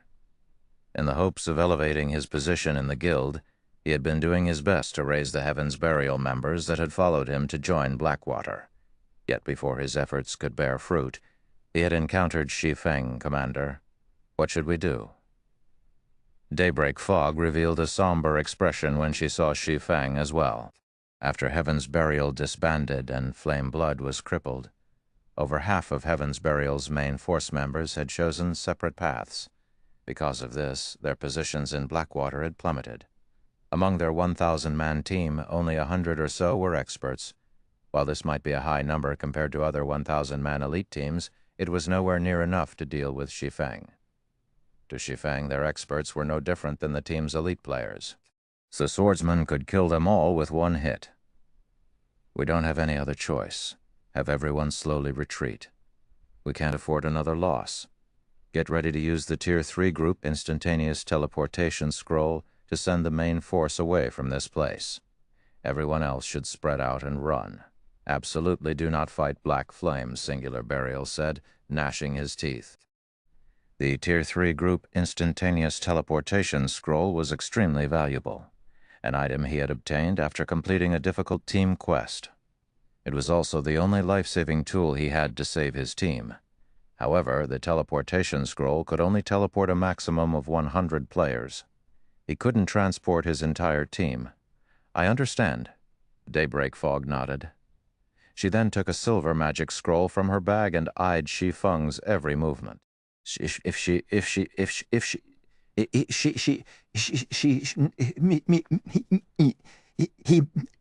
No.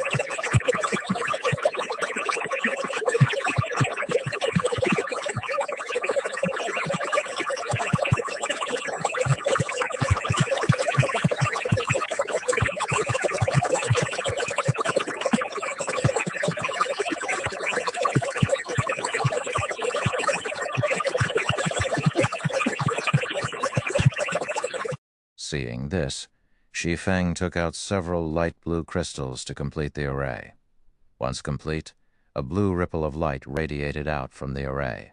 As if something had frightened them, the level 70-plus orcs and monsters, which had been busy fighting the NPCs, fled from the caravan. Even the orcs and monsters several hundred yards away from the caravan began to back away. The spectating crowd nearby stared with dropped jaws. What did he just do? The several thousand orcs and monsters that had previously occupied the road had retreated by over 500 yards, watching the road in terror. Every monster, as far as the eye could see, did the same. Not one dared to approach the road. Once Shi Feng finished his work, he collected the leftover materials. As he returned to the transport carriage, he noticed a 1,000-man legion backing away from his position. Singular burial? Shi Feng quickly spotted singular burial among this 1,000-man legion. However, his old enemy watched him cautiously. Seeing this, Shi Feng could not help but sigh inwardly. Currently, singular burial wore a mix of level 50 secret silver and fine gold equipment. Aside from the man's longbow, Shi Feng could easily discern the rank of his other items. Looking at him now, it was hard to believe Singular Burial had once been the guild leader of an almighty guild in Star Moon Kingdom. This was the cruel reality of God's domain. In God's domain, one's success was built atop the sacrifice of thousands. After a glance at Singular Burial, Shi Feng climbed back onto his transport carriage and had the convoy continue down the road. If he did not complete the trade route quickly, the expulsion magic arrays he had already set up within the Empire would begin to disappear. This was the time limit players had to endure. The system would not allow players to take their sweet time when establishing a trade route. As for killing Singular Burial and the others, he had no interest in such a task. Moreover, with Singular Burial's current state, he didn't consider the man a threat. After realizing that Shi Feng was leaving without a fight, Blackwater's members breathed a deep sigh of relief. Commander Black Flame left. Daybreak Fog could not help but cry out with joy when she saw Shi Feng drive his transport carriage away. When Shi Feng had turned to look at them, she had nearly used the precious group instantaneous teleportation scroll out of anxiety. Yes, he left. Singular Burial wore an expression of mixed indignation and sadness as he watched Shi Feng leave. He had noticed a hint of pity in Shi Feng's eyes. This discovery had dealt an unprecedented mental blow. Is he trying to say that I don't even qualify to face him now? Chapter 1826, Vulcan's Sigh. Chapter 1826, Vulcan's Sigh. Translator, Exodus Tales. Editor, Exodus Tales. After Shi Feng left, all of the various large guilds' members visibly relaxed. Black Flame is leaving, just like that? He doesn't intend to deal with Blackwater's members. My guess is that Black Flame finds it beneath him to deal with them. I've watched the battles that occurred at the primordial divine ruin. Black Flame had soloed a mythic monster. Then he sent both Blackwater's army and the evil beast army running with their tails tucked between their legs. A measly 1,000-man elite team probably isn't worth his effort. Black Flame is too strong. His presence alone was enough to make the various large guilds shrink back with fear. It's no wonder why Black Flame is recognized as Star Moon Kingdom's #1 expert. He is far stronger than those famous peak experts. The adventurer teams watching from a short distance away were shocked when they looked at the various guild players, who watched the departing convoy cautiously. They had never thought that the presence of a single player would be enough to deter so many guild players. They had all heard many rumors about Black Flame, but they had assumed the rumors were jokes and baseless assertions. However, they simply treated those rumors as jokes and baseless assertions. However, after seeing the man in person today, they finally understood that the rumors were actually true. In fact, Black Flame was even scarier than the rumors made him out to be. Because of this discovery, many of these independent players who hadn't been interested in joining any guild began to have second thoughts. They all considered joining Zero Wing, especially the swordsman players. This was especially true for swordsman players. Unbeknownst to Shi Feng, his casual action of sparing Blackwater's members had made many independent players in the Orc Empire reconsider their position about joining his guild. At the same time, news of Shi Feng's appearance in the Orc Empire had reached the various dark players hiding in the Empire. "Commander, we have discovered Black Flame." "Where?" "He's near the Orc Empire's border, however. There are quite a number of NPCs moving with him.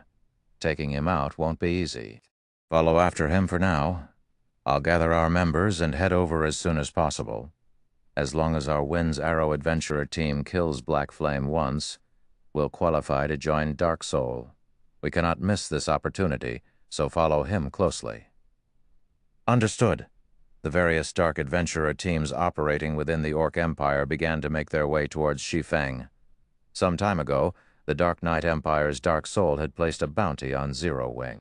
For each Zero Wing upper echelon killed, one could earn a Dark Mutation slot. If one managed to kill Zero Wing's guild leader, regardless of whether an individual or an entire team completed the task, both would be welcome to join Dark Soul. Individuals would be given command of a new adventurer team in Dark Soul. To players that operated in the Dark Soul's reputation was equivalent to that of a super guild. Joining the Dark Alliance and become one of its commander-level figures was no different than becoming the vice guild leader in a super guild. Why wouldn't such an offer be tempting? The various Dark Adventurer teams and several Dark guilds began an enthusiastic search for Black Flame. Although Black Flame was very powerful, even giants would fall against overwhelming numbers. God's Domain also had many special methods to kill players. Dark Soul had not specified a requirement to defeat Black Flame with raw strength. The lightning-horned earth dragons dashed down the Orc Empire's gravel roads. As Shi Feng ventured deeper into the Orc Empire, stronger monsters and orcs showed up to hinder his progress. Initially, most of the monsters had only been chieftains, but now lords began to target his caravan. If not for the lightning-horned earth dragons being level 80 great lords, the monsters in their way would have stopped the caravan long ago. Sure enough, it really is difficult to set up a trade rule in a land ruled by the dark forces. Shi Feng inwardly celebrated as he watched one lord-ranked orc get knocked aside after another. Fortunately, he was the first player to set up a trade route in Star Moon Kingdom and had the privilege of using the lightning-horned earth dragons. Normally, players would only have access to mysterious iron transport carriages, which were only pulled by lord-ranked monsters when setting up a trade route. Traveling through a neutral map under the Dark Forces' rule with such carriages would be extremely difficult. He would have had to stop his progress whenever he was attacked. In that case, he would have had to rely on the NPCs he had hired to clear a path or dispatch a large number of his guild members to do so. With the lightning-horned earth dragons, however, he could simply bulldoze his way through. Though due to the large number of orcs and monsters blocking his path, his advance had slowed considerably now. The transport carriages only moved a little faster than players running at full speed. Meanwhile, this was only the beginning of the Dark Forces' territory. As Shi Feng traveled deeper into the Empire, he would encounter more numerous and powerful orcs and monsters, which even the Tier 3 NPCs accompanying him would have some trouble with. After about 8 hours, Shi Feng arrived before an orc fortress. According to the system map, the fortress was the final point for the trade route. This quest, does it really want me to build the expulsion magic array inside the fortress? As Shi Feng watched the patrolling orcs on the fortress's walls, he wondered if he had read his system map wrong. This was nothing like the orcs he had faced on the road earlier. On his way here, he had faced wild orcs, or orc patrols, but these orcs were members of the Orc Empire's well-trained army. Fortunately, due to his quest, the fortress only had around 3,000 orc guards, far fewer than normal. In return, however, their levels and rank had increased significantly. Now, the weakest orc guarding the fortress was a chieftain, with the majority of the orcs being lords. The leader of these creatures was even a level 80 mythic-ranked orc general. After spotting Shi Feng's caravan, the orc general raised its greatsword with one hand and loosed a furious roar. Suddenly, the army of 3,000 orcs stationed inside the fortress flooded out of the fortress's gates and marched towards Shi Feng's caravan. Sturdy, shield-wielding orcs occupied the front line, while agile, bow-wielding orcs moved at the rear. The orc army's approach even made the NPCs with Shi Feng nervous. Shi Feng could see well over 100 Great Lord-ranked orcs and over a dozen Grand Lords. This force was on an entirely different level than the caravan's contingent. As Shi Feng wondered if something had gone awry, the sound of a system notification reached his ears. System, you have triggered the epic trade route quest Orc King's Ambitions. You may choose to accept or abandon this quest. If you complete this quest, you will receive a commendation from Star Moon Kingdom and qualify to build an airport. Abandoning this quest will not affect your original trade route quest. If you choose to abandon this quest, the system will designate an alternative path for the trade route. You have 3 minutes to consider. An epic trade route quest? Shi Feng was stunned when he read the system notification. But after seeing the quest rewards, he couldn't help his growing excitement. Could this be the reward for being the first player to set up a trade route? The qualifications to build an airport. Countless guilds in neutral maps dreamed of acquiring this qualification, but very few succeeded in doing so. In the past, not a single guild had revealed how they had managed it. Meanwhile, the sensational scene at the Orc Fortress stupefied the various dark adventurer teams and dark guilds following Shi Feng. Crap. What's going on? Is Black Flame trying to raid the fortress? Does he intend to raid a fortress by himself? Is he crazy? Black Flame is insane. That's an Orc Fortress we're talking about. Although he can stand against a mythic monster for some time, capturing a fortress is a different story entirely. Even if he has some NPCs to support him, ambushing a fortress is impossible. As the dark players watched the distance between the Orc army and Shi Feng's caravan decrease, they were dumbfounded. They had watched many guilds try to raid one of the Orc Empire's fortresses before, but this was the first time they had seen a single player attempt it. Commander, what should we do? Should we attack Black Flame? These orcs are too high-leveled. Moreover, there's a mythic orc among them. If we attack carelessly, we might get dragged into the fight. Let's wait. It won't be too late to take action once the Orc army pushes Black Flame and his NPCs back. All of the Dark Adventurer teams and Dark Guilds following Shi Feng came to the same decision. Meanwhile, as the Orc army approached the caravan, Shi Feng and his NPCs prepared for battle. Let's give it a try, Shi Feng decided after analyzing his current combat power and the challenge. The quest had only mentioned that he needed to set up an expulsion magic array in the fortress, not capture the fortress. There was a huge difference between the two tasks. Naturally, the former was far easier. Moreover, this was a valuable opportunity. It would be a huge waste to give it up. Grinding his teeth, Shi Feng accepted the quest. He then pulled a magic scroll with crimson divine runes from his bag. This magic scroll was none other than the Tier 4 continuous use magic scroll, Vulcan's Sigh, which he had acquired from the gold magic crystal treasure chest in the Eclipse throne. The magic scroll was even more valuable than ordinary epic equipment. Vulcan's Sigh was also an extremely rare summoning scroll. He had hoped to save the scroll as a trump card for any future guild wars, but using it to complete this epic trade route quest was worth the expenditure. Following which, Shi Feng injected 1,000 magic crystals of mana into the magic scroll and activated it. In the next moment, a crimson threefold magic array manifested beneath Shi Feng's feet. The sky also began to transform, and the earth started to quake. Why did the sky suddenly go dark? Everyone noticed dark clouds block out the sun. A moment later, the space around Shi Feng began to freeze. The spectating dark players felt a powerful aura assault their minds and bodies. Chapter 1827, Battle of Monsters. Chapter 1827, Battle of Monsters. Translator, Exodus Tales. Editor, Exodus Tales. As the dusky space froze, over 24 magic arrays appeared in the cloudy sky, radiating a light that illuminated the Orc Fortress and its surroundings. As these magic arrays manifested, the dark players felt their aura's intensity increase, making their bodies feel much heavier than a moment ago. As the heavy feeling grew, they began to panic. What's going on? Why can't I move? What did Black Flame do? Everyone quickly discovered that they couldn't even move a finger, much less walk away. They felt as if time had stopped. Moreover, they weren't the only ones subjected to this phenomenon. Even the Orc army had fallen deathly silent.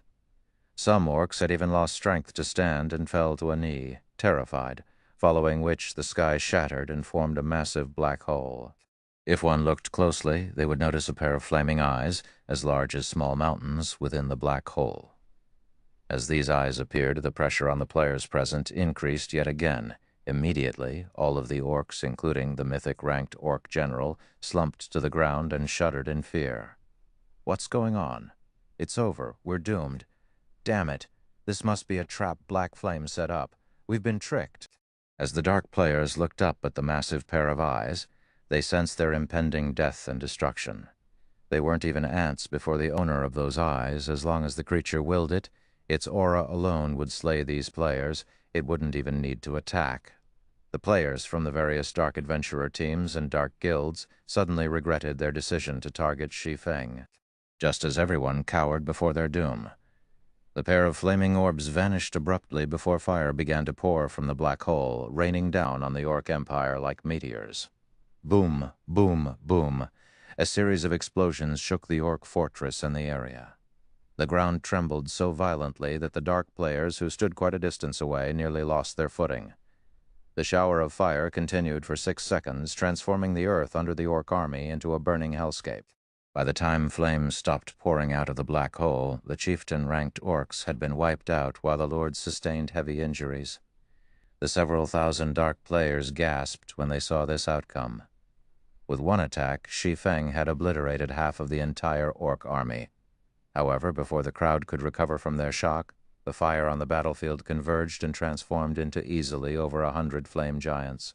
The weakest among these flame giants was a level 80 High Lord, whereas the strongest 5 were level 82 Grand Lords. Vulcan's Sigh is actually so powerful? Even Shi Feng was astonished as he gazed at the flame giants. He had assumed that he'd be lucky to summon even one Grand Lord.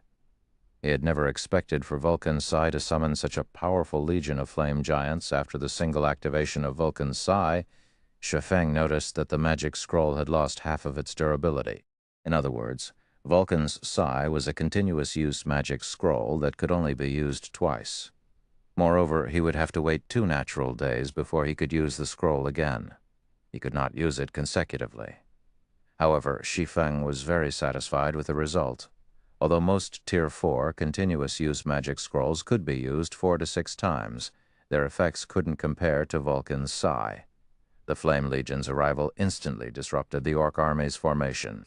The 20-meter-tall Grand Lord-ranked flame giants sent over a dozen orcs flying with a single slap. In terms of strength, even the Grand Lord-ranked orc warriors were no match for the Grand Lord-ranked flame giants. For a time, the legion of flame giants brought chaos to the orc army. The battle between the flame giants and orcs was earth-shattering. Sounds of slaughter and explosions echoed across the barren plains that surrounded the orc fortress, stupefying the dark players that hid in the distant forest. Although the battle only involved several thousand monsters, it was no less intense than a battle between tens of thousands of players. If players joined this fight, even the shockwaves from the orcs and flame giants clashing would vaporize them. While the orc army tangled with the Flame Legion, Shi Feng used the opportunity to lead his NPC mercenaries past the orc army and towards the orc fortress. He did not need to exterminate the orc army to capture the fortress. He only needed to set up the expulsion magic array inside of it. Moreover, Shi Feng did not think that he could defeat the orc army. The army was led by a mythic orc, after all. Although the flame giants were powerful, a mythic-ranked creature could easily suppress them. Furthermore, the Flame Legion was badly outnumbered. It was only a matter of time before the orcs wiped the legion out. When Shi Feng was within 500 yards of the fortress, the level 80 orc general discovered his group. With a roar, the orc general raised its greatsword, firing a chilling beam attack at the Grand Lord-ranked flame giant before it. The attack sent the flame giant flying back as a layer of ice formed on the ground before the orc general. The mythic orc then led a group of subordinates as they ran down the icy path its attack had created to block the fortress's entrance with their bodies. Other orcs also began to abandon their fights with the flame giants, charging towards Shi Feng's group. Sure enough, they won't let me through so easily. Shi Feng smiled bitterly as he looked at the orc general before the fortress's entrance. He then turned toward Anna and ordered, "Do it." Nodding, Anna began to chant as she approached the orc general. When less than 100 yards separated the two, Anna finished her spell and pointed her staff at the orc general. Suddenly, a level 85 Tier 4 Valkyrie descended from the sky.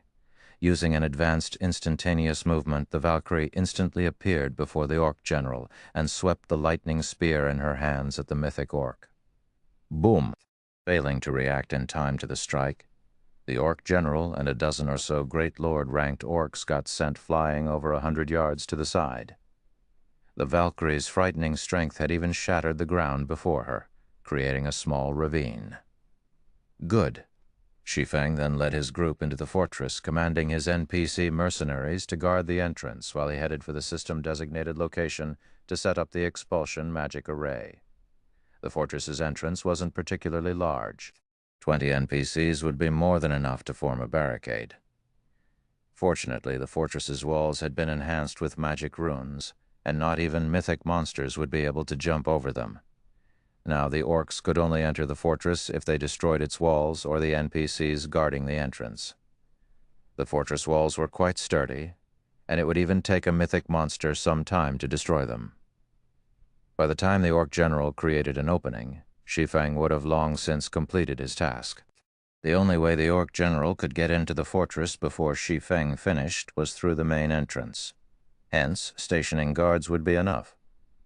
Very quickly, Shi Feng found the targeted location.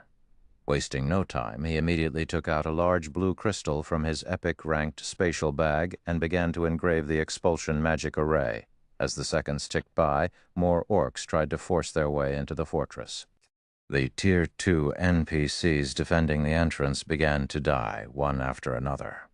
Only the Tier 3 NPCs barely held their ground against the Grand Lord-ranked orc warriors. The Valkyrie fought a fierce battle against the orc general outside of the building, doing her best to injure the mythic orc. Meanwhile, the orc general was utterly powerless to stop the beating. Although the orc general was a level 80 mythic-ranked creature, the Valkyrie was a level 85 mythic-ranked angel. There was a massive difference between the two beings' life ratings. The Valkyrie completely overpowered the orc general, and it took everything it had just to block the Valkyrie's attacks. Occasionally, the orc general slipped up, and the Valkyrie's attacks sent it flying. The watching dark players were flabbergasted. The various commanders and upper echelons from the dark adventurer teams and dark guilds wiped the sweat from their foreheads. They inwardly celebrated the fact that they hadn't rushed to attack Shi Feng. The consequences would have been unimaginably dire. By the time the Valkyrie disappeared, the orc general was heavily injured, greatly reducing its combat power. Now it was only slightly more powerful than the Grand Lord-ranked orc warriors. I need to hurry. When Shi Feng saw the orc general attack the guards at the entrance, he began to inscribe runes faster. 20 seconds. 40 seconds. 60 seconds. Once the orc general rejoined the fight, more NPC mercenaries began to fall. In just 60 seconds, over 10 Tier 2 NPCs had died. One of the Tier 3 NPCs had even sustained heavy injuries. When there were fewer than 30 NPC mercenaries remaining, the orc general used a powerful skill and charged past the blockade. Upon entering the fortress and spotting Shi Feng, the orc general roared and swung its greatsword at the offending swordsman. Suddenly, a cold energy beam shot toward Shi Feng, and everything it passed froze. While inscribing the magic array, Shi Feng couldn't move without canceling the inscription process. He'd have to start all over again. Hence, Shi Feng had no choice but to activate absolute defense. After the energy beam disappeared, everything except for Shi Feng's immediate surroundings had frozen solid. When the orc general saw that Shi Feng had survived, it was further enraged. It charged up to Shi Feng, brandishing its greatsword. Despite the fact that the power of the orc general's attacks shattered the ground around him, Shi Feng remained unharmed. However, his heart pounded with nervous energy rather than feeling relieved. Just when Absolute Domain's duration was about to end, the blue crystal in Shi Feng's hand suddenly lit up. He had finally finished inscribing the magic array. Go! Shi Feng shoved the crystal into the ground before him. As the crystal melded with the ground, a magic array appeared beneath Shi Feng's feet. Seeing this, Shi Feng activated Heavenly Dragon's power, his attributes skyrocketing. "Scram!" Shi Feng yelled as he swung Killing Ray at the Orc General. Lightning slash. A blue lightning bolt struck the Orc General, and like a cannonball, the creature flew backward, only stopping when it crashed into a nearby wall. Using this opportunity, Anna had her 10 rock guardians form a magic array around the Orc General, trapping the mythic orc. Meanwhile, Shi Feng took out several small crystals for the magic array's finishing touches. Since Shi Feng was now very familiar with the process, he only needed 10 seconds to complete the array. As the magic array completed, a blue ripple of light enveloped the war fortress. A moment later, a series of system notifications reached Shi Feng's ears. Chapter 1828, Advanced Manager. Chapter 1828, Advanced Manager. Translator, Exodus Tales. Editor, Exodus Tales, System. Congratulations. You have completed the epic trade route quest, Orc King's Ambitions. Rewarding Star Moon Kingdom reputation plus 100, plus 50% EXP of current level, and 1 Star Moon Kingdom airport building order. Orc Empire Region System Announcement. Congratulations to Zero Wing's Silverwing Town for becoming the first town in the Orc Empire to set up a trade route. Rewarding 10,000 popularity points to Silverwing Town and 1 transportation firm design. The system announcement echoed 3 times in the ears of every player within the Orc Empire. Set up a trade route? What's that? It should be something that can lure in more NPC merchants. If that's true, doesn't that mean we can obtain even more rare items from the NPCs of Silverwing Town now? Zero Wing is really amazing. Silverwing Town got promoted into an intermediate town just recently. Now, Zero Wing has even managed to set up a trade route for it. The Orc Empire will definitely fall under Zero Wing's dominion in the future. That's for sure. Previously, the evil beast army was already helpless against Zero Wing. With how rapidly Silverwing Town is developing right now, I believe it will surpass Ancient Rock City before long. It would be great if that's the case. If Silverwing Town really does surpass Ancient Rock City, we won't have to worry about getting ambushed by dark players when grinding in the Orc Empire's outer area. The players grinding in the Orc Empire promptly started a discussion about Zero Wing. They all held an optimistic view of Zero Wing's future at the same time. They also hoped that Silverwing Town could develop quickly. For some reason, Ancient Rock City had actually become a mecca for the dark forces. Large number of dark players was currently gathered there. Since Ancient Rock City was located in the Orc Empire's inner area, the dark players' main sphere of activity encompassed the Orc Empire's inner area and the boundary between the inner and outer areas. As a result, the independent players trying to grind and do quests in these areas frequently came under attack from dark players. As for Silverwing Town, which was the town closest to Ancient Rock City, while it could be considered a mecca for normal players like themselves, as the town could accommodate only a very limited number of people. Not that many players gathered around the town. Hence, the number of normal players operating within the vicinity of Silverwing Town was relatively low, far from enough to contend against the dark players operating around Ancient Rock City. However, if Silverwing Town were developed further, the number of players gathering at the town would also increase. The influx of normal players would naturally pose a deterrent to the dark players. At the very least, they would refrain from boldly launching attacks in large numbers. Although the news of Silverwing Town setting up a trade route brought joy to the independent players operating within the Orc Empire, somber expressions appeared on the faces of the various major powers' upper echelons when they received this piece of news. At this point in time, the number of players willing to operate within the Orc Empire had already peaked. In other words, the player population within the Orc Empire would no longer increase significantly like before. Meanwhile, the various major powers that had captured a town within the Orc Empire all needed to lure more players to their towns to develop their towns. However, if most of the players operating within the Empire were heading to Silverwing Town, how were these major powers supposed to develop their own guild towns? Wind, with this recent development, the Ancient Rock City you're managing, is in for a tough time. Falling Fire, who held a crystalline crimson staff, said when he heard the latest system announcement. A grin appeared on his face as he turned to look at the level 55, Tier 2 berserker standing beside him. To begin with, we only joined hands with the Dark players to use their strength to whittle down Zero Wing. This change will bring no loss to the evil god's temple, Wind Hunter said indifferently. Moreover, no matter how Zero Wing develops Silver Wing Town, it is already too late. Don't you agree? Indeed. While Zero Wing's black flame is indeed very scary, unfortunately for him, a guild can't become strong just by relying on one person. At the end of the day, a war between guilds is decided by the financial strength and foundations both sides possess, Falling Fire said as he looked at the Crimson Flame Fortress, whose defensive magic array had already been shattered. We'll let Zero Wing maintain its arrogance for now. As long as we capture the Crimson Flame Fortress, Zero Wing's existence will be over. The Crimson Flame Fortress was one of the most important fortresses within the Orc Empire's inner area. It was also one of the relatively safe transport hubs in the Empire. Capturing the Crimson Flame Fortress would be equivalent to taking control of the majority of the players heading to the regional dungeon Orc capital city. The amount of coins and resources they could earn from the fortress would easily surpass that from ancient Rock City at its peak. At the same time, their control of the Crimson Flame Fortress would essentially allow them to bar Zero Wing from entering the Orc capital city. This would render all of Zero Wing's efforts in the Orc Empire useless. In the long run, their alliance would grow increasingly stronger in the Orc Empire, whereas Zero Wing would weaken. After accumulating sufficient strength, they could then capture Silverwing Town and destroy Zero Wing, permanently relegating the guild to history.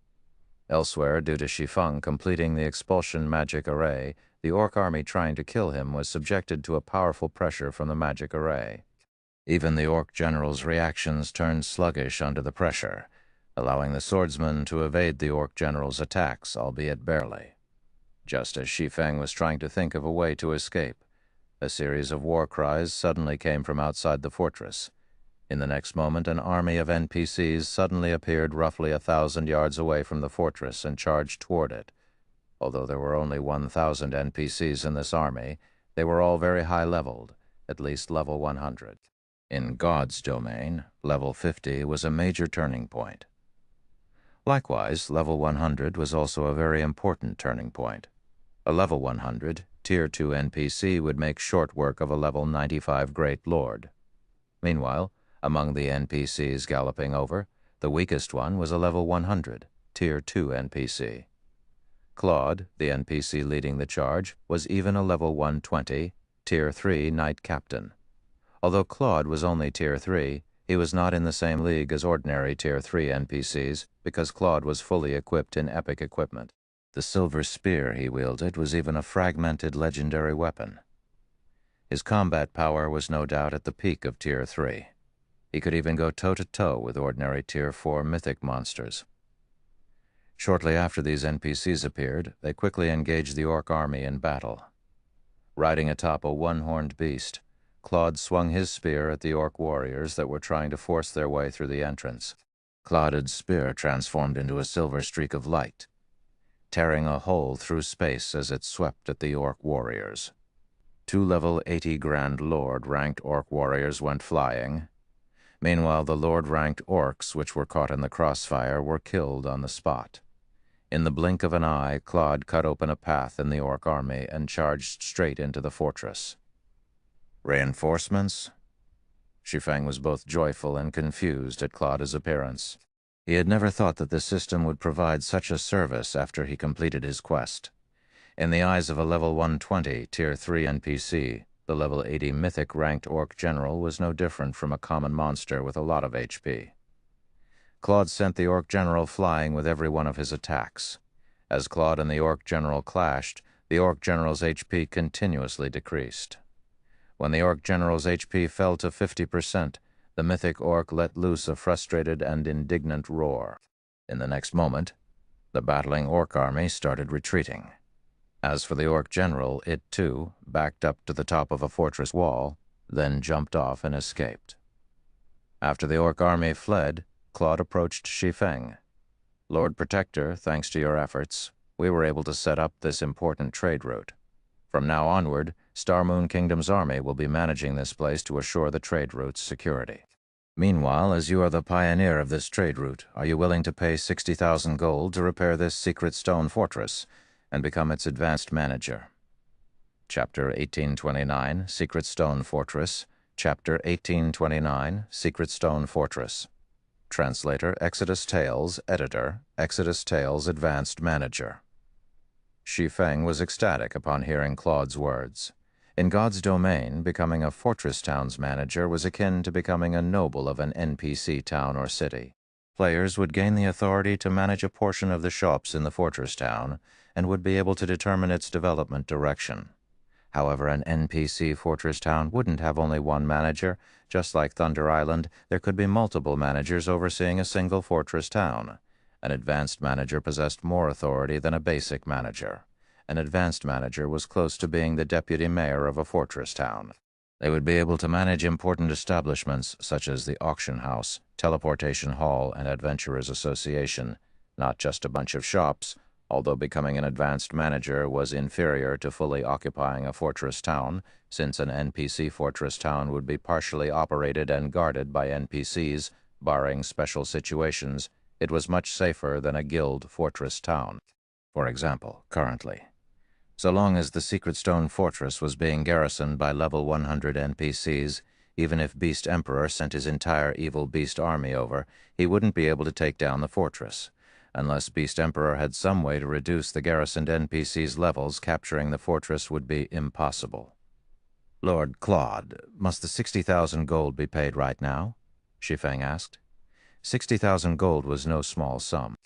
This was especially true for Shi Feng right now, as he had already spent most of his funds on this expedition. 60,000 gold is indeed a lot of money. Moreover, it'll take some time to get the necessary materials to repair the Secret Stone Fortress, Claude said, nodding. It'll take 4 days at the quickest for the kingdom's army to arrive. It is fine so long as you gather the 60,000 gold within these 4 days. System. You have triggered the quest Secret Stone Fortress.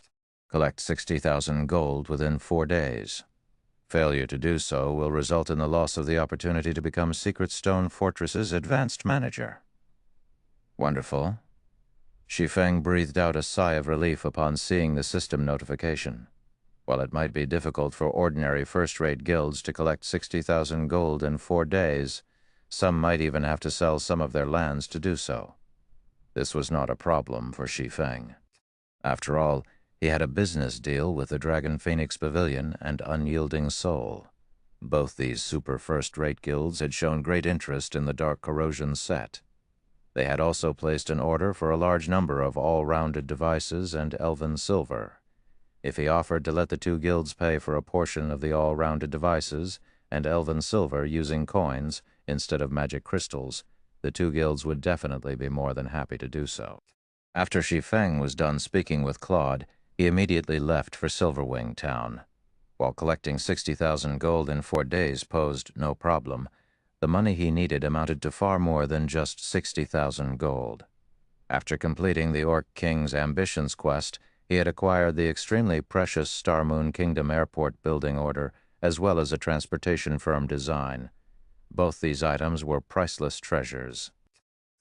The Star Moon Kingdom Airport building order was akin to a permit to open up an air route. However, he would need a lot of funds to build an airport. Fortunately, the construction of the airport did not require a design, only money. Even so, building a small airport still cost 50,000 gold.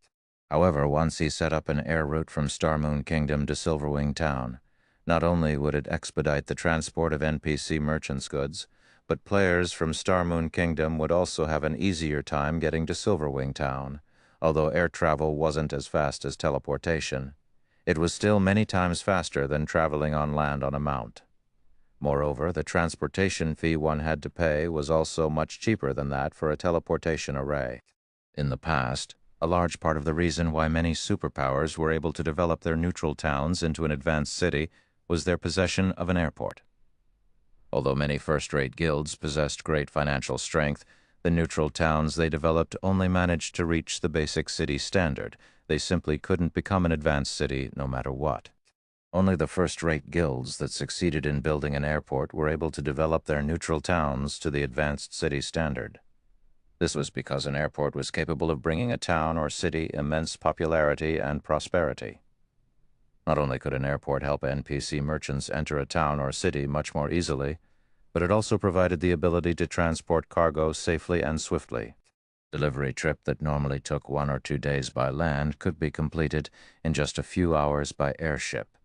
Moreover, in God's domain, some NPC trading firms restricted their development to towns and cities with airports. In addition, there was the recruitment of NPC soldiers. As neutral maps were located very far away from human civilization, many NPCs were unwilling to travel to neutral towns and cities.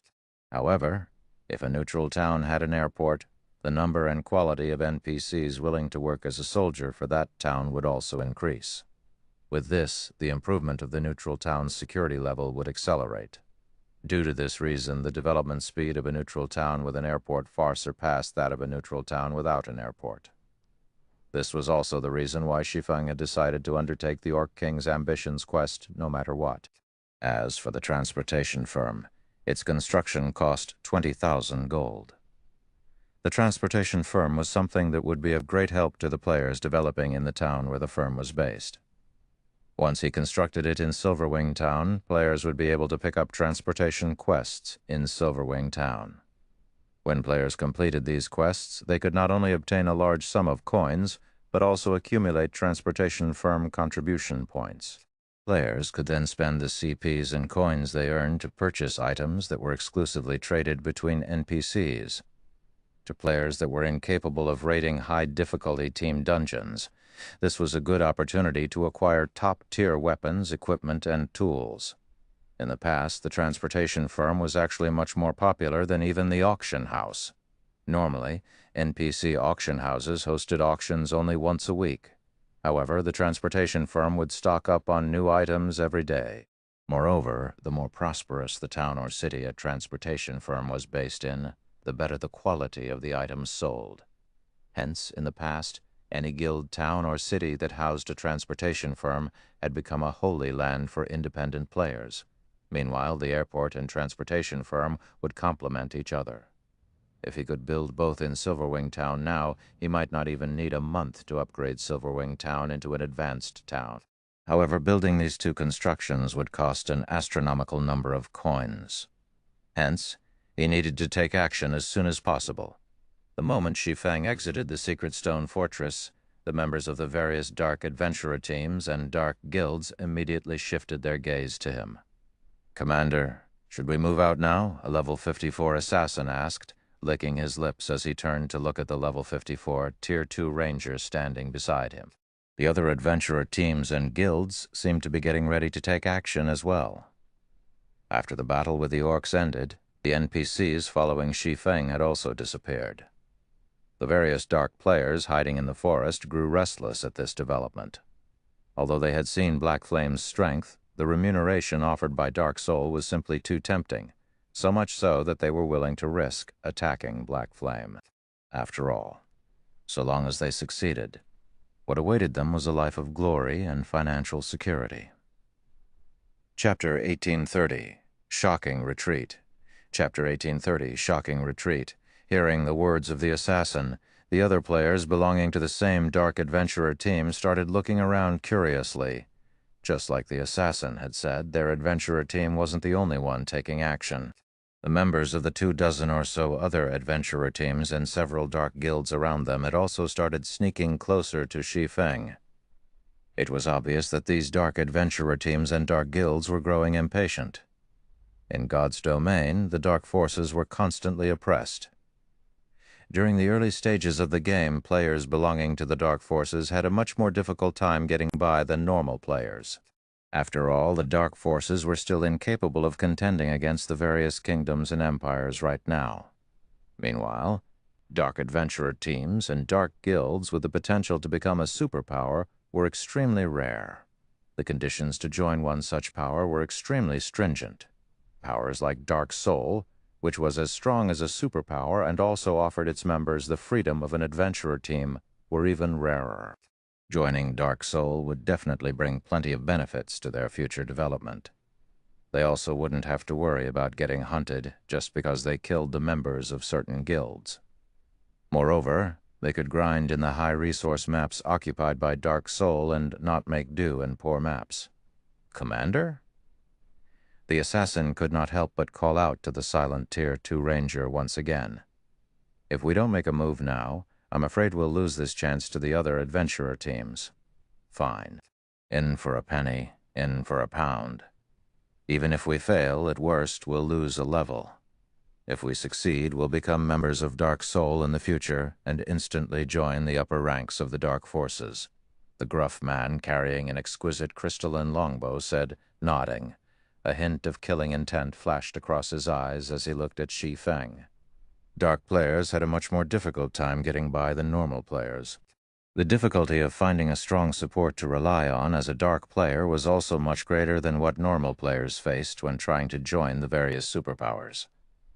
Now that there was an opportunity to join Dark Soul, how could he possibly let this chance get away? When the 24 or so members of the adventurer team heard their commander's words, they immediately revealed fierce expressions. They then followed their commander and slowly inched their way toward Shi Feng. At this moment, aside from this one adventurer team, the several thousand other dark players hiding in the forest were also entering a combat-ready state. Some stealthed assassins had even gotten within 200 yards of Shi Feng already.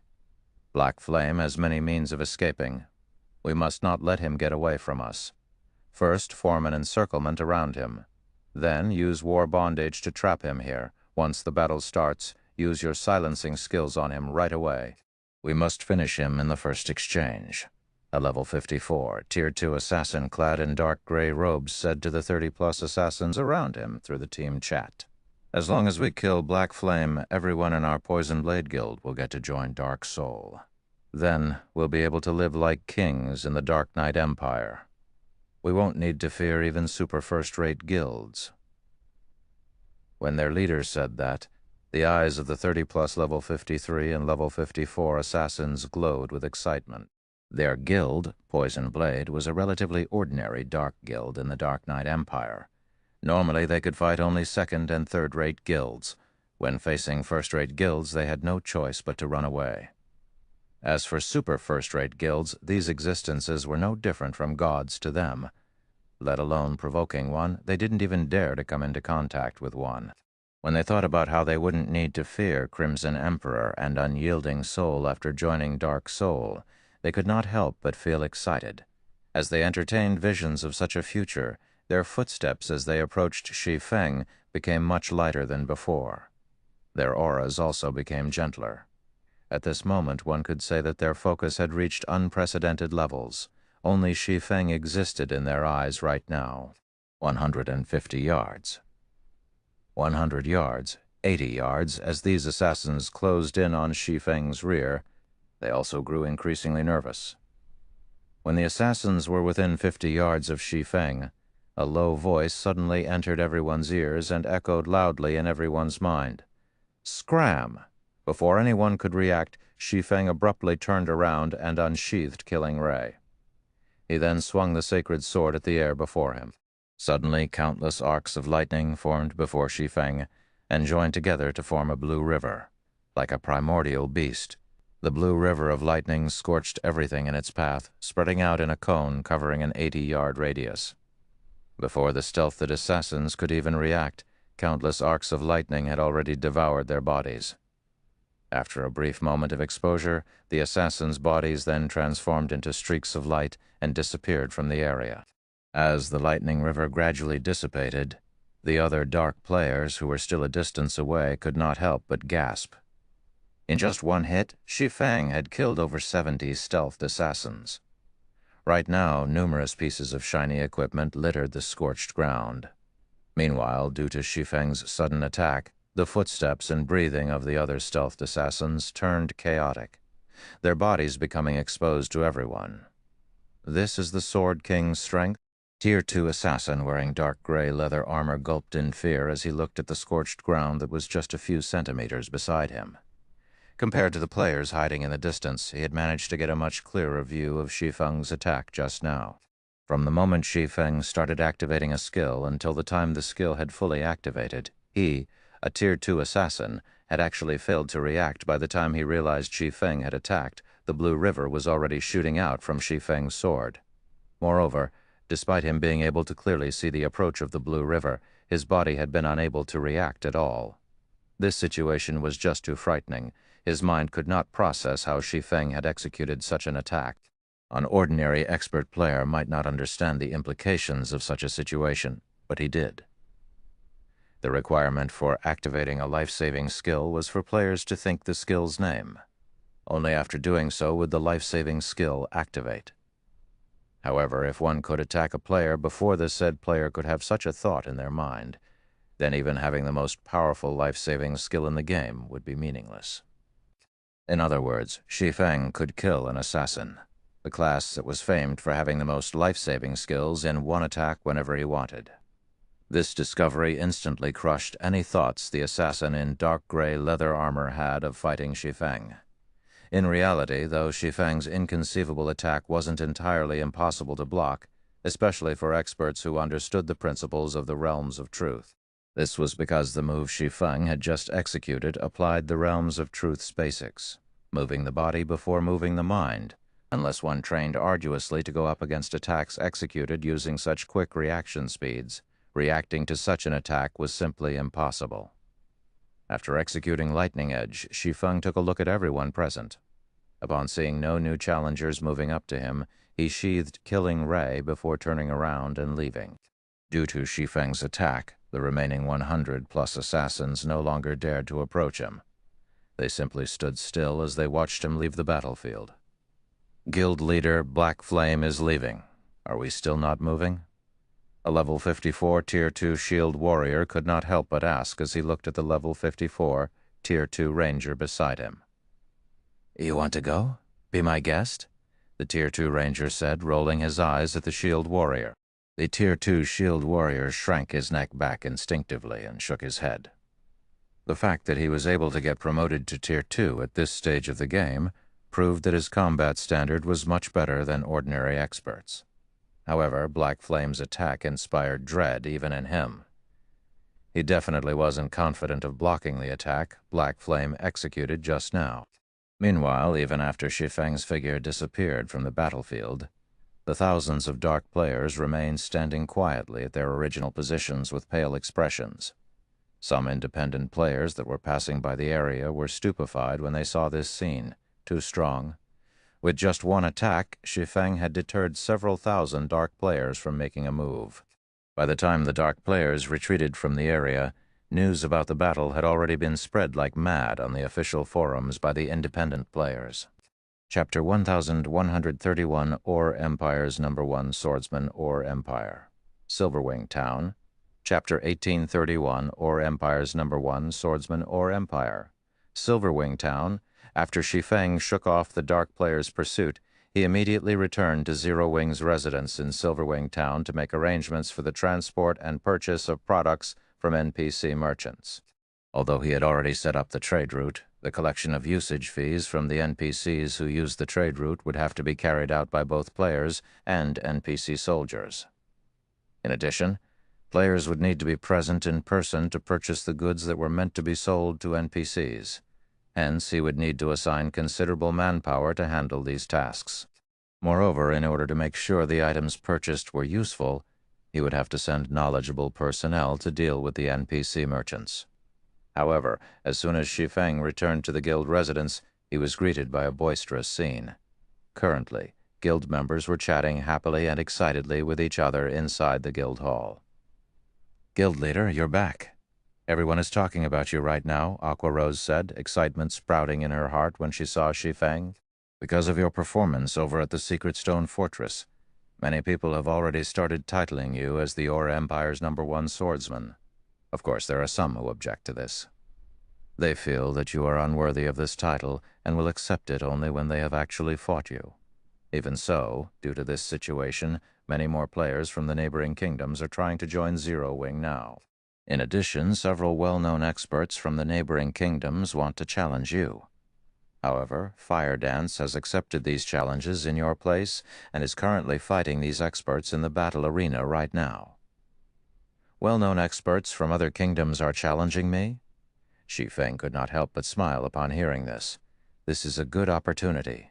He had never thought that his battle over at the Secret Stone Fortress would spark such a development. Before today, he had received many challenges from experts before. However, back then, these had been limited to the experts of Star Moon Kingdom. Now, however, even the experts of other kingdoms were challenging him. This proved that his fame had already reached a considerable degree in those kingdoms. Otherwise, the well-known experts of those kingdoms wouldn't have come to challenge him. Meanwhile, the fact that these experts had come to challenge him was a good thing for Silverwing Town. Aqua, from today onwards, set up a challenge arena in the battle arena specifically for people wishing to challenge me. However, they cannot just issue a challenge without restrictions. Before I accept their challenge, they'll have to win 10 consecutive matches against people of our choosing. For now, select our fighters from our main force members. The challengers have to pay 5 gold for each match. If the challengers win, they'll get 20 gold in return, Shi Feng said. I understand, Aqua Rose replied, her eyes glowing. With Shi Feng's plan, they could not only increase the popularity of Silverwing Town's battle arena, but also earn a lot of money and train the main force members, killing 3 birds with 1 stone. Following which, Shi Feng turned to Melancholic Smile, who stood beside Aqua Rose, and asked Melancholic, how is the production of the all-rounded devices and elven silver coming along? Before he embarked on his quest to set up a trade route, he had left matters regarding the all-rounded devices and elven silver to Melancholic Smile to handle. The all-rounded device was an item he personally created. Hence, he could make as many copies of its design as he wanted. The only reason he had not bothered trying to mass-produce the all-rounded device until now was the much lower success rate other people would have when producing the all-rounded device compared to him, the creator. In addition, the production costs for the all-rounded device were also extremely high.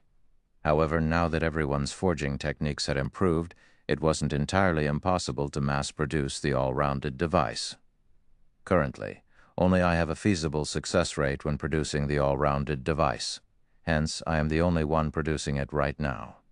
I have already made 53 all-rounded devices. I am still far from fulfilling the 200 pieces you requested. However, Coco has become a master forger in Titan City.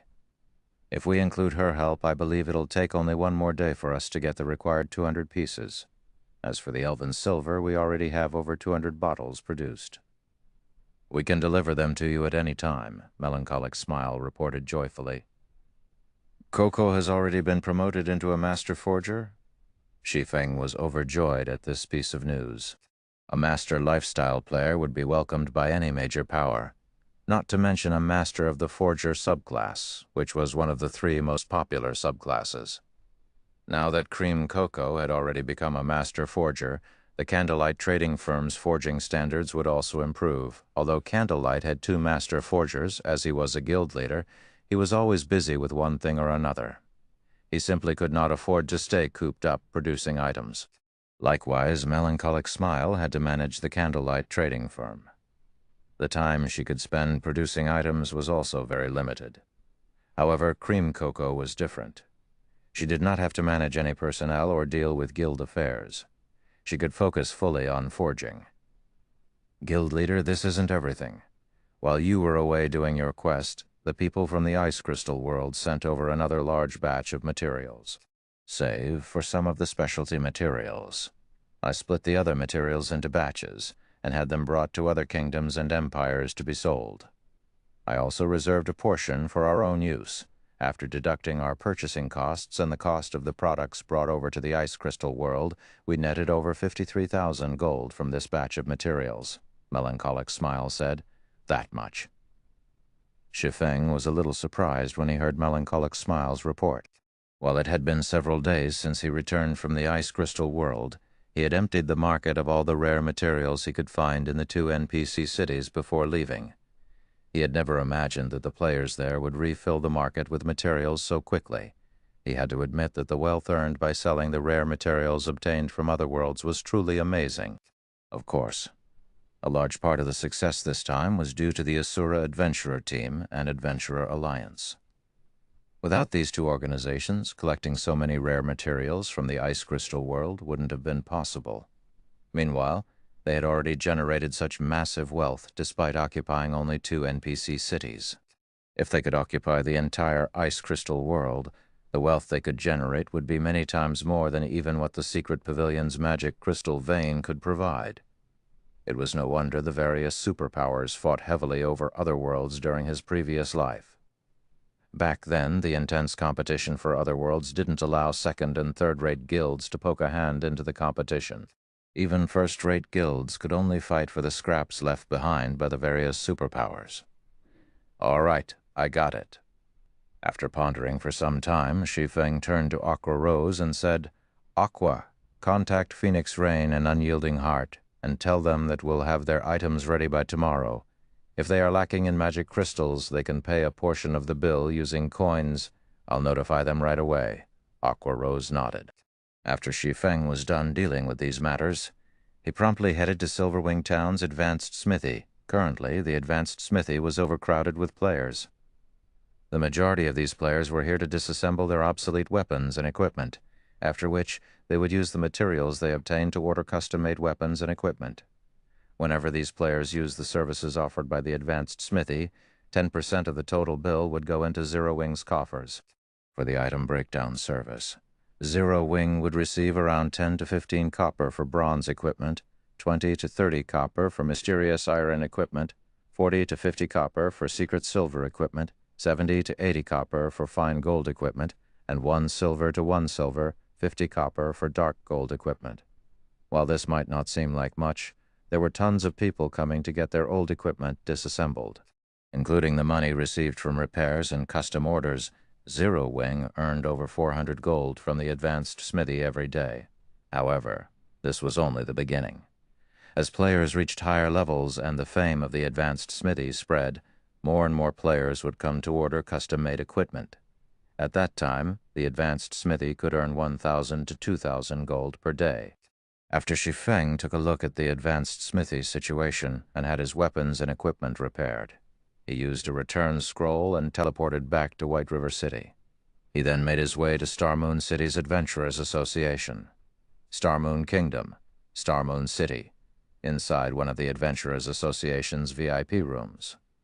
"Lord Protector, how may I be of service to you today?" the NPC Senior Administrator asked as he looked at Shi Feng. "I wish to construct a transportation firm in Silverwing Town. Here is the design for it."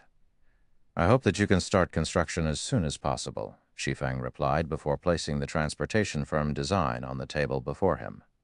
Previously, as his funds had been insufficient, he had planned on setting the transportation firm aside for the moment.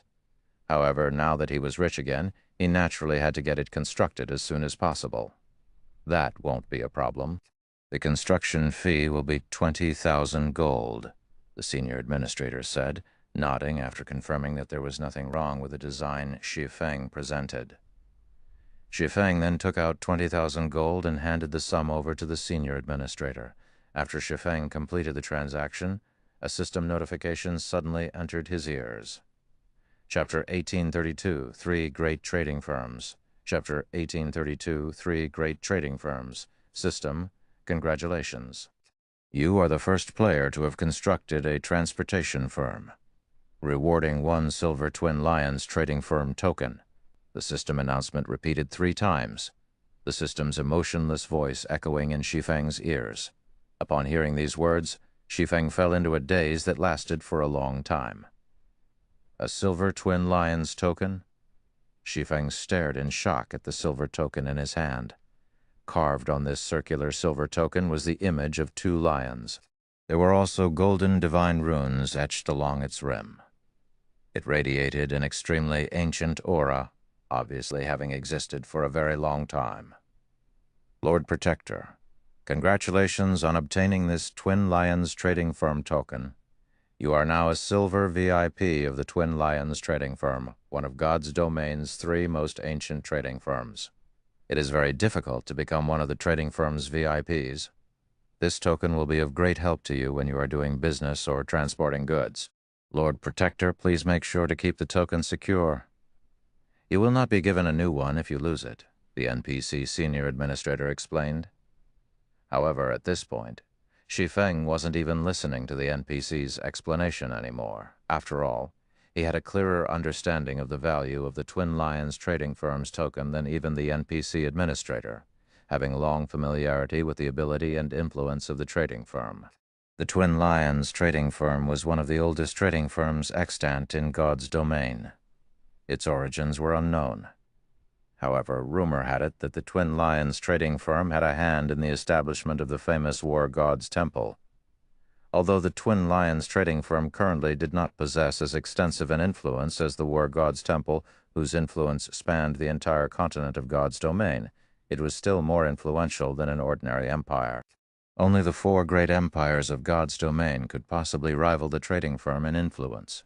Meanwhile, to guilds, the Twin Lions trading firm was much more important than even the 4 great empires. In fact, the trading firm's importance to guilds surpassed the War God's temples. This distinction was because the Twin Lions trading firm's trade routes covered over half of the entire continent. Anyone ferrying non-bag space items would prefer to use the trade routes of the trading firm, as these were much safer than the trade routes operated by players. Aside from the greater danger, player-operated trade routes were far less efficient. By using the Twin Lions trading firm's trade routes, one could save more than half the travel time they would normally need when using a player-operated trade route. However, getting to utilize the Twin Lions trading firm's trade routes was not an easy task. One had to be a member of the Twin Lions trading firm. In other words, they needed to obtain one of the trading firm's tokens. Only then could they transport goods through the trading firm's trade routes. Hence, the various large guilds and merchant players in the past all sought to join the Twin Lions trading firm. Of course, the benefits and treatment one received depended on one's status in the Twin Lions trading firm. VIPs not only got more discounts but also had access to trade routes that were normally not open to lower-ranking members.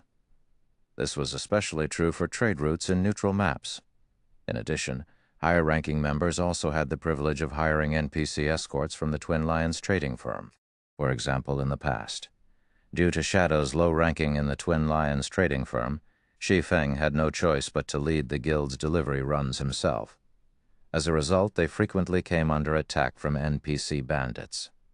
Had Shadow's ranking been enough in the Twin Lions trading firm to hire NPC escorts to serve as a deterrence, the guild's caravans wouldn't have come under attack so frequently.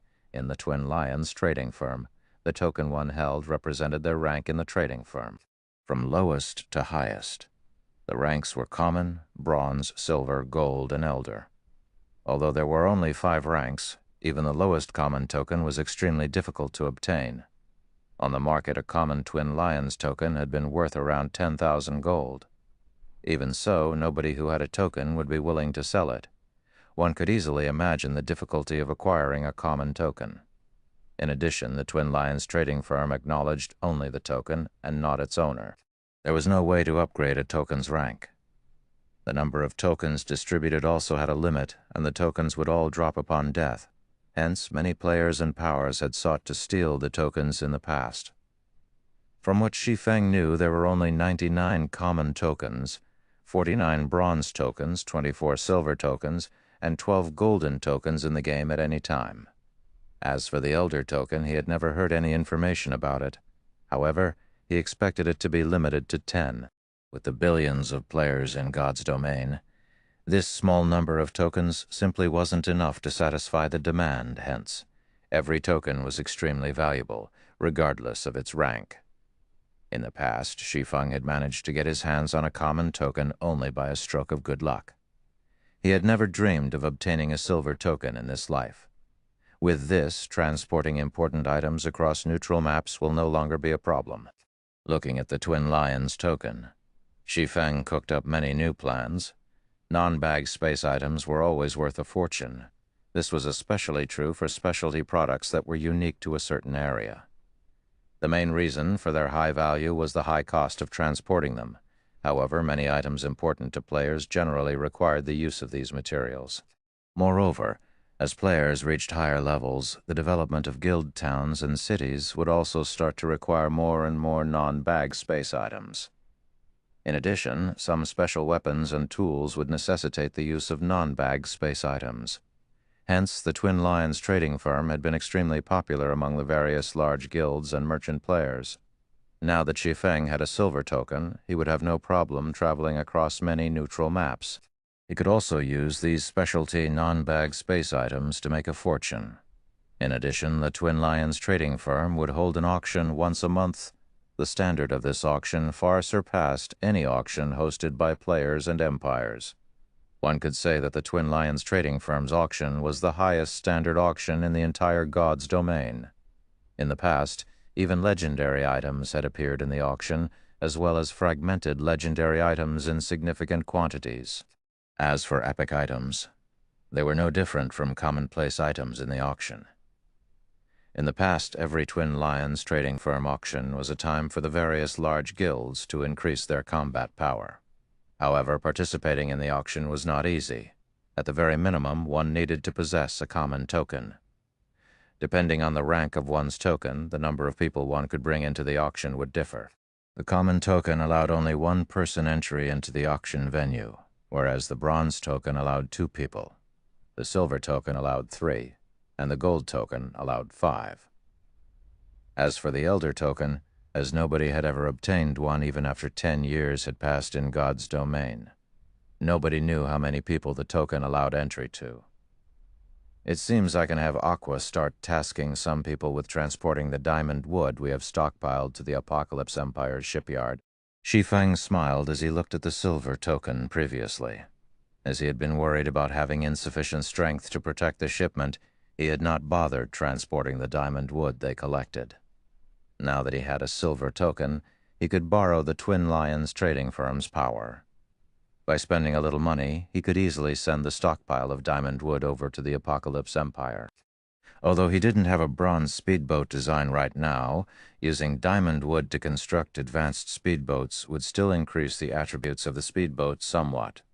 Afterward, Shi Feng contacted Aqua Rose and had her dispatch some guild experts to make the necessary preparations. As for himself, he returned to the Candlelight trading firm and started producing all-rounded devices. Although Cream Cocoa and Melancholic Smile could indeed produce enough all-rounded devices for the Dragon Phoenix Pavilion and Unyielding Soul, he was also in dire need of the all-rounded devices himself as he planned to head to the Flame Demon's Valley and activate the World Gate as soon as possible. Only with the help of the Philosopher's Hand could he increase the development speed of Candlelight's lifestyle players. The production of ships required a large number of master engineers, not to mention the production of the Hell Chariots and Guardian Puppets. Having just 2 or 3 master engineers simply wasn't enough. Meanwhile, over at Silverwing Town, the transportation firm's construction was just completed. The sudden appearance of the 3-story, stadium-sized building immediately caused a commotion among the players in the town.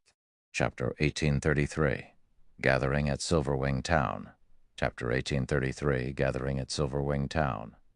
The 3-story tall transportation firm was located close to Silverwing Town's main entrance. Meanwhile, 10 level 100 NPC guards stood before the entrance, one of which was a Tier 3 guard captain. The guard captain carried a greatsword on his back and wore silver armor.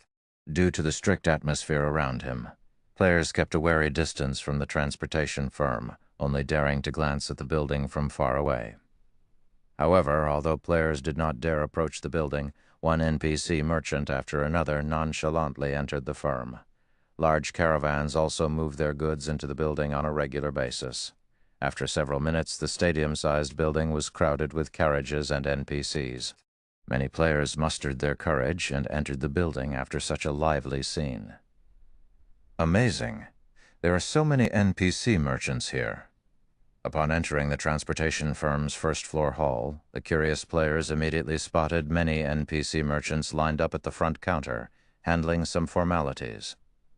There were easily over 1,000 NPC merchants in the building, some of which had set up stalls in front of their parked carriages, selling a variety of precious items.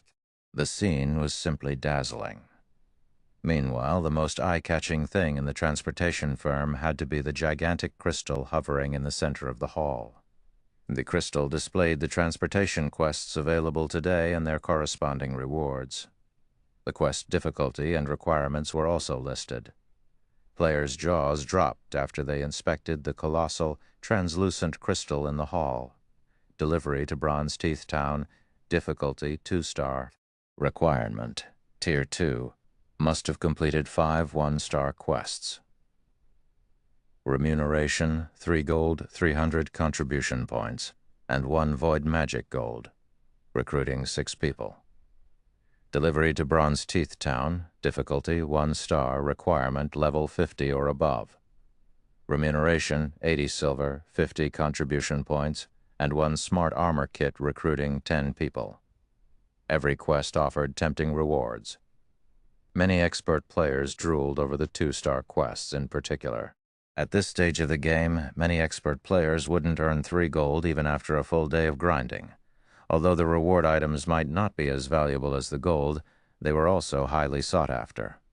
For example, void magic gold could be used to increase a weapon's sharpness and lower its durability consumption. However, void magic gold wasn't normally sold on the market. To the expert players present, the void magic gold was far more valuable than 3 gold coins. Naturally, the 3-star quest rewards even tempted players from the various major powers. 3-star quests actually awarded rare Tier 2 skill books upon completion. Even the various major powers experts lacked Tier 2 skills. Aside from purchasing such skills with legacy points, players could only obtain them by farming monsters for skill books. However, even the drop rate for Tier 1 skill books was extremely low, not to mention Tier 2 skill books. After everyone finished gawking at the quests on the giant crystal, they noticed an exchange counter. This exchange counter allowed players to spend the contribution points and coins they earned to purchase rare items the NPC merchants sold. The available rare items were impossible to purchase elsewhere. In fact, the NPC merchants even had epic items for sale. Upon seeing these items, the players in the hall immediately went into an uproar. Quick, notify the guild leader. We must get those epic items before the other guilds. The members of the various major powers immediately contacted their respective guilds' upper echelons and notified them about the transportation firm. As for the independent players present inside the transportation firm, their eyes glowed with excitement upon seeing the item list. Epic items. Independent players only dreamed of obtaining such items, yet as long as they earned enough coins and contribution points, they could purchase these items. In other words, they now had the possibility of acquiring an epic item for a time. News of the transportation firm spread like a plague throughout the Ore Empire and the neighboring countries. We can purchase epic items just by collecting enough contribution points from quests. There's no status restriction? In that case, our adventurer team can contend with the various large guilds for these epic items. The rewards for Silverwing Town's transportation quests are actually so bountiful. That's at least triple the amount we get from the usual transportation quests. We need to head to Silverwing Town to develop right this instant. Many adventurer teams and independent players decided to shift their base of operations to Silverwing Town. Setting aside the fact that they could earn more money by developing there, the fact that they could purchase top-tier weapons and equipment was the final push. For a time, players swarmed toward Silverwing Town. Vice Guild Leader, what should we do? The number of players trying to enter the town has suddenly increased by more than 200,000. By the looks of it, even more people will show up later. However, we've already reached the town's entry limit of 1,500,000 players, and the players waiting outside are making a huge fuss. Yaya Aqua Rose's assistant said as she ran up to Aqua Rose, who was currently swamped with work. I understand. Temporarily increase the town's entry limit to 1,800,000, Aqua Rose said, nodding as she pinched the bridge of her nose. Due to the transportation firm's appearance, many merchant players had contacted her, expressing their interest in renting a shop in Silverwing Town long-term. Some top adventurer teams had even asked to garrison in Silverwing Town. These top adventurer teams had declared their willingness to purchase private houses at a high price and sign a garrison agreement with Zero Wing. She never thought that Silver Wing Town would become the focal point of the Ore Empire and its several neighboring countries. This had all happened so suddenly, and she hadn't been prepared. Meanwhile, Shi Feng, who currently forged all-rounded devices in the candlelight trading firm, remained ignorant of the situation. He simply focused on forging and increased the pile of all-rounded devices on his table. After working for more than half a day, Shi Feng received joyous news. Liang Jing, his temporary assistant, had finally come to a compromise with Xiao Yu and would officially join God's domain today. Moreover, she had already joined Zero Wing and used a guild transfer scroll to teleport to White River City's guild residence to help her acclimate to God's domain. Shi Feng decided to have her assist Melancholic Smile in managing White River City's candlelight trading firm for the moment. This way, Melancholic Smile could somewhat relax. So, this is the candlelight trading firm? Liang Jing, who wore a set of long white robes and held a wooden staff, couldn't help but gape at the towering building before her. In her opinion, a virtual reality game was only a form of entertainment. However, after logging into God's domain, she discovered that this game was no different than reality. In fact, she felt that her senses in the game were much sharper than her senses in the real world. If not for the diamond markers and HP bars hovering above the players around her, she'd even have suspected that she had been transported into another world. Aside from God's domain's realism, the number of players she saw in the city also shocked her. She had never thought that White River City would have so many players. The city's commercial district where she currently stood was even livelier than Jinhai City's commercial district. Meanwhile, the most eye-catching building in the district actually belonged to Zero Wing. This was simply inconceivable. "Are you Liang Jing, the person the guild leader mentioned?" While Liang Jing tried to process the new information and environment, she noticed a mellow voice. Turning towards its origin, Liang Jing discovered a beautiful young woman in a luxurious dress. Upon hearing this woman greet Liang Jing, nearby players shot the new woman envious glances. What's going on? Liang Jing was even more confused upon noticing players' reactions. Chapter 1834, Frightening Zero Wing. Chapter 1834, Frightening Zero Wing. Looking at the woman approaching her, Liang Jing could feel the weight of the surrounding players' gazes. The long line of players waiting to enter the candlelight trading firm turned to look at her as well. If these people were focused on the woman approaching her, she could more or less understand their reactions. After all, the woman before her was tall and elegant, with a face and temperament to match. It was only natural that such a graceful woman would attract attention. But these players were focused on her, not this woman. A moment ago, these people had ignored her, yet she had instantly become a sensation the moment this beautiful young woman had called out to her. The beauty greeting Liang Jing was none other than Melancholic Smile. According to Shi Feng, he had found her a capable assistant, although her guild leader had asked that she show Liang Jing the ropes first. "Hello, I am Melancholic Smile. I will be helping you learn about the candlelight trading firm and all there is to know about our business.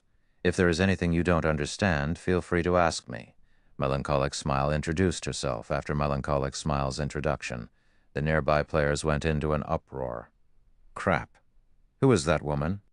Melancholic Smile actually came out to greet her? Could she be some sort of master lifestyle player? That can't be it. She's only level 10, and she isn't wearing a lifestyle insignia. She's definitely a newbie, but she must be someone important if Melancholic came to welcome her personally.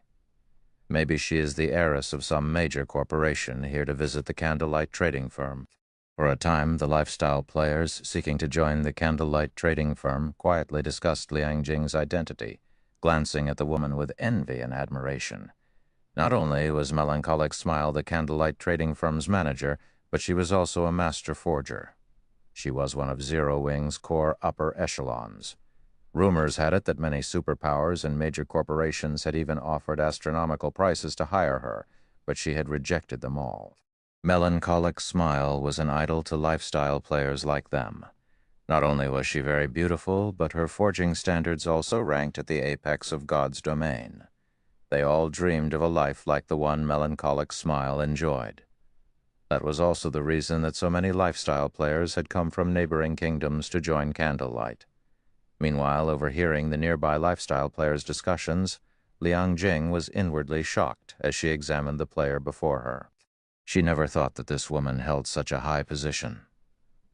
She also blushed with embarrassment as she heard the players guess her identity. The heiress of a major corporation? She was only the assistant of the Big Dipper Group's chairman. She was insignificant compared to an heiress. After Melancholic Smile and Liang Jing introduced themselves, they entered the Candlelight trading firm. White River City's Candlelight trading firm was the sole 3-star shop in Star Moon Kingdom. When Liang Jing entered the building, she felt as if she had stepped into a modern shopping mall, only the shop had magical elements, unlike a mall in the real world. Customers crowded the first-floor hall, stupefying Liang Jing. She hadn't imagined that a shop in God's domain could be so lively. Melancholic Smile simply smiled at Liang Jing's reaction before leading the new recruit to the 3rd floor. The 3rd floor and up were not open to the public. Only Candlelight's members had access. Currently, the Candlelight trading firm has over 20,000 lifestyle players. They're split across multiple branches. Among them, over 4,000 have officially signed a contract to become internal members. You could say that Candlelight is the bona fide #1 trading firm throughout Star Moon Kingdom. This shop alone houses a little over 2,000 lifestyle players. In the future, you will manage this shop and its employees, Melancholic Smile explained as she gestured to the various workshops, which contained Candlelight's lifestyle players hard at work. Although you won't have to manage a lot of people at first, once you get used to the job and perform well, I'll have you take over managing Silverwing Town. Things are getting hectic in Silverwing right now. We just increased the entry limit to 1,800,000 people. We'll have to increase this number slowly in the future, so we have a lot to do. As Liang Jing listened to Melancholic Smile's explanation, she wondered if she had heard wrong. Candlelight had over 20,000 employees. Moreover, over 4,000 were officially contracted to the trading firm. In other words, there were over 4,000 players working as full-time employees for Candlelight. This was several times more than the Big Dipper Group's employees. Later, she'd even have to manage a town with 1,800,000 players. This was simply madness. If the situation was as Melancholic Smile had described, as the assistant of the Big Dipper Group's chairman, she was certain that Zero Wing was far wealthier than the Big Dipper Group. There was simply no comparing the two. She had always wondered why Shi Feng acted so nonchalantly towards the Big Dipper Dojo's offers. It had offered a salary and benefits that countless people dreamed of.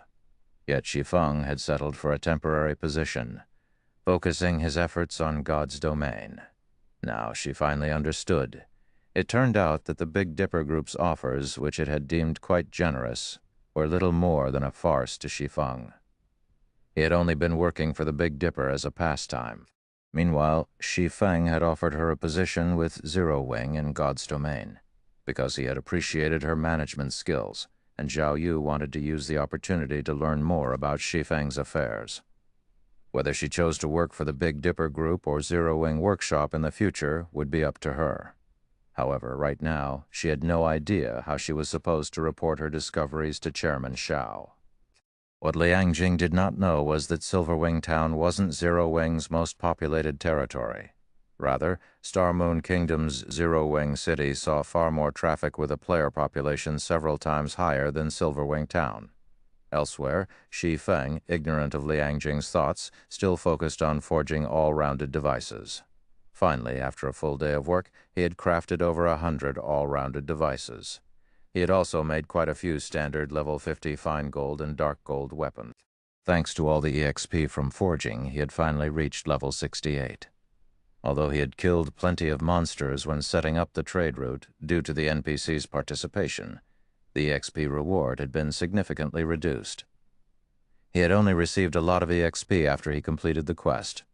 Even so, it hadn't been enough to push him to level 68. However, compared to his recent level up, the Philosopher's Hand's ability truly surprised Shi Feng.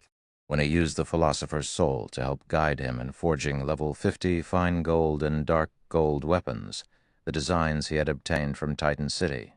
The finished products had ranged between level 50 and 55. It was a massive improvement. Although a standardized level 55 fine gold weapon was slightly weaker than level 55 fine gold equipment acquired from monsters, it was still considerably stronger than a level 50 fine gold weapon. This was also the case for standardized level 55 dark gold weapons. The highest leveled players in the various large guilds were currently level 55, hence trying to acquire level 55 weapons was extremely difficult. Currently, most of these level 55 experts still used level 50 fine gold weapons. If given the choice, these experts would definitely wield a standardized level 55 dark gold weapon. If he sold these standardized dark gold weapons in bulk, he could fetch a higher price than normal. Suddenly, Melancholic Smile contacted Shi Feng and reported, "Guild leader, the representatives from the Dragon Phoenix Pavilion and Unyielding Soul have arrived. They're waiting in the second floor VIP reception room. All right, I'll head over now." Nodding, Shi Feng collected his forged items and headed to the reception room. Chapter 1835, Massive Profits Candlelight Trading Firm's VIP Reception Room. Chapter 1835, Massive Profits Candlelight Trading Firm's VIP Reception Room. Currently, Phoenix Rain, Blue Phoenix, Unyielding Heart, and Mu Lingsha waited in the reception room. "Uncle Heart, are the items you mentioned really that effective?" Mu Lingsha asked worriedly. "The guild has employed various methods, but we still haven't made it into the dark battleground's inner region. Moreover, the Silent Water's corrosion is extremely powerful. Even the rare advanced toughness potion only extends our survival rate a little. We've shed all pretenses with the Starline Corporation already and are engaged in an all-out war with them. We can only spare a very limited amount of resources. If we spend so many magic crystals, and these items end up being useless, it'll be disastrous." When she had asked Unyielding Heart to lead a team in assisting Zero Wing, she had assumed that the guild only needed some help with a slightly difficult quest. Yet, when Unyielding Heart had returned, he had told her that Zero Wing had secured the Hell Mode Eclipse Throne's first clear. The report had left her flabbergasted. She had never realized that Zero Wing's main force was so powerful. Moreover, Unyielding Heart had praised Zero Wing's black flame. His praise was rare even in Unyielding Soul. Unyielding Heart had gone on to mention that Zero Wing possessed some special tools that could help them deal with the dark battleground's severe environment. This revelation had further increased her shock. Truthfully, she wanted to believe Unyielding Heart's claim, but she couldn't bring herself to do so. Their guild had expended a lot of effort to reach the dark battleground's inner region, but every method they tried had been a failure. She had even worked herself to the bone to find a solution to this problem. Yet Unyielding Heart had told her that Zero Wing had 2 items that could help their survival in the map. Moreover, Zero Wing could produce enough of these items for a 100-man team. "Miss Mu, you can rest assured," Unyielding Heart said with a bitter smile. Over the past few days, Mu Lingsha had repeatedly asked him the same question. Yet no matter how many times he explained the situation, the young lady refused to believe him. However, it wasn't as if he couldn't understand her feelings. At this point, Unyielding Soul and Starlink, the Starline Corporation's guild, were engaged in a bitter war. As a result, Unyielding Soul spent a frightening amount of resources each day. Meanwhile, purchasing 100 all-rounded devices and 100 bottles of elven silver would cost them 40,000 magic crystals. And since Zero Wing had produced the items within 3 days, as per their agreement, Unyielding Soul had to pay an additional 5,000 magic crystals. For the guild, 45,000 magic crystals were by no means a small amount. If after paying so many magic crystals the items were useless, they'd cry with regret. Mu Lingsha found it difficult to respond to Unyielding Heart's comment. She could only hope these items would be as helpful as he claimed. Big Sis Rain, Unyielding Soul's representatives, seemed worried about something. "Do you think they plan on backing out of the purchase?" Blue Phoenix asked as she eyed Mu Lingsha's worried expression. Giggling, she continued, "If they do, we'll get to purchase their share as well. Then we'll have a much easier time exploring the Sea of Death's inner islands. Why would they possibly back out? Phoenix Rain asked, chuckling. Unyielding Soul has fought several large-scale battles against Starlink in the Dark Knight Empire and desperately needs weapons, equipment, and war weapons. Both guilds are furiously fighting for the high-resource maps that yield weapons and equipment. If Unyielding Soul wishes to obtain these items, it'll have to farm high-resource maps with hostile environments. The guild will have a higher chance of securing the items in those maps. Unyielding Soul needs all-rounded devices and elven silver more than anything right now. It can't afford to back out this deal. Lou Phoenix saw the reasoning in her pavilion master's words. The more hostile a map's environment was, the more treasures it would have to offer. Take the Sea of Death, for example. After exploring the sea zone's dangerous islands, the various superpowers had acquired a significant harvest. Now, all of the various superpowers were organizing large, powerful teams to explore the Sea of Death. However, to explore the map's islands effectively, the superpowers would need items that could reduce the hostile environment's impact on their players.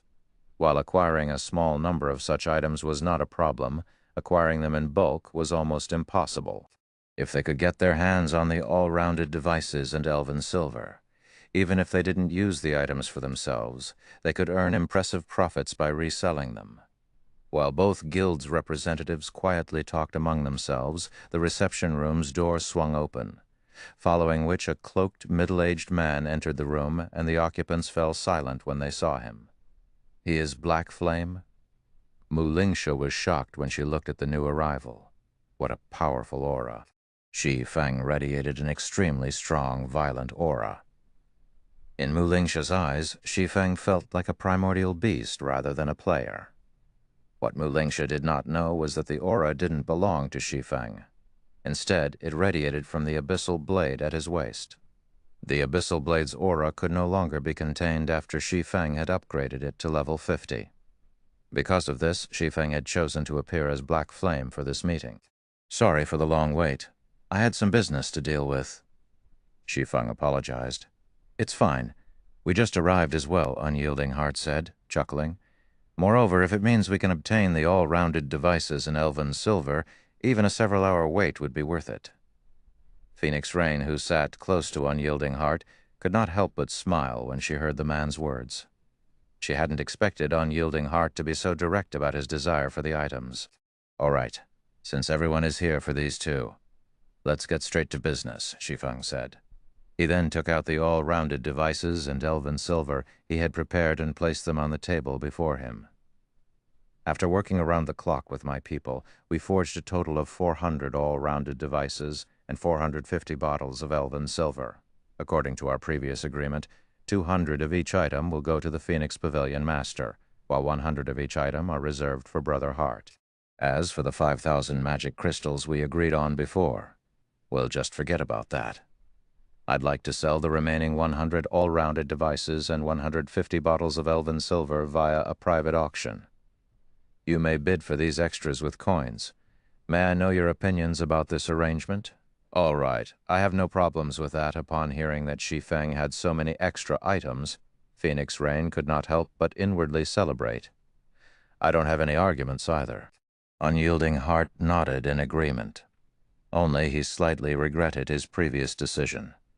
Had he known Zero Wing was capable of producing so many all-rounded devices and elven silver, he would have ordered more. However, when he considered his uncertainty about how useful the elven silver would be against the Silent Water, he dismissed his regret. Hearing the two players' agreement, Shi Feng proceeded with fulfilling their previous arrangements. In the end, Shi Feng received 80,000 magic crystals from Phoenix Rain and 40,000 magic crystals from Unyielding Heart. He then allowed both to bid for the additional all-rounded devices and elven silver, auctioning the items off in batches of 10.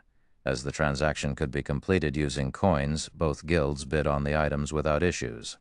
In the end, Phoenix Rain had purchased 80 all-rounded devices and 120 bottles of elven silver, while Unyielding Heart bought the rest. When comparing foundations, Unyielding Soul was definitely superior to the Dragon Phoenix Pavilion. However, Unyielding Soul didn't have as much financial freedom due to its war with Starlink. Meanwhile, Phoenix Rain had earned quite a bit from the authority she wielded on Thunder Island and the harvests from the Sea of Death. Hence, in terms of financial strength, the Dragon Phoenix Pavilion was currently stronger than Unyielding Soul. After selling the extra items, Shi Feng had made over 20,000 gold. Both super first-rate guilds were also quite satisfied with the outcome, as the representatives of both guilds were about to leave. Since we've sold the all-rounded devices and elven silver, let us start the auction for today's main course, Shi Feng said, intentionally dragging out his statement. Main course? You have something even better than the all-rounded devices and elven silver? Phoenix Rain and Unyielding Heart gave Shi Feng confused looks. How could he possibly have something more valuable than the two items? Correct? Shi Feng then began to pull the standardized level 55 dark gold weapons from his bag, putting them on display before his guests. Chapter 1836, Arming Teams. Chapter 1836, Arming Teams. The one-handed saber Shi Feng placed on the table looked quite modest, like a very ordinary weapon, yet it radiated the glow unique to dark gold weapons. A dark gold weapon that can be used up to level 55? When Phoenix Rain and Unyielding Heart looked at the dark gold weapon, they could not help their confusion. In terms of attributes, it was only slightly better than a level 50 dark gold weapon. While it might be very tempting to ordinary expert players to gild upper echelon like themselves, it was nothing special. Although a level 55 dark gold weapon was indeed very valuable in terms of usefulness, there was simply no comparison between it and the all-rounded device or elven silver. Not to mention, the level 55 dark gold weapon Shi Feng just took out did not possess any special traits. It neither added any resistances nor granted extraordinarily high attributes. Hence, they found it truly confusing that Shi Feng was treating this weapon as the finale item. Just as Phoenix Rain and Unyielding Heart were wondering what Shi Feng's intention was by taking out such a plain dark gold weapon, Shi Feng took out another weapon from his bag and placed it on the table. This time it wasn't a saber, but a greatsword instead. He's selling two items? Blue Phoenix, who was watching from the side, was also baffled by this situation. Let alone two level 55 dark gold weapons. Even two epic weapons wouldn't be enough to tempt representatives of super first-rate guilds like Phoenix Rain and Unyielding Heart. However, just as Blue Phoenix was having such thoughts, Shi Feng proceeded to take out another weapon from his bag. Moreover, he showed no signs of stopping, even after revealing the third weapon. 3, 5, 8. By the time 10 level 55 dark gold weapons were laid out on the table, Phoenix Rain's and Unyielding Heart's expressions had changed. While level 55 dark gold weapons were not that easy to obtain, with the current strength Zero Wing's main force possessed, they understood that Zero Wing definitely could acquire some. If it were only 2 or 3 dark gold weapons, they wouldn't have felt particularly surprised by the situation. However, having 10 level 55 dark gold weapons was an entirely different story. As you can imagine, I am able to obtain quite a number of these level 55 dark gold weapons. These 10 articles are merely samples for you to see. What do you think of these weapons? Shi Feng asked, smiling as he looked at the two people wearing serious expressions before him. Currently, he had produced only 10 level 55 dark gold weapons. It wasn't that he did not wish to produce more, but that he lacked the materials to do so. While the materials needed to produce these weapons were not very rare and were available in the market, they were not usually sold in large quantities. Collecting a sufficient amount would take considerable time. This was also the reason why the various large guilds that could produce dark gold weapons made only a very limited quantity. In the current God's domain, having 10 level 55 dark gold weapons was already a staggering feat. You still have more of these? Phoenix Rain asked, pleasantly surprised. May I know how many more of these weapons Brother Black Flame has? Unyielding Heart asked hurriedly. A single level 55 dark gold weapon was indeed nothing significant to them, because one weapon could improve the combat power of only one player. The improvement would be minimal. However, after reaching a certain quantity, these level 55 dark gold weapons would have much more of an impact. With enough of these weapons, one could elevate the combat power of a team to a whole new level. Meanwhile, this increase in combat power would be very useful when a team was raiding field bosses. Not many, Shi Feng said.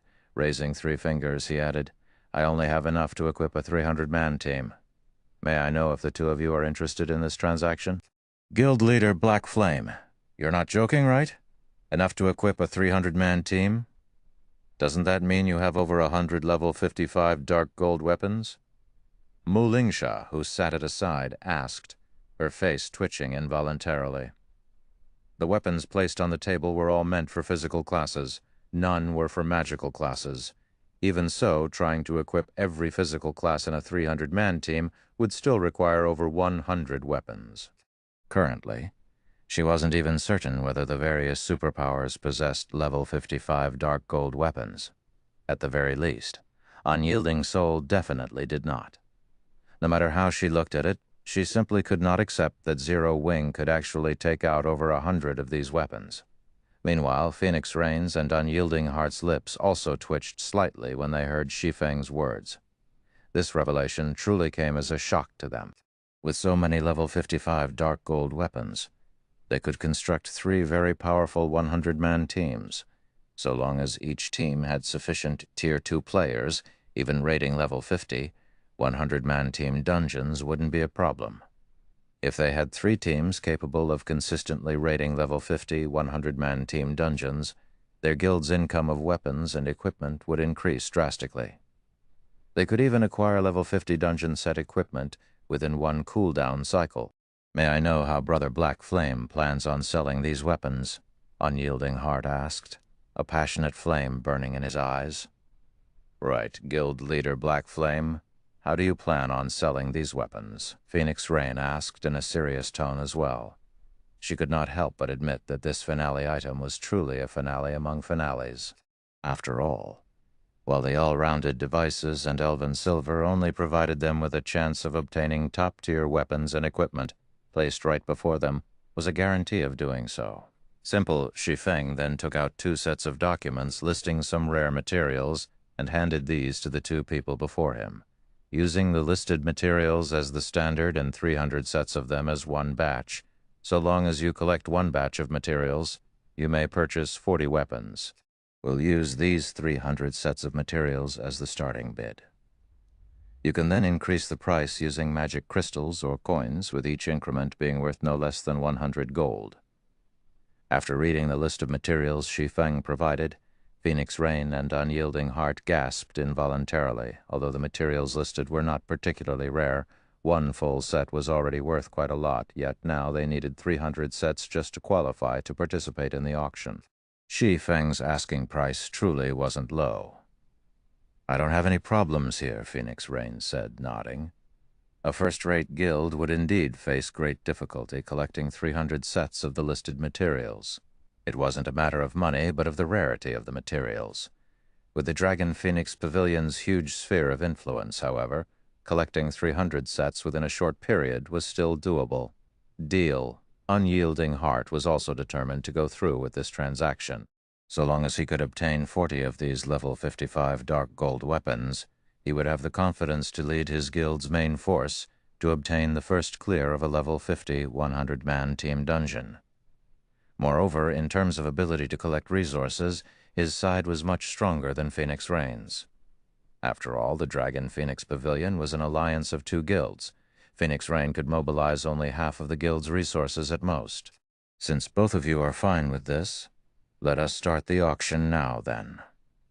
Upon seeing that both sides found his proposal acceptable, Shi Feng grew even more joyful. Truthfully, even he felt that the amount of materials he was asking for was a little excessive, and he expected that the 2 guilds might balk at the condition. After all, even the current Zero Wing wasn't capable of collecting 300 sets of the materials at short notice. However, when he thought about how both the Dragon Phoenix Pavilion and Unyielding Soul were super first-rate guilds, he concluded that acquiring 300 sets of the materials shouldn't be impossible for them, although it would hurt their pockets slightly. By setting such a high price in the first place, so long as he could acquire 300 sets of the materials required, given his production success rate, which was above 30%, he could instantly earn not only his cost, but also quite an amount of materials to arm Zero Wing. Now, however, it would seem that he had somewhat underestimated the foundations of the two super first-rate guilds. After all, the two representatives before him didn't even frown as they agreed to his proposal. Apparently, they were more than capable of acquiring over 300 sets of the materials. Chapter 1837, Titan Guard Upgraded. Chapter 1837, Titan Guard Upgraded.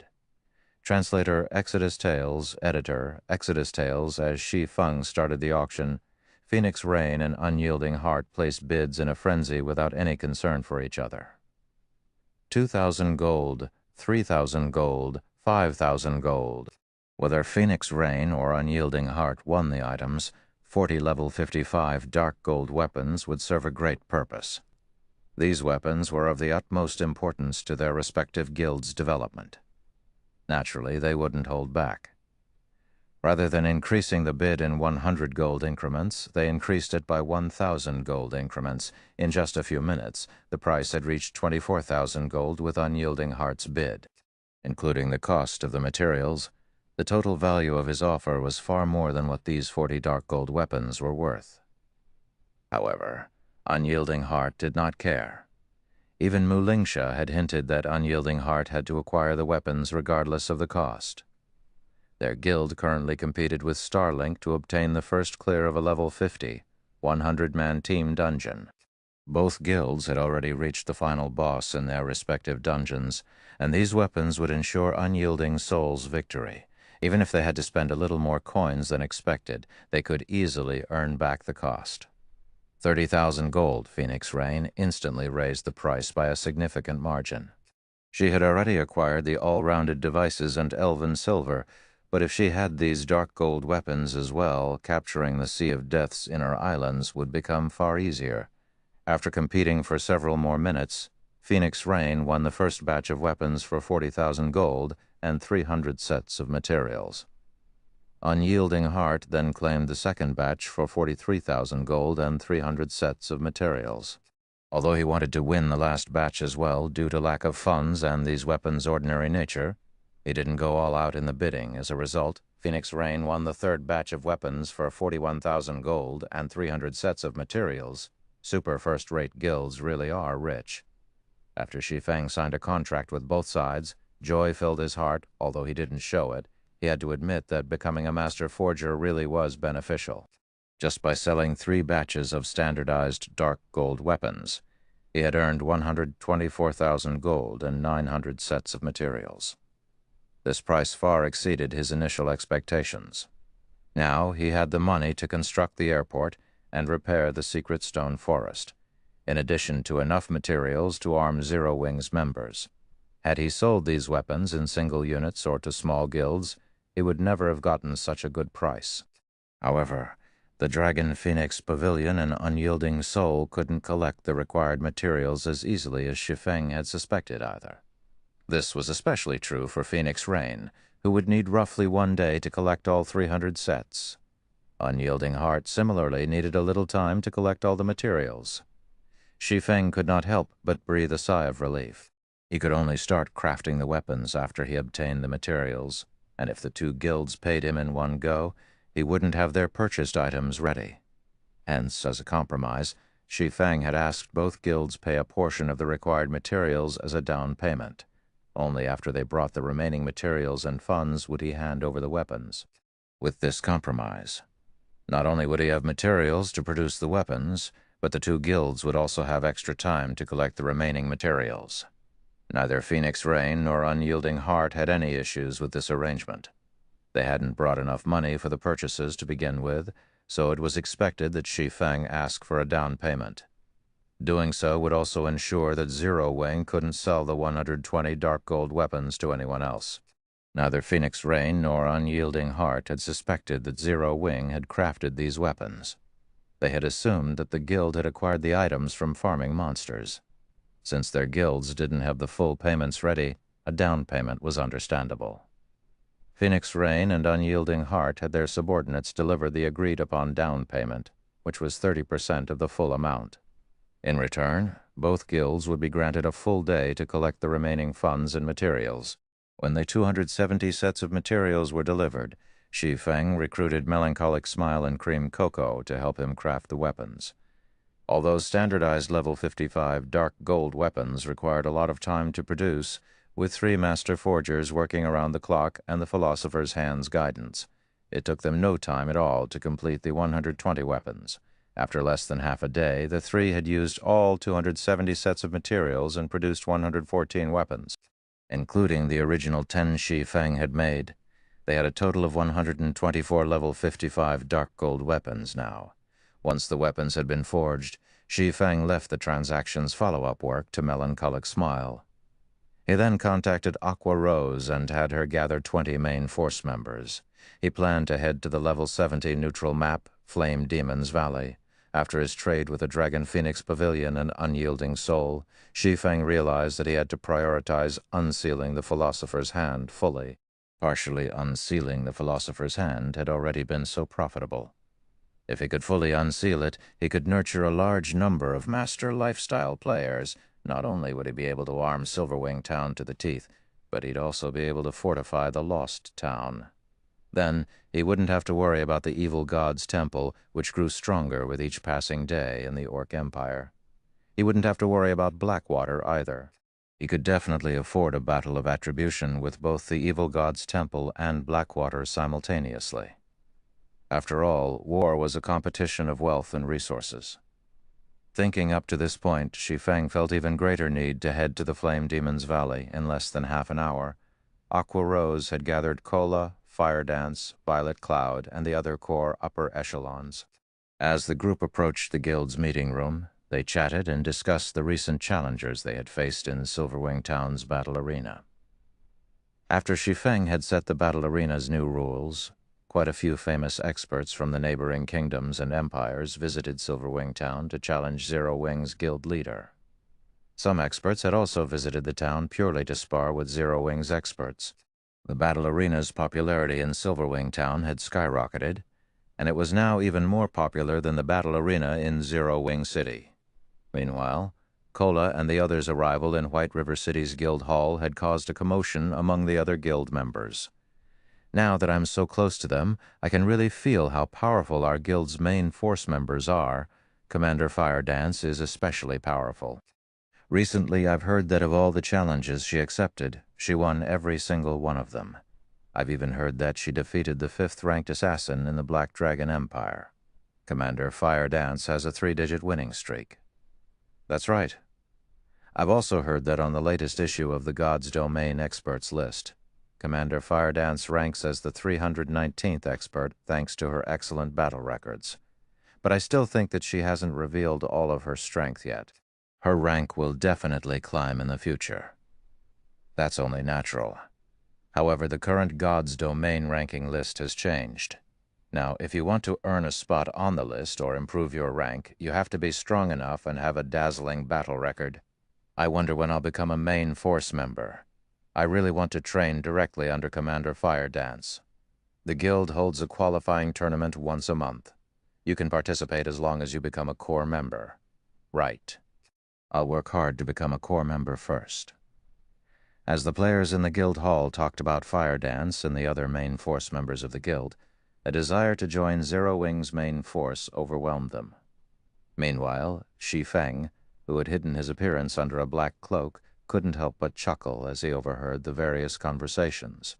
He then made his way toward the guild hall's meeting room. "Guild leader, are we going on a major operation this time?" Cola asked eagerly after Shi Feng entered the room. He had improved significantly in the battle arena lately and itched to display his new strength. "Of course. However, we have to replace your equipment first," Shi Feng said, nodding. "Replace my equipment?" Cola was confused. He currently wore the Dark Corrosion set, the best available dark gold set equipment in the game right now, and quite a few of his other pieces were epic rank. He didn't understand what Shi Feng wanted to replace. "Give me your shield first," Shi Feng said. "Shield?" Cola revealed an excited expression as he guessed. Could it be? "That's right. We didn't have enough magic crystals before, but we do now," Shi Feng said, nodding. Kola eagerly handed his Titan guard to Shi Feng, anticipation filling his eyes. Although he had been saving his own magic crystals, it would take him forever to collect 100,000 on his own. Moreover, the guild always needed magic crystals, making it almost impossible for him to upgrade his shield. After Shi Feng received the Titan guard, he immediately chose to upgrade it. Chapter 1838, Fragmented Legendary Shield's Hidden Effect Inside the Resplendent Meeting Room. Chapter 1838, Fragmented Legendary Shield's Hidden Effect Inside the Resplendent Meeting Room. After Shi Feng clicked to upgrade the Titan guard, the shield began to glow with a brilliant light that forced the players in the room to close their eyes. By the time everyone reopened their eyes, they felt a horrific pressure wash over them. Instinctively, these players took up a defensive stance. What's going on? What's with this powerful aura? Could it be from that shield? This can't be possible, right? This aura is as intense as that of a mythic monster. All of these players were experts, and they had experienced countless life-or-death battles. They had long since developed senses that surpassed that of a wild beast. If they hadn't known that they were absolutely safe in this meeting room, they would have pulled out their weapons and prepared for combat. Once the intensity of the Titan Guard's aura reached its peak, it began to fade. So, this is a fragmented legendary shield? Shi Feng was inwardly shocked as he felt the Titan Guard become lighter than it had been. Although the shield had never been particularly heavy, holding it still restricted his movement. Now, however, the Titan Guard was as light as a feather. It felt as if the cold, tough, metallic frame were merely an illusion. The shield's hidden effect was truly frightening. It was common knowledge in God's domain that shields were so large so the MTs could effectively block a boss's attacks. In return, the shields were considerably heavy. Of course, there were lighter shields, such as wooden or steel bucklers. Although a buckler was easier to use and gave MTs more freedom of movement, its flaws were apparent with a buckler's small size. Blocking attacks properly was strenuous. This was especially true during a high-speed fight. The various large guilds' MTs usually used large, heavy shields. However, now not only did the Titan Guard possess a huge defensive area, but it was also light. It was a dream shield for any MT. Moreover, compared to the Titan Guard's hidden effect, its new attributes were truly frightening. Titan Guard, shield, fragmented legendary rank, minimum equipment level, 50 equipment requirement, strength 400 attributes adjust according to user's level, defense plus 9,450, level 50 block rate, 39% strength plus 245, endurance plus 224, agility plus 190, defense skill plus 3 levels, reaction ability plus 2. Strength increased by 35%, agility increased by 30%, and endurance increased by 30%. Ignore levels plus 20. All item level requirements reduced by 5 levels. When equipped, all magic damage received reduced by 50%, reaction speed increased by 20%. Paralysis effects reduced by 40%, frontal damage received reduced by 30%. All resistances increased by 30%. Additional passive skill, 1 Guardian Shield, automatically generates a layer of Guardian energy which can block an attack and absorb a portion of the attack's strength to recover user's stamina every 10 seconds. Additional passive skill 2, Iron Wall, reduces the impact from incoming attacks by 50%. If attacks are of a lower tier than user, reduces damage by 70%. If attacks are of the same or higher tier than user, reduces damage by 30%.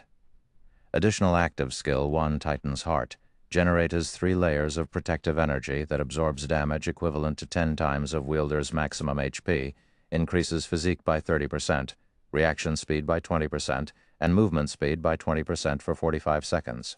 During this period, battle recovery improved by 800%, and healing received increased by 100%. Cooldown, 5 minutes. Additional active skill 2, Titan's Will becomes immune to all control effects, reduces all damage received by 95% and weakens negative effects by 90%. Increases attack speed by 100% and movement speed by 30%. Starting movement speed set at 80% of maximum movement speed, duration 30 seconds, cooldown 3 minutes. cannot stack with other defensive skills. Additional active skill 3 Titan's domain. Every non-friendly target within a 100-yard radius will increase wielder's basic attributes by 2%, reduces damage received by 1%, and heals wielder by 0.1% HP every second. Duration, 1 minute cooldown, 2 hours, maximum number of targets, 100. With these attributes, an ordinary MT could immediately become a peak MT by equipping the Titan Guard. Guild leader, how are the attributes? Kola asked excitedly. Take a look for yourself, Shi Feng said, chuckling. He then passed the Titan Guard back to Kola. When Kola received the Titan Guard, he noticed the change to the shield's weight. When he saw the shield's attributes, even his breathing became harsh. Guild leader, can we go find a mythic boss? Kola asked, staring at Shi Feng with desire in his eyes. He was like a swordsman that had just acquired a treasured sword and was eager to test out his new weapon. Kola had worn the best equipment in God's domain. Even while wielding the epic-ranked Titan Guard, he could tank a mythic monster of the same level. Now that Titan Guard had been upgraded, he felt that he could face a mythic monster head-on. Of course, he knew that was a misconception. After all, a mythic monster was still a mythic monster. Although he couldn't face a mythic monster in a direct confrontation, he was confident of tanking a mythic monster by himself. Whether or not he could kill the monster would depend on his team's DPS. Relax. You'll have plenty of opportunities later, Shi Feng assured his guildmate, smiling. Shi Feng had already been roughly 50% certain that he could complete his quest in the Flame Demon's Valley, but with the fragmented legendary ranked Titan Guard, his success rate had risen to 80% at the minimum, following which Shi Feng had everyone switch to fire resistance equipment. He also allocated several all-rounded devices, Elven Silver, and the master-ranked fire resistance potion, which Silent Wonder had crafted. His teammates were confused. After equipping the fire resistance equipment, they had over 100 points in fire resistance.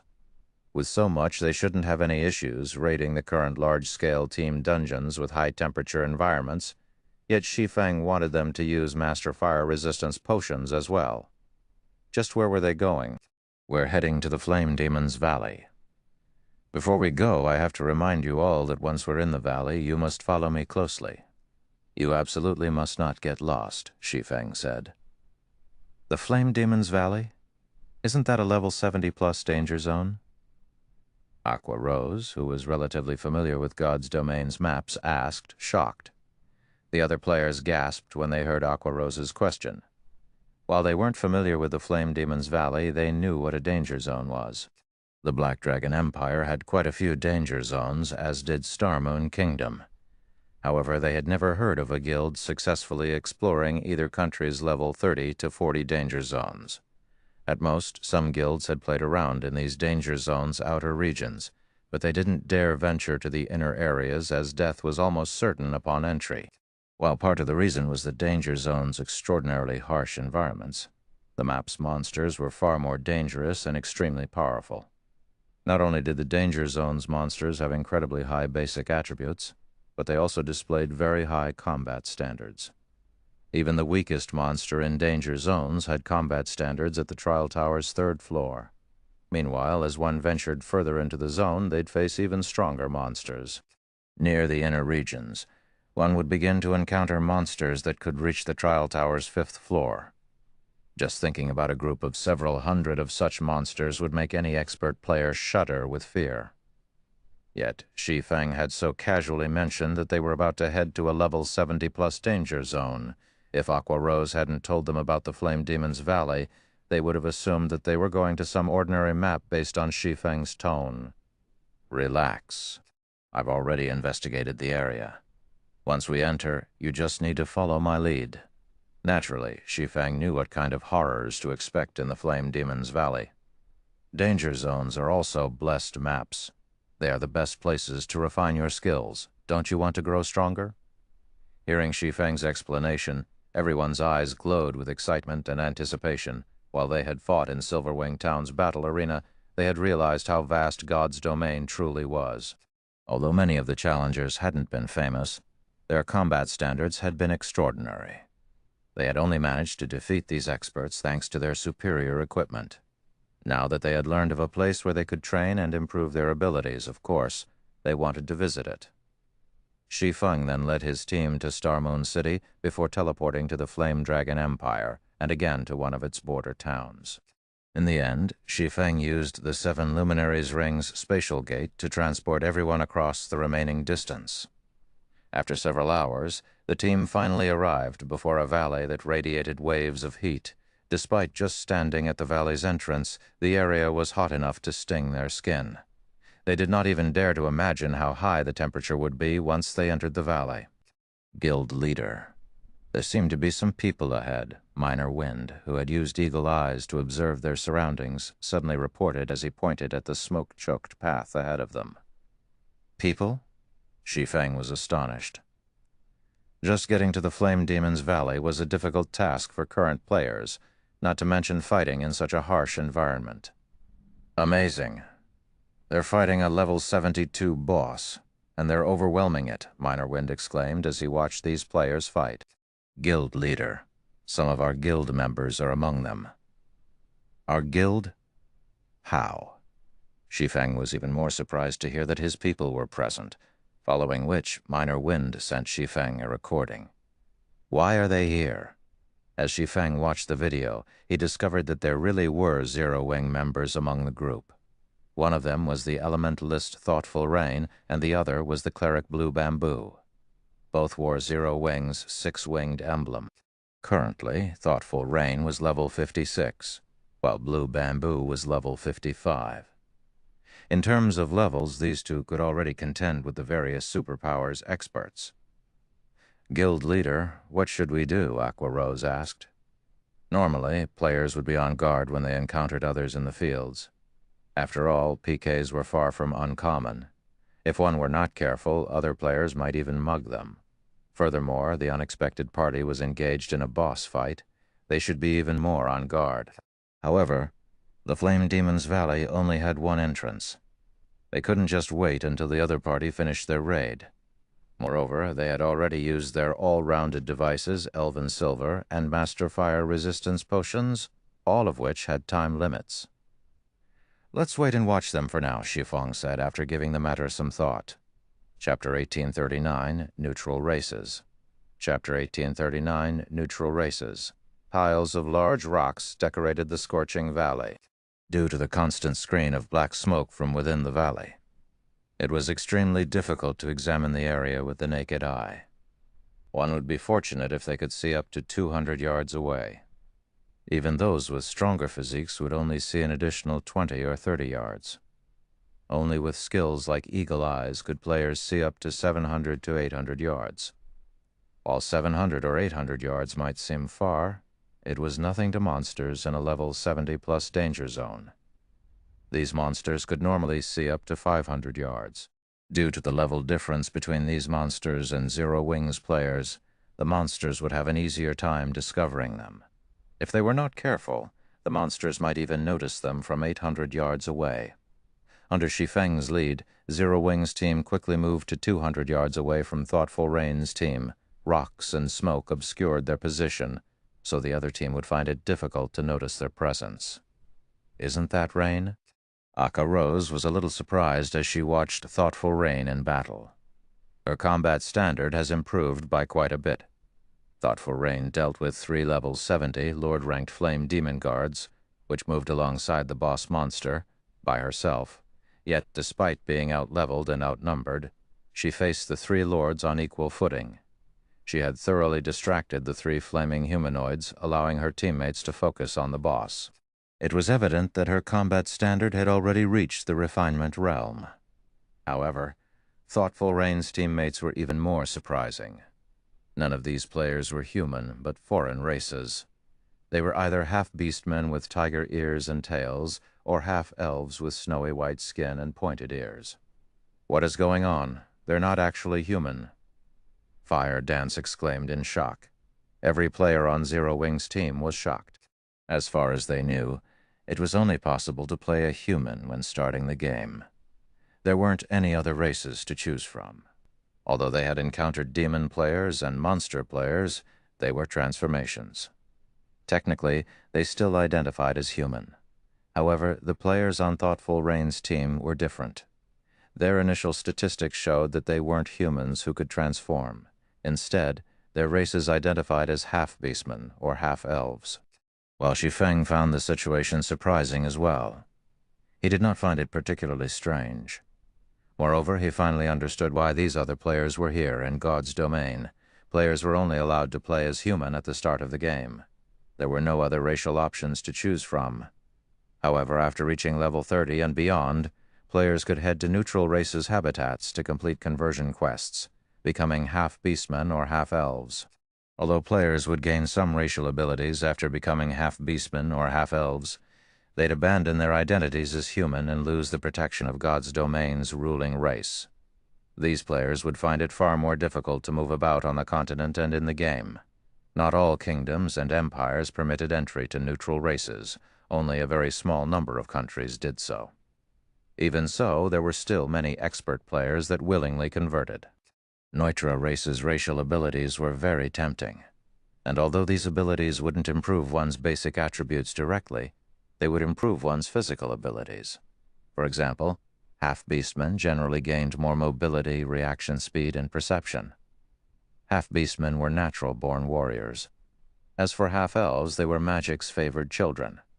They would find magic-related tasks far easier than the other races.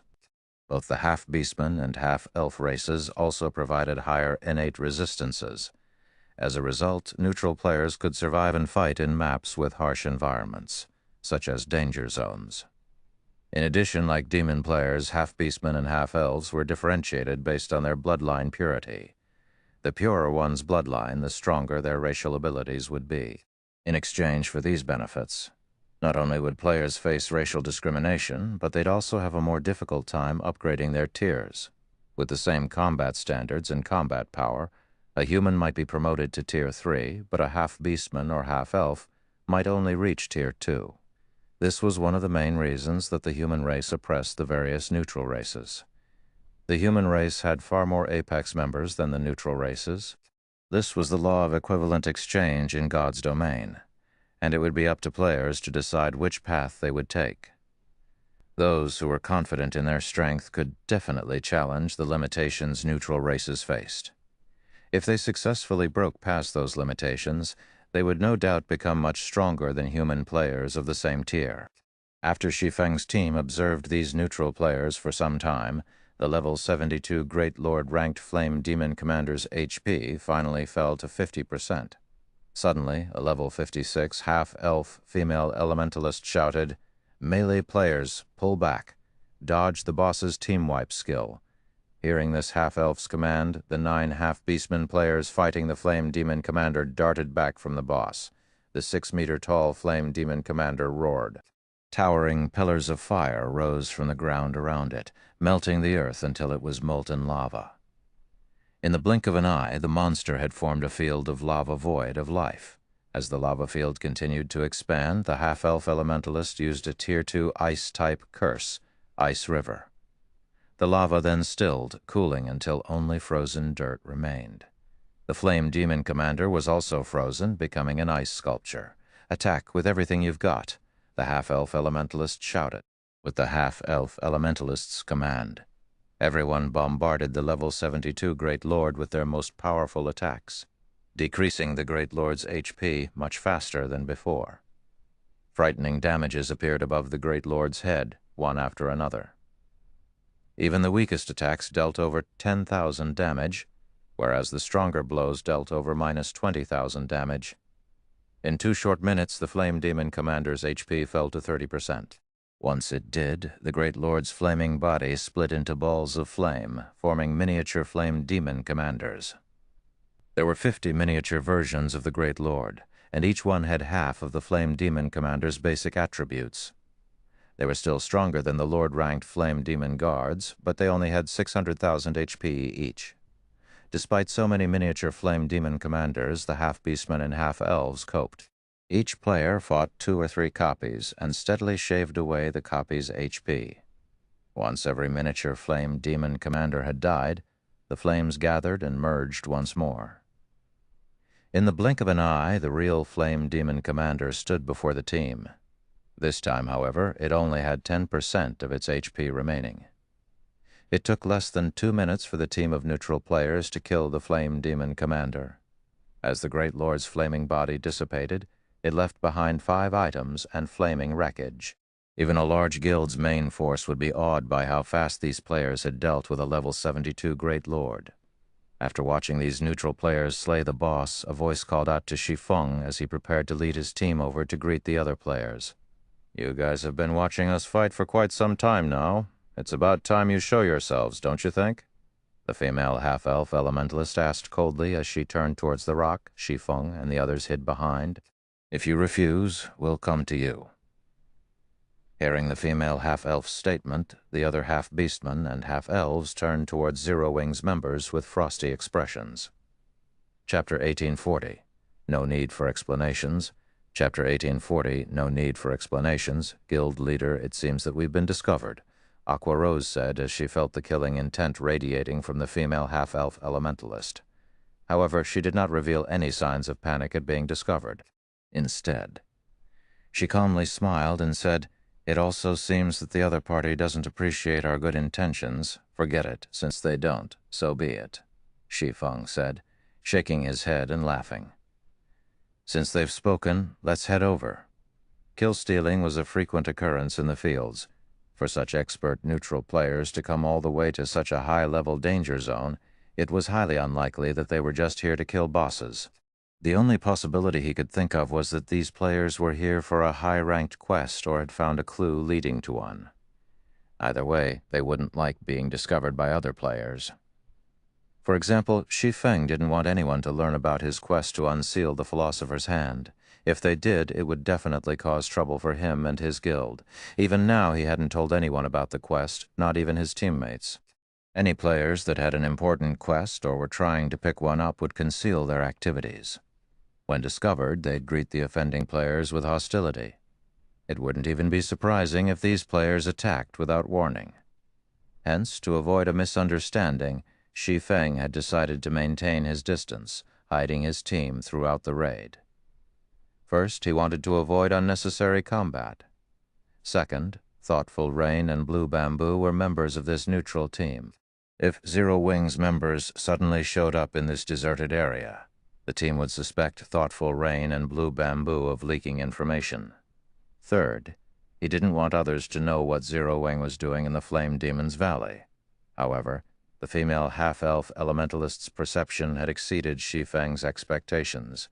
He had never expected the woman to sense them 200 yards away, despite her involvement in the intense battle.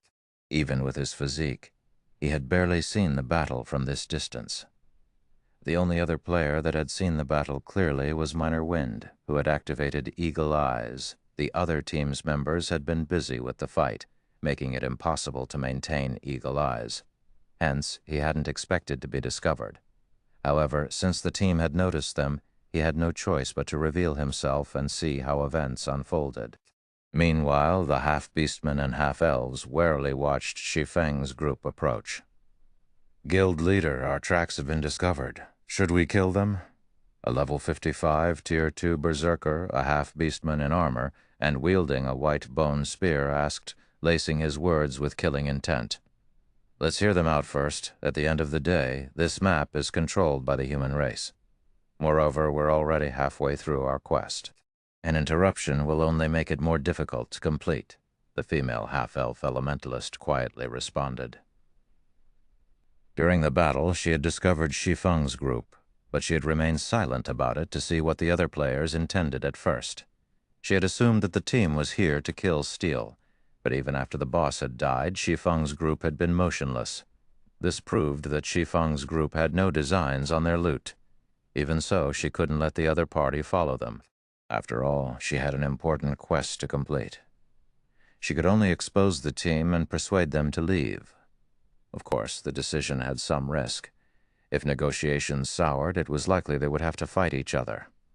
If Shi Feng's group insisted on following them, she would have to act. Her quest offered an extraordinary reward which would qualitatively transform their guild. With this reward, It was entirely possible that their guild would instantly become as strong as a first-rate guild.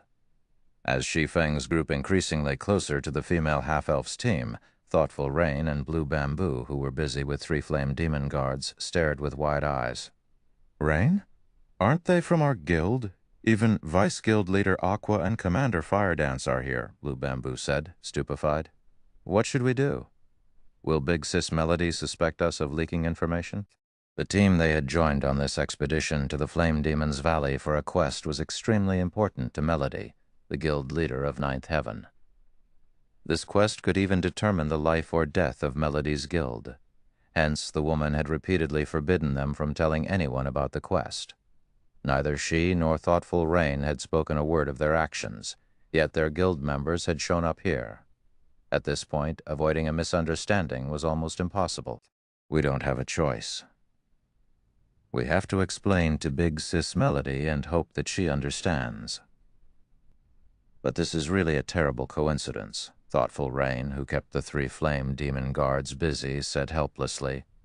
Unfortunately, as Shi Feng's group approached, Melody and the other Ninth Heaven members noticed the 6-winged emblem on these players' chests.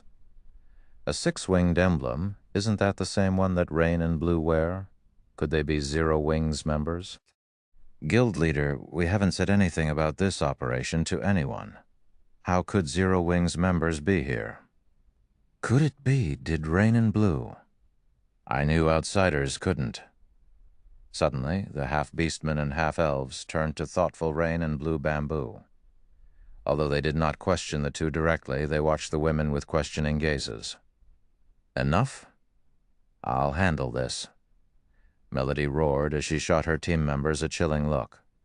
Let's find out why they're here first. Suddenly, this team of neutral players heard a deep voice. I am Black Flame, Zero Wings Guild Leader. My team and I have a task in the Flame Demon's Valley. May I ask you to remain here for some time? Once we're done, we'll invite you in. Shi Feng's voice was sonorous, echoing throughout the valley. Moreover, his aura was imposing. He felt like an ancient behemoth that had just woken. Damn it, it's true. When Melody's team members heard Shi Feng's statement, they glared at Thoughtful Rain and Blue Bamboo with indignation. Meanwhile, Thoughtful Rain and Blue Bamboo were at a loss for words. They felt as if any explanation would be useless. Guild leader, since they've come to steal our quest, we should kill them. One of the Tier 2 berserkers said, exuding killing intent, I want to see just how powerful Zero Wing truly is. They had more or less heard of Zero Wing. This guild, which had started with nothing, had gone on to take control of Star Moon Kingdom. The guild was powerful enough to rival a first-rate guild, many times stronger than Ninth Heaven. However, they didn't think that they'd lose to Zero Wing's experts in terms of individual combat standards. They had the innate advantage of half-beastmen and half-elves, which would be particularly prominent in PvP. Waving to her teammates for quiet, Melody turned to Thoughtful Rain and Blue Bamboo. In a low tone, she asked, I just want to ask one thing. Did you two leak our secret? Big Sis Melody, we didn't say anything about this, Thoughtful Rain insisted. Blue Bamboo nodded, repeated, firm resolution in her eyes. All right, I believe you, Melody said, revealing a gentle smile. She did not think that Thoughtful Rain and Blue Bamboo would betray her trust. She then turned back to Shi Feng and said, Hello, Guild Leader Black Flame. I am Melody, the Guild Leader of Ninth Heaven. May I know why we cannot enter? That way I'll understand what I should do. Although there was no arrogance in Melody's voice, her voice held no deference either. Rather, her tone contained questions and threats. Depending on Shi Feng's explanation, she wouldn't shy from a battle to the death or mutual destruction. Thoughtful Rain and Blue Bamboo tensed. The reason? Shi Feng suddenly laughed. I'm afraid that you don't qualify to demand answers from me. Moreover, Zero Wing has never needed to explain itself. All you need to know is that you are not allowed entry for the moment. If you refuse, I'll simply treat you like the other monsters. Shi Feng then swung Killing Ray at the Flame Demon guards chasing Thoughtful Rain, tearing the space before him. A golden lightning bolt struck one of the 3 lords from over 60 yards away. The powerful flame demon guards then fell to one knee, the strike leaving a deep gash in their flesh. All three lords were heavily injured. Meanwhile, a damage of over -100,000 appeared above the flame demon guards' heads. Among the three lords, one even suffered nearly -300,000 damage.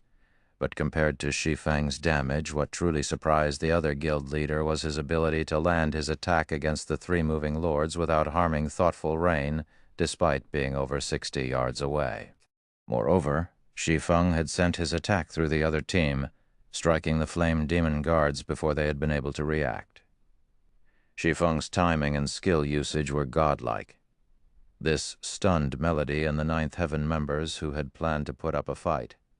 Without another word, Shi Feng led his team into the Flame Demon's Valley, leaving the dumbstruck members of Ninth Heaven behind.